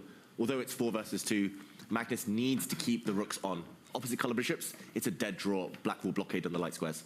Is it just that one square as an option for defense of the pawn? I realize if you were to drop the bishop back, we could attack it. Okay, well, he answers my question. He's going there regardless. It's also with the idea that you're still boxing the king up, eventually wanting to give a mate, and look at that, Hikaru immediately creating a space and escape route for the king to come out if needed. Ooh, still feels like Magnus should have a big advantage here. He can still trade a set of pawns and then push his 2 central pawns forward against one of Black's. 2 pawns, normally in an opposite color bishop game, they say it's always halfway between a win and a draw. 2 pawns in any other endgame, you're just winning. Opposite color bishops, that's the one thing saving Hikaru here. He needs to somehow trick Magnus into exchanging rooks. Otherwise, I think Magnus is going to win this game long term. Rooks off the board, that's an instant draw in this position. You hold this. But Magnus isn't going to let that happen. Magnus would rather give away all 4 pawns of his own than trade rooks in this position. You need those rooks in order to kick away the black king, in order to force your own pawns through to the other side of the board. So the dream for Magnus would be to get the rook to the square, dislodge the king, and then try to push his own pawn. But anytime he falls back with the rook, the defensive resource that Hikaru has is sliding his own rook down, challenging it. ये खुशखबरी आप जैसे युवाओं के लिए भारत सरकार की एक शानदार स्कीम है। इसमें सरकार युवाओं को विभिन्न सेक्टर्स में देश की टॉप कंपनीज में इंटर्नशिप करने का मौका दे रही है। इस स्कीम का लाभ 21 से 24 साल के युवा उठा सकते हैं जो फुल टाइम एजुकेशन या एम्प्लॉयमेंट में नहीं है। प्राइम मिनिस्टर इंटर्नशिप स्कीम, आपके सपनों की उड़ान।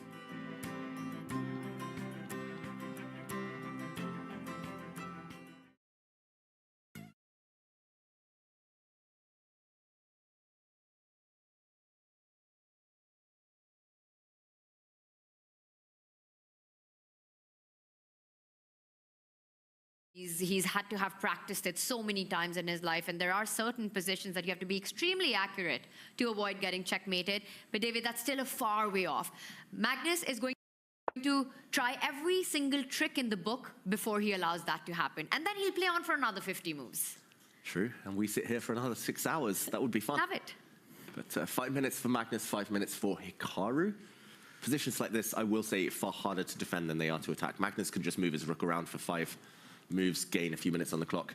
And without ruining his chances, Hikaru will need to be accurate. And take a look at that split camera shot that we had just a moment ago. Third place matchup happening just on the other side of that wall there. I wonder if Fabiano and Vincent can feel the intensity through that wall. They're a bit more in a drawn position right now, or at least, again, more of an even game state. I wonder if they have a sense that Hikaru and Carlsen, at this point, the gloves are off, and Carlsen's looking for the finishing touches. I wonder if Fabi is still interested more in what is happening on the Magnus board, or is he finally focusing on that third place fight that he had? Understandable with the way this game developed at the start, the fireworks that we saw early on. But right now, this looks like it's headed towards a vintage grind, you know, Magnus trying to sort of squeeze some sense out of a dried up bottle. But here it's not so dried up. You've still got a lot to play for.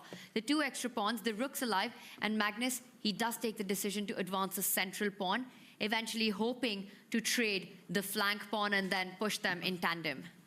Yeah, given a question mark, his last move, I was going to say actually all moves look roughly of the same value here, but maybe there's something concrete wrong with Magnus's last move. Maybe Black's going to push his own pawn forward, I say hesitantly. It starts to get a bit chaotic. The one thing I will say about this position in general is that it plays into both of their strengths. Magnus, endgame grinder. I know that. He's written books on it. He's done it all, endgame grinds. But Hikaru, the best defender.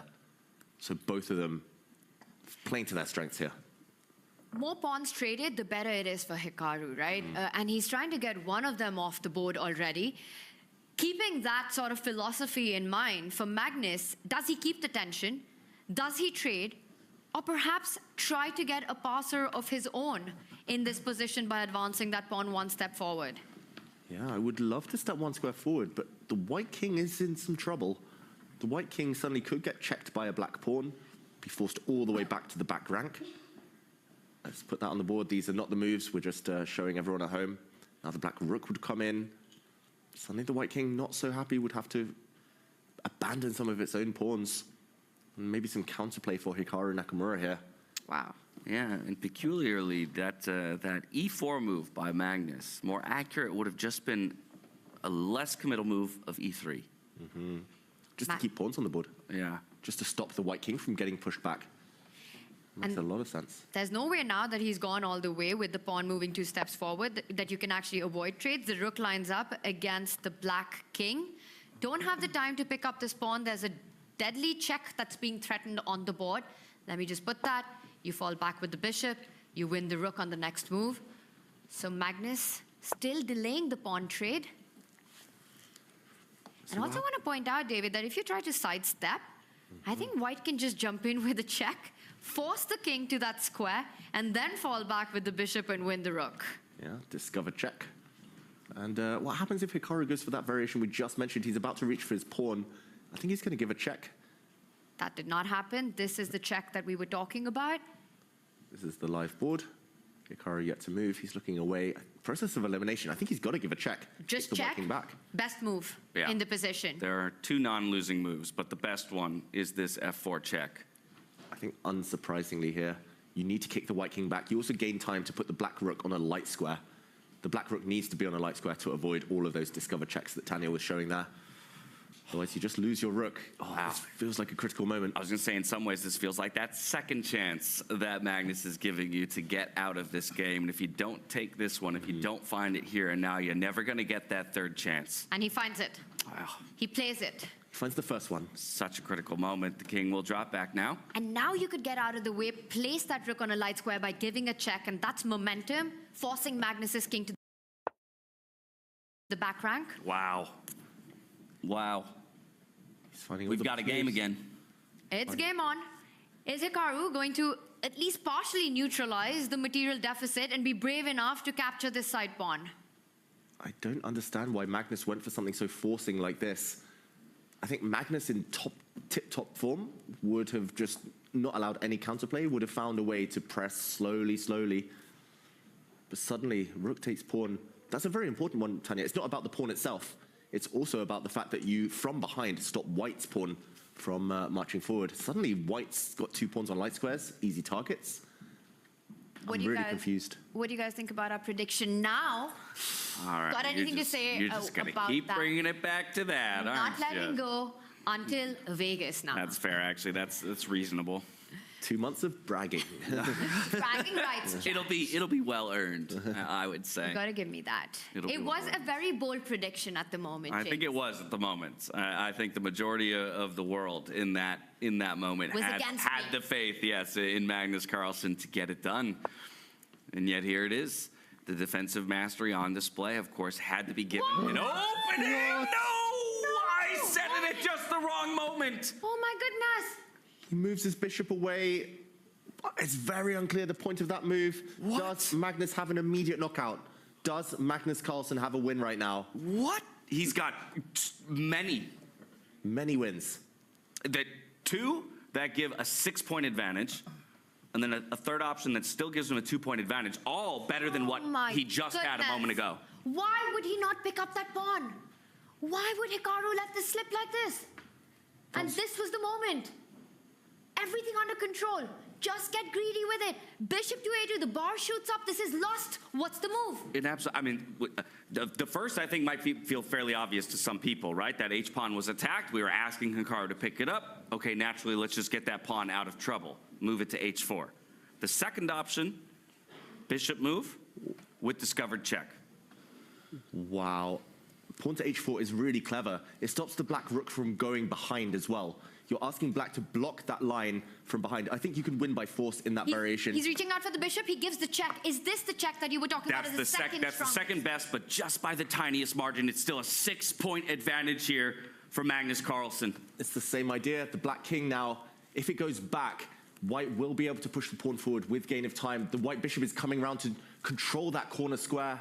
Hikaru realizing now, he shook his head. The bishop is coming around. It's unstoppable. That bishop getting to the long diagonal, covering the promotion square of that pawn. Oh my goodness. And he realizes, it dawns on him. No. That was the moment. That was the moment. It was in his hands. There was no reason to move that bishop. It that wasn't makes even no sense. This game, I mean, he literally... Oh my goodness. He was in such a tough spot the entire way. He held, he found his way back into it. He was right there. And he's about to resign. And realization sets in. It's the Nepo, look to the right, just before you resign. That white H-pawn is just going to promote. And he knows it, and Magnus knows it as well. That it's all turned around in a matter of one move. What made Hikaru move that bishop?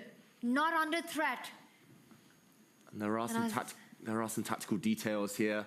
Magnus can actually win in a variety of ways. If the king steps up the board, I think he should move it next to the pawn. I think this is the best bet, and Magnus can win this in so many ways already. At the very least, you can play this move that James mentioned, pawn to h4, just to block the h-file, stop the black rook from coming in from behind. There might be other ways. You can give a check with the white rook first, as Tanya was pointing out. Then just push the pawn, and nothing stopping it from queening now that the h-file is under white's control. Yeah, same idea. I think even in a different order would work. Giving a check first with the white rook. The black king cannot hold things. Look at Hikaru. He knows he's just self-destructed on this last move. The most obvious move there was to take the pawn. It was by far the best move, the most logical move. And yet he didn't see it, maybe. And the most heartbreaking part is that he had done everything right until that point. You know, got the knights off the board, holding on a difficult position. And he realizes that this is gone. Oh. My heart breaks for him in this moment. One move. One move. So close. Yeah. The kind of move you'll think about for a very long time as well. You're going to want that one back. Hikaru wants it back right now. It's not an option for him, obviously, so he's using that last minute and 30 seconds on the clock to see if there's any other resources available to him. I don't even know if his mind is there. I think he's just thinking about what he missed. It was so important for him to use this moment, to grab this pawn, to get the rook behind Magnus's queening pawn. All of the winning ideas are based on the white pawn moving 2 steps forward and then eventually queening regardless where Hikaru moves his king. And both of them know that's what's coming up next. Yeah, the rook would have been actually very safe as well behind that white pawn, safe from all these discovered checks that we might be about to see. Just hard to explain from Hikaru. He had nearly 5 minutes when he made that move. He should have spent all of those 5 minutes then and there, because the rest would have been quite straightforward, but hard to explain, hard to fathom. It tells me he felt there was something in that move. Magnus Carlsen is seconds away from getting his first win here of this big finals clash. And just when it felt like it was slipping away. He never gives you a third chance. And unfortunately for Hikaru, though, it comes at a mistake of his own here, giving it back in the end. 20 more seconds. He could have an hour on the clock and it wouldn't help. No, I'm just saying 20 seconds until we see that handshake extended. He's going to let the time run out here. 10 seconds. Thinking on what could have been. He's just going to let this run out. Could have bought himself a draw, could have entered day 2 on even footing. There's the handshake. Magnus Carlsen, the world #1, takes down Hikaru Nakamura in day 1 of our finals here in Paris, France.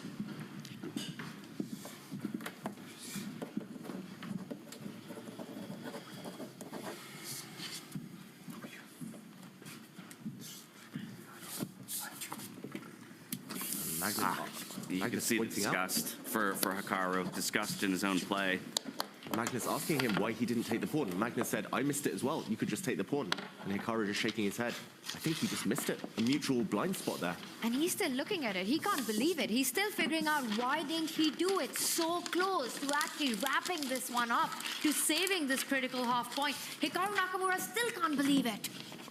And I can't blame him. I can't blame him.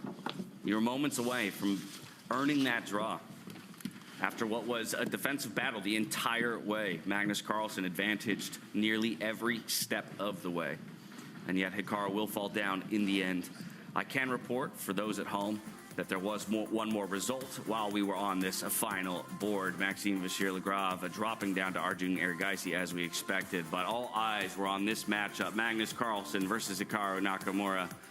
It was a battle between two of the greats, and it's not over just yet. Hikaru will have his opportunity with the white pieces tomorrow to bring it back to even footing and maybe buy himself a tiebreaker in those faster time controls. Still speechless. That was such a bizarre end, such an odd end to that game. Such a great fight for both of them. And Hikaru, it just must have been that prolonged pressure. 4 hours of defending, and to collapse like that at the end, he'll need something very special to have the mental fortitude to bounce back tomorrow. Well, chess blunders don't come out of vacuums, right? They don't come out of nowhere. And Magnus Carlsen putting the pressure on from the start of the game, eventually, just when Hikaru had everything under control. And that's the most heartbreaking part about it, the crack that happened. One move. It reminds me of the World Championship match, you know, Dingler and losing it in one move. And here we had a similar concept, just when everything's under control. Hikaru with a huge blunder, and you could see the pain in his face. And just a little bit more chess to be played here today. It's our third place match between Vincent Keimer and Fabiano Caruana. Fabiano, he looks to have secured a bit more of an advantage than the last time we checked in. For Vincent, wondering maybe where it all went wrong. Doing a quick count. Ooh. And if anything, it's an extra pawn for Vincent, no? Oh, a minor piece. Yeah, he's got one fewer bishop. Unfortunately, Vincent Keimer, at least he will on this next move. Fabiano needs to decide to take back this bishop with his queen or rook. And yeah, last time we were here, it was a positional disadvantage. Now it's just material. Oh, wow. Material's flying off the board right now. He's got a huge bishop on the board and a big target to play against. There's still some work to be done, some technique to be shown here by Fabi, but I think a very controlled performance by the American Grandmaster from the start. He got that extra pawn, gave it back for positional gains of the bishop pair, and that bishop might be the one deciding the game. Yeah, I think a very important moment to keep the queens on the board. There's no reason to seek simplicity here. White might have had a fortress-like defense if the queens have come off the board here. Very hard for black to create a pass pawn. In the end, black will aim to utilize his three pieces together, team up against one of the pawns near the white king, which all sit on dark squares. Fabi's king, the black king, pretty safe now, guarded by its own bishop. I still can't believe what just happened between Hikaru and Magnus. Yeah. That abrupt, sudden end, just when it looked like it was completely in control. And, you know, with everything on the line, $200,000, tour points, just the fact that, you know, you're playing against your greatest rival of all times, and this is how you let it slip. It's going to be a sleepless night for Hikaru. Yeah, still a bit beside ourselves on that one. It's insane. Absolutely insane. These two players fighting for $100,000. Wow. And Vincent, yesterday wasn't his best performance, losing to Hikaru. But to back it up today with another loss would be heartbreaking for him. We talked about the fairy tale, the idea of a repeat performance. But here he will need a bit of luck along the way to hold this. Still not going to be easy, Fabiano's conversion. It's what we call the two-result game earlier. With Magnus here, it's another two-result. If Vincent defends very, very well, he might hold a draw on a good day. I think it comes down to the question, right? What are the pieces that you want on the board and what you want to trade in this one if you are playing for the win? In this case, it's Fabiano Caruana. If all the majors come off the board, the queens and the rook, would that still be an easy endgame to convert is what I ask myself. Because one of the chess concepts is that you look at the queening square of your flank pawn. And here we see the queening square for Fabi would be the opposite color as his own bishop. And usually that leads to some drawing tendencies. So, David, I'm going to throw that question to you. What would you trade in this position if you were Fabi? Nothing. I mean, my biggest weakness is knowing actually when to trade. I just have this natural inclination to trade too much because I really like my endgames. I just seek simplicity intuitively. But yeah, as you point out there, Tanya, Vincent's best hope actually is to trade off the queens, is to trade off the rooks and hope that he leaves his opponent with not enough material to land a checkmate. Vincent still has decent drawing chances. I'm not going to write him off. I think it's somewhere between that win and a draw. But yeah, for Fabi, this last move, nice exclamation point given to it because it's preparing to slide the black rook across. The clear weakness is the base of the white pawn chain. It sits on a dark square as well, so all of the remaining black pieces can target it. Nice arrows there, Tanya. Highlighting Got them right, finally. Highlighting the pawn that will come under fire next. Well, the concept of right angles, right? Or right angles and 45-degree angles are pretty common here. Diagonals, of course. So setting up a queen where she can both defend the base of our own pawn chain, or the square just below it, as well as attack the base of the white pawn chain as well. And you could slide over, and I think what Vincent's relying on is a block on the second rank, which you've just defended. The rook slides up, hits the queen, dislodges it, defends his own king. It's all about the geometry in the position. That had to be my major. That's where I missed out on. Oh, yeah? The angles, yes. More geometry. How'd you do in geometry? I skipped that day at school. What? I was busy playing. Well, I guess you had a different teacher. Your geometry teacher was the chessboard. Exactly. Something about isosceles triangles. That's all I remember. Well, another geometry here, the rook and the queen lining up now from the second rank, so making sure that Kayma doesn't have the time to put his own defenses, falls back with the queen, connecting itself to that tender spot next to the white king. Jumping around. Nice move by Fabi, though. He controls the line that the black king sits on. No infiltration for the white rook, and the black bishop's getting ready to join the party. Nice preparatory move there. Will Vincent still look at this tournament as a success if he loses this match? What do you think? If he fails to book his spot, if he fails to guarantee that spot in Vegas? He just added another big giant to his resume of players he's taken down in freestyle chess, starting from Alireza to Magnus to Fabi and Jan Nepomniachtchi here.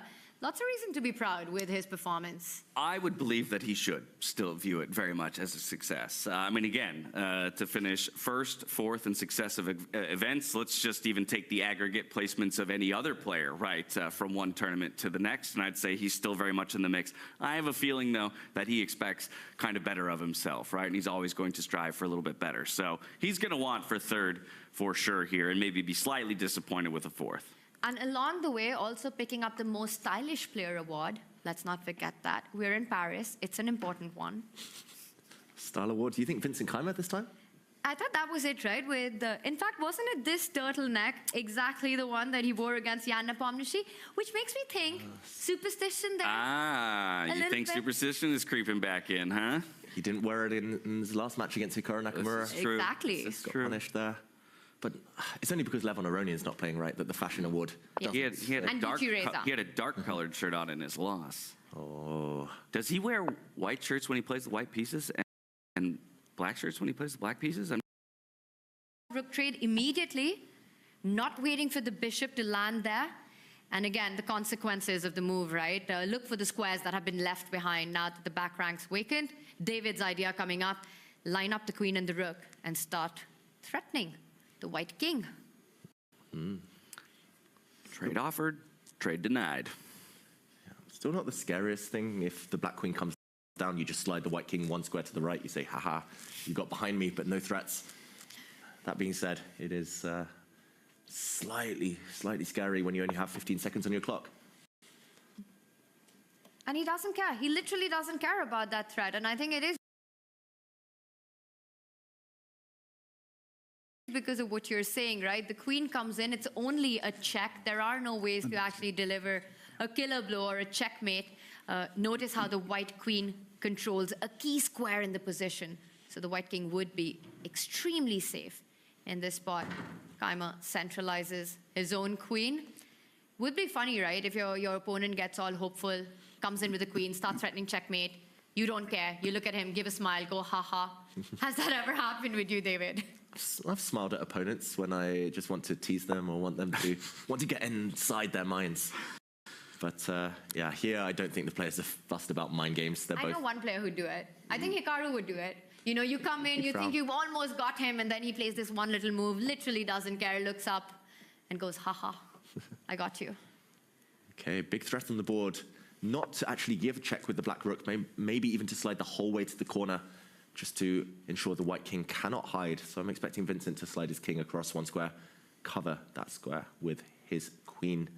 Let's just show that. The king comes here. It looks like you're about to get checkmated, but the queen, again, the centralized queen, keeps everything under control. And we've got a decision. In fact, he does slide over and an inaccuracy. Of course, the move I suggest, given a question mark. How can the most natural move in the world be a mistake? I'm on Team David in this one. I don't care what Mr. Stockfish says here. This has to be the most human move in the position, taking care of all the threats that Fabi was setting up. He needs to somehow swap around his pieces. He needs to like cough make sure Vincent looks away, and then switch the black queen and rook around. You need the queen first, the rook second. Fabi moves his rook. I'm not even sure. So a construction where you'd have something like this, so that you can actually deliver a checkmate on the square. Or at least some much more scary checks than a rook could deliver. Okay, Fabiano, it feels like he's recovered from his cold from the last couple of days. It feels like he's played really, really well today. Small positional advantage, transformed it into something bigger. But always the killer blow in any chess game is the hardest. I've always wondered if it's a bit of a chicken and the egg, right? Where if you've got a winning position, you automatically start feeling better about your health. Or is it the other way around? You start feeling better first. Now, the computer did give that last move from Fabiano a miss, but is there really a miss? And to me, that indicates like, there was a full winning chance here. Was that really the case? I've long given up trying to understand the subtleties of computer chess. But maybe there was a way to just paralyze white slightly more, or kind of set up the right exchange if there was one, or set up this mating attack. Yeah, there was one move. I'm taking a look at it. Rook b8. What moment? Let's bring that up. Where it gave him the miss. So just 2 moves or 1 move back here Right for here? Fabiano. Yeah, so instead of sliding the rook over like he did, it wants rook b8. Yeah, that's too mysterious Oh, for me. and then maybe you know it's what? the idea of sliding the queen over and the rook down. Yeah, and then it reaches depth 35 and it ignores its own suggestion. So, okay, there really wasn't a missed win there. Quick question. Do you think Hikaru gave an interview after that game? Ooh, I think no. Yeah. I think he was too distraught by his own mistake there towards the end after having fought so hard. If he just lost fair and square, I mean, which he did, but if he lost because of his opponent's genius and it was just Magnus at the top of his game, then I think he might step in for a word. Prove me wrong. I hope he did give some words to Well, I start know out the there. answer. Ooh. Ooh. Oh my goodness. You He hold the did. power. He did. Whoa. He did. Oh, that's great on Hikaru. So just a little nugget for y'all to hold on to. Maybe after this game, we'll eventually get to hear that word from Magnus, or from Hikaru Nakamura. Yeah, it was a tough loss, but respect to him then to even stop and give a quick word. That's fantastic sportsmanship, because I would have thought that he was so upset and heartbroken with everything that happened that you just immediately leave the building. But he's classy, Hikaru. Big respect. Magnus still here? Oh. Yeah. In the meantime, the white queen comes to the center of the board. We see lots of question marks. We're going to ignore those for now. This is just our computer glitching at low depth, but the position not changing in nature too much. We should check, Tanya, when the last capture happened. Not necessarily because we're near the 50 move rule, but just to keep an eye on it a bit later. Fabiano will need to make progress or make an exchange at some point in the future. Yeah, long way to go, David. The last capture happened in move 37. We are at 49. So that's, again, I don't want to get my math wrong, but I'll take a shot. It's 12 moves, I want to say, in. 12 moves deep. 12 moves in, 50 move rule, so still a long way to go. Very much so. Very much so. But the countdown's on. 38 moves might quickly become 20 moves and 10 moves, and Fabiano will suddenly feel urgency to actually do something. He brings his rook back. Big threat on the board. The black rook threatening to slide over to skewer the white queen and rook. And win that rook. So that's something that you need to stop. You need to stop immediately. Not 100% easy to do so, actually. Maybe the white rook will need to move. The white queen moving, she gets How hit do you again. do it? This is very geometrically clever by Caruana. I mean, something's got to be wrong with my computer, because I took a peek and the best stop move is ignoring that threat with the king move. Can you sacrifice your queen and then say it's a fortress? Oh my, can we show that really quickly, Yeah, David? let's show it. Do it. Unbelievable. The best move, slide over. And the problem was, what happens if black tries to win the queen and you say, that's fine, I'll give up the queen, get the bishop, and you hold this position. Wow. Black cannot create a pass pawn. Black's king probably cannot enter the position. The white king will, the white rook will cut it off in a variety of ways. Yeah, but is that something you can see with 44 seconds on the clock, right? No. And you need 5 minutes to evaluate that just to double check. You'll feel like a fool if you give up your queen and it's not a fortress. Right. Yeah, that would be blunder of all blunders right there. Let's catch up with the game. There have been a couple of moves since this moment. Vincent sidestepped his rook, and the queen also retreating. But that is a huge defensive resource then in this position that Kayma has and perhaps has to be aware of in his mind somewhere that, you know, push comes to shove, you've got this option that you can give up your queen and set up this fortress. And you're right, that maybe he wouldn't have found it in those 44 seconds, but if we keep returning to similar positions, right, where that opportunity presents itself again and again, maybe he will eventually realize, yeah, there is a fortress set up here if I can at least get both the bishop and the rook off in return for my queen. And now both players are around the 1 minute mark, so it's really not trivial to actually win this position. You're up an entire minor piece for just a single pawn, and yet technique conversion, not as easy as it might have appeared at first sight. Yeah, I do wonder, just as a social experiment, as a chess experiment, if we left a very strong engine on this position, just let it run for hours and hours, and whether this position is actually objectively still a draw, just because it's impossible to break through for black. It might be one of those cases, right, David, what you were talking about in the Hikaru-Magnus matchup, that very often what computers misevaluate and misjudge is the ability to get a fortress where you're down material, so in points, but there's no way to actually make progress. So the evaluation kind of sticks to 1 point and doesn't fluctuate, regardless of the fact that it gives one player a big advantage. It might be the case here. Yeah, and there will be one-move threats, don't get me wrong. We saw one, or we thought we saw one, but ultimately this position is about planning. Black needs the right plan, the right setup, where to put the rook, where to put the queen, where to put the bishop. If there isn't a concrete plan, it's just move by move, and the evaluation might fluctuate. We do have help at hand, and I'm going to trust you, chat, so don't let me down, my community. They're saying Sase, which is the chess supercomputer, at a high depth, gives minus 30. It's winning for black. Apparently. Thank you, chat. Apparently. I'll take a minus 30. I mean, that wouldn't be the first time we've been gullible, though. Yeah. It wouldn't be the first time we've fallen into a trap. All right. But now, how do we confirm that, right? It's like we ask a different Twitch chatter to double-check their work. Everyone has access to Ceci, luckily. I can try and put it up. Get in there. Let's do it. David in his fancy jacket.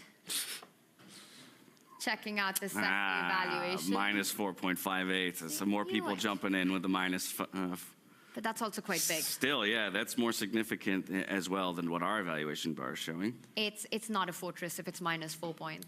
There's nearly 500 people just watching the game on Ceci alone. Wow. Ceci.net, if anyone is interested. And I can confirm it's under minus 5, but not that much under.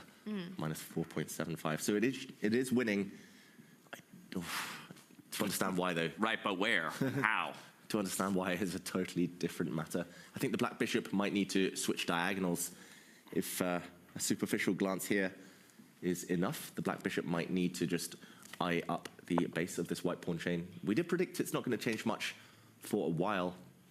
And Vincent Kayma looking away here. He's going to be pretty confident in how the last 15 moves have gone. No progress made by Fabiano. Let's zoom out then of the concrete play that's going on and talk in terms of general plans in this position. So you mentioned you want to reroute the bishop to the diagonal where it starts attacking the base of the pawn chain, right? But to be able to do that, you need to keep your 7th rank under check. For example, falling back with the bishop might lead to the white queen and the rook penetrating. So how do you actually set that plan up, and what is the progress? In strategic terms, I think what I'm trying to ask is, how does Fabi go from here? Well, repetition. Oh, yeah, right now. All right, he's setting it up. He takes control of the 7th rank.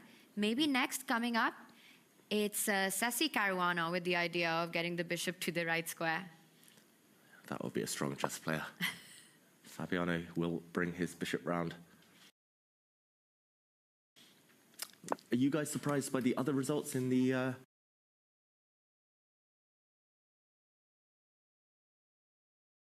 The battles for 5th and 7th. Jan Nepomniachtchi playing super speedy the whole game.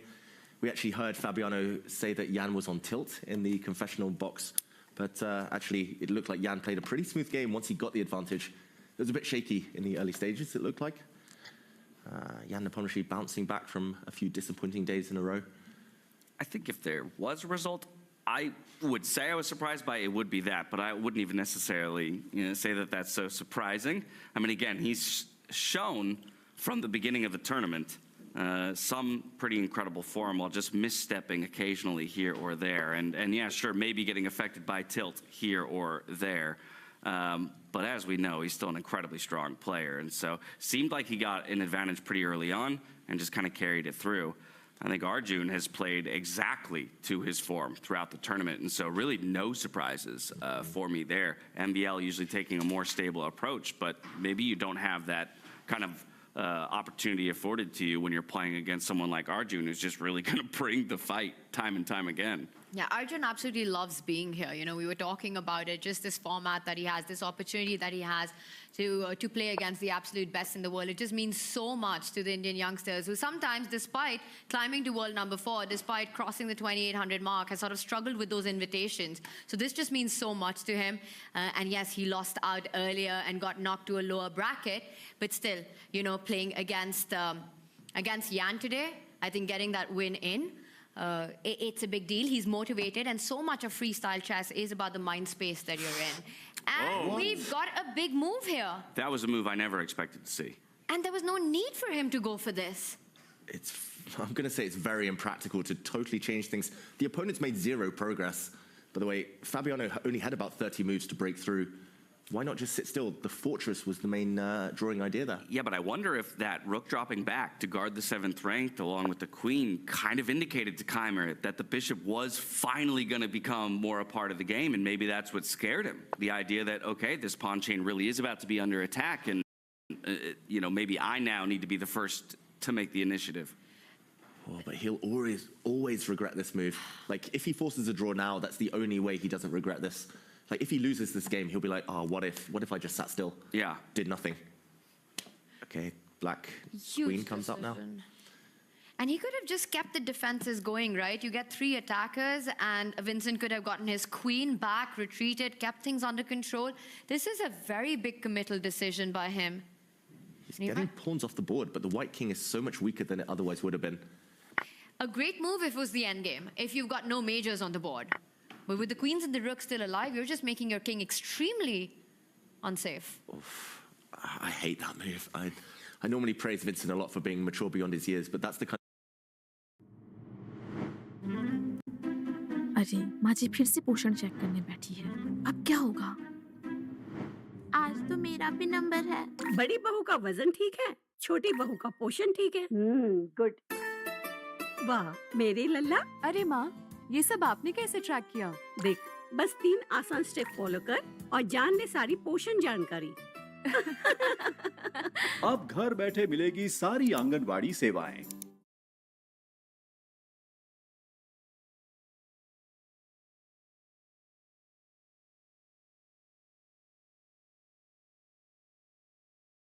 left with the more important pawn. And now white's pawns are split. Both of white's pawns are weak. White's king is weak. That smells wrong. I feel that is inexperience from Vincent Keimer. And patience has been something that's been his forte, right? Slowly navigating position. So a very uncharacteristic move right there. And one that's going to cost him dearly in this one. And I think he realizes it, that this really wasn't the trade he wanted.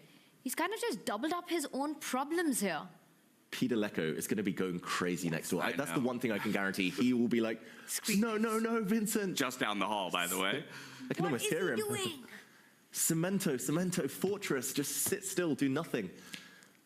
The cemento is gone. No cemento for this position. Wow, Peter Lecco is going to be having stern words with his protege here. I think if we can listen closely, we might just be able to hear him right now. I mean, this had to be a shocker, not just for us, but I think for Peter especially. Just not something you'd expect Vincent to play ever. And Fabi came down to 7 seconds before making that move. And the thing is, now white's pawns are so weak, you can't trade queens anymore. You can't trade rooks anymore and queens. If it's just king, bishop, and pawns, black wins. Yeah, I mean, I got to wonder how confused Fabiano himself was in seeing that move made. It completely warps the landscape of this endgame all of a sudden, and now his approach will likely shift. Does the dark squared bishop now even need to dislodge itself from the 7th rank? Can you get it done with just the queen and the rook now and the disconnected pawns of your opponent? Maybe if you make the white pieces so passive that they can barely move, and then you jump the bishop in. But still... Whoa, no, that did not happen. Oh, okay. And there we see a check on the board. And to your point, if the queen's offered for trade, I think Fabi just takes it now. Yeah. No reason not to. Like earlier with the pawn still on the board before he pushed, he might be able to offer queen trade here. He might have just been able to lock in a draw with the queens off the board. Again, such a strange decision, just when it wasn't required. It makes me think of Hikaru's bishop move at the end of the game, just costing him a point. You know, just when everything's under control, let your opponent do the hard work.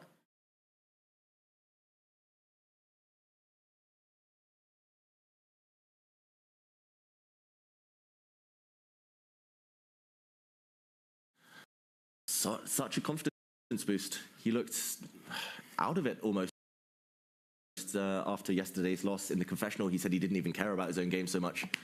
But it looks like he's being gifted a decisive advantage here. He reroutes his rook to greener pastures, eyeing that perhaps 2nd rank attack if he's allowed to get it in. Right now defended by the white rook, but tying it down to the king. Fabi's got to be super happy seeing that move on the board. You know, he was struggling to find a way to make progress. Just shuffling his queen, his rook, his bishop, trying this, trying that. Right. Nothing was working. No, Vincent did it for him. And again, it's the difference between age, experience, all those things. If you gave Magnus or Hikaru that position, they would never even dream of pushing that pawn forward. They would tell you off. They would say that only weakens your own king. Now he offers a queen trade, but even taking those queens off is, I think that just wins for black. White's pawns are just so weak. Maybe Fabi won't even rush. But it would be a very David Howell decision to get the queens off the board right now. You take it instantly. And then I'd probably walk in some accidental draw. Rook and bishop versus rook. Better decision, stylistic decision here. I think both attractive options. He goes for more. He knows he can trade them off later, most likely Fabiano anyway. So that's a good practical decision. Why rush? The black rook is actually coming down to the 4th rank to skewer the white queen to its pawn. Yeah. This is going to be over within a few moves, I think. No reason to grind out an endgame. Why trade queens when you can go direct on the attack? Right, so what's the defensive move here? Does the king just have to slide up now to stay connected to that pawn? In a bad position, there are no good moves, James, as we've learned during the course of this broadcast. And I think wherever you go, the problems just continue. You know, there are these big threats on the board, but even if, as black, if you play slowly, you're putting on immense pressure. He does move the king to the side of the board, and now David's idea, get that rook up, hit the queen, X-ray a key pawn. There may be no good moves, but you still have to make one, otherwise extend that hand. And so Keimer moves the king towards the edge of the board. Here comes the rook, looking to win a pawn. Who said that? Wasn't it a grandmaster who said that there are no good moves in a bad position? I don't know. Hikaru had a bad position, but there was a good move in his game. So I'm not sure exactly who to attribute that quote to. Can't snag it just yet with the queen. Well, if no one's got dibs on it, I'll take it. That's a good quote, Tanya. All right, sure. I'll start crediting you with it from here on out. Yes, please. We'll see if we can do a little revisionist history here. All right, so he does move the queen to a square that it stays connected to the pawn, and now it might be time for Fabi to bring the queen to the other side of the board, closer to the attack, some very key tempting squares, hitting on the weakened pawns. Oh, they're just so weak, those pawns, and the black bishop still, I mean, it guards the king alone, while the black queen and rook can just do anything they want. It's a good tip for everyone at home, a good tip. If you're in defensive mode, like normally you want to attack, the best form of defense is attack, but if it's just pure defense, if you're aiming for a fortress, don't touch anything. Just maintain the integrity of your pawn structure, that is the key. Pawns protect each other, pieces do the rest. And here Fabi's closing in for the kill. He is, step by step. One small step by the queen, but a big one towards the white king. There's a check coming in, a pawn hanging. Stays connected to the white rook as well.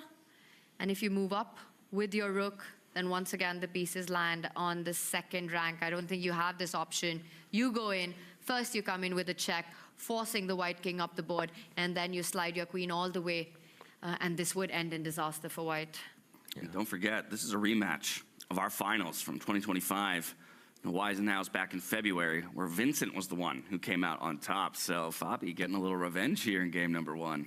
Yeah, revenge is a dish best served caruana. Fabulously.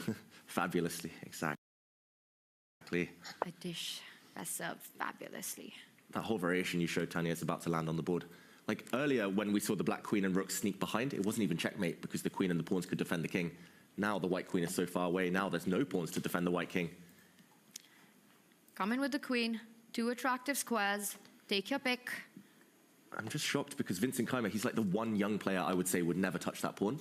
The others, I would say, oh, they like to do stuff, but he's so strategically clued in. But somehow, something just happened. Something went wrong there, and he knows it. He's about to get checkmated. He's been the one guy to break kind of the generational trends that we've seen in freestyle chess. And as I reminded you all that this was the finals at Weisenhouse, I'll just remind you as well how it played out. It was Vincent Keimer taking the win in game 1 and then forcing a draw in game 2 to take the victory 1.5 to half. So shoes on the other foot here. Looks like Caruana is going to go into the second day with a point up himself and only needing a draw or better for the win. There it is. Vincent Keimer knows there's no way to hold this one. And so the handshake is extended. Fabiano accepts, and he goes up 1-0 here in our 3rd place match. And there was a checkmate in 2 being threatened, no way to fight that. And Fabi, in cruising manner, never in trouble with the black pieces, kept the slide edge and then converting it flawlessly, gets the first win, which means Vincent, to force a playoff, must win tomorrow with the black pieces. Yeah, he won with white last time in Weisenhouse, lost with white this time, and no words between the players. Vincent keen to get out of there. Fabiano, great day from the confessional earlier, spot on with his evaluation to converting the advantage. Really, really impressive performance. Yeah, this one was a grind for Fabiano Caruana. Definitely the game that went the distance in our 3rd place battle.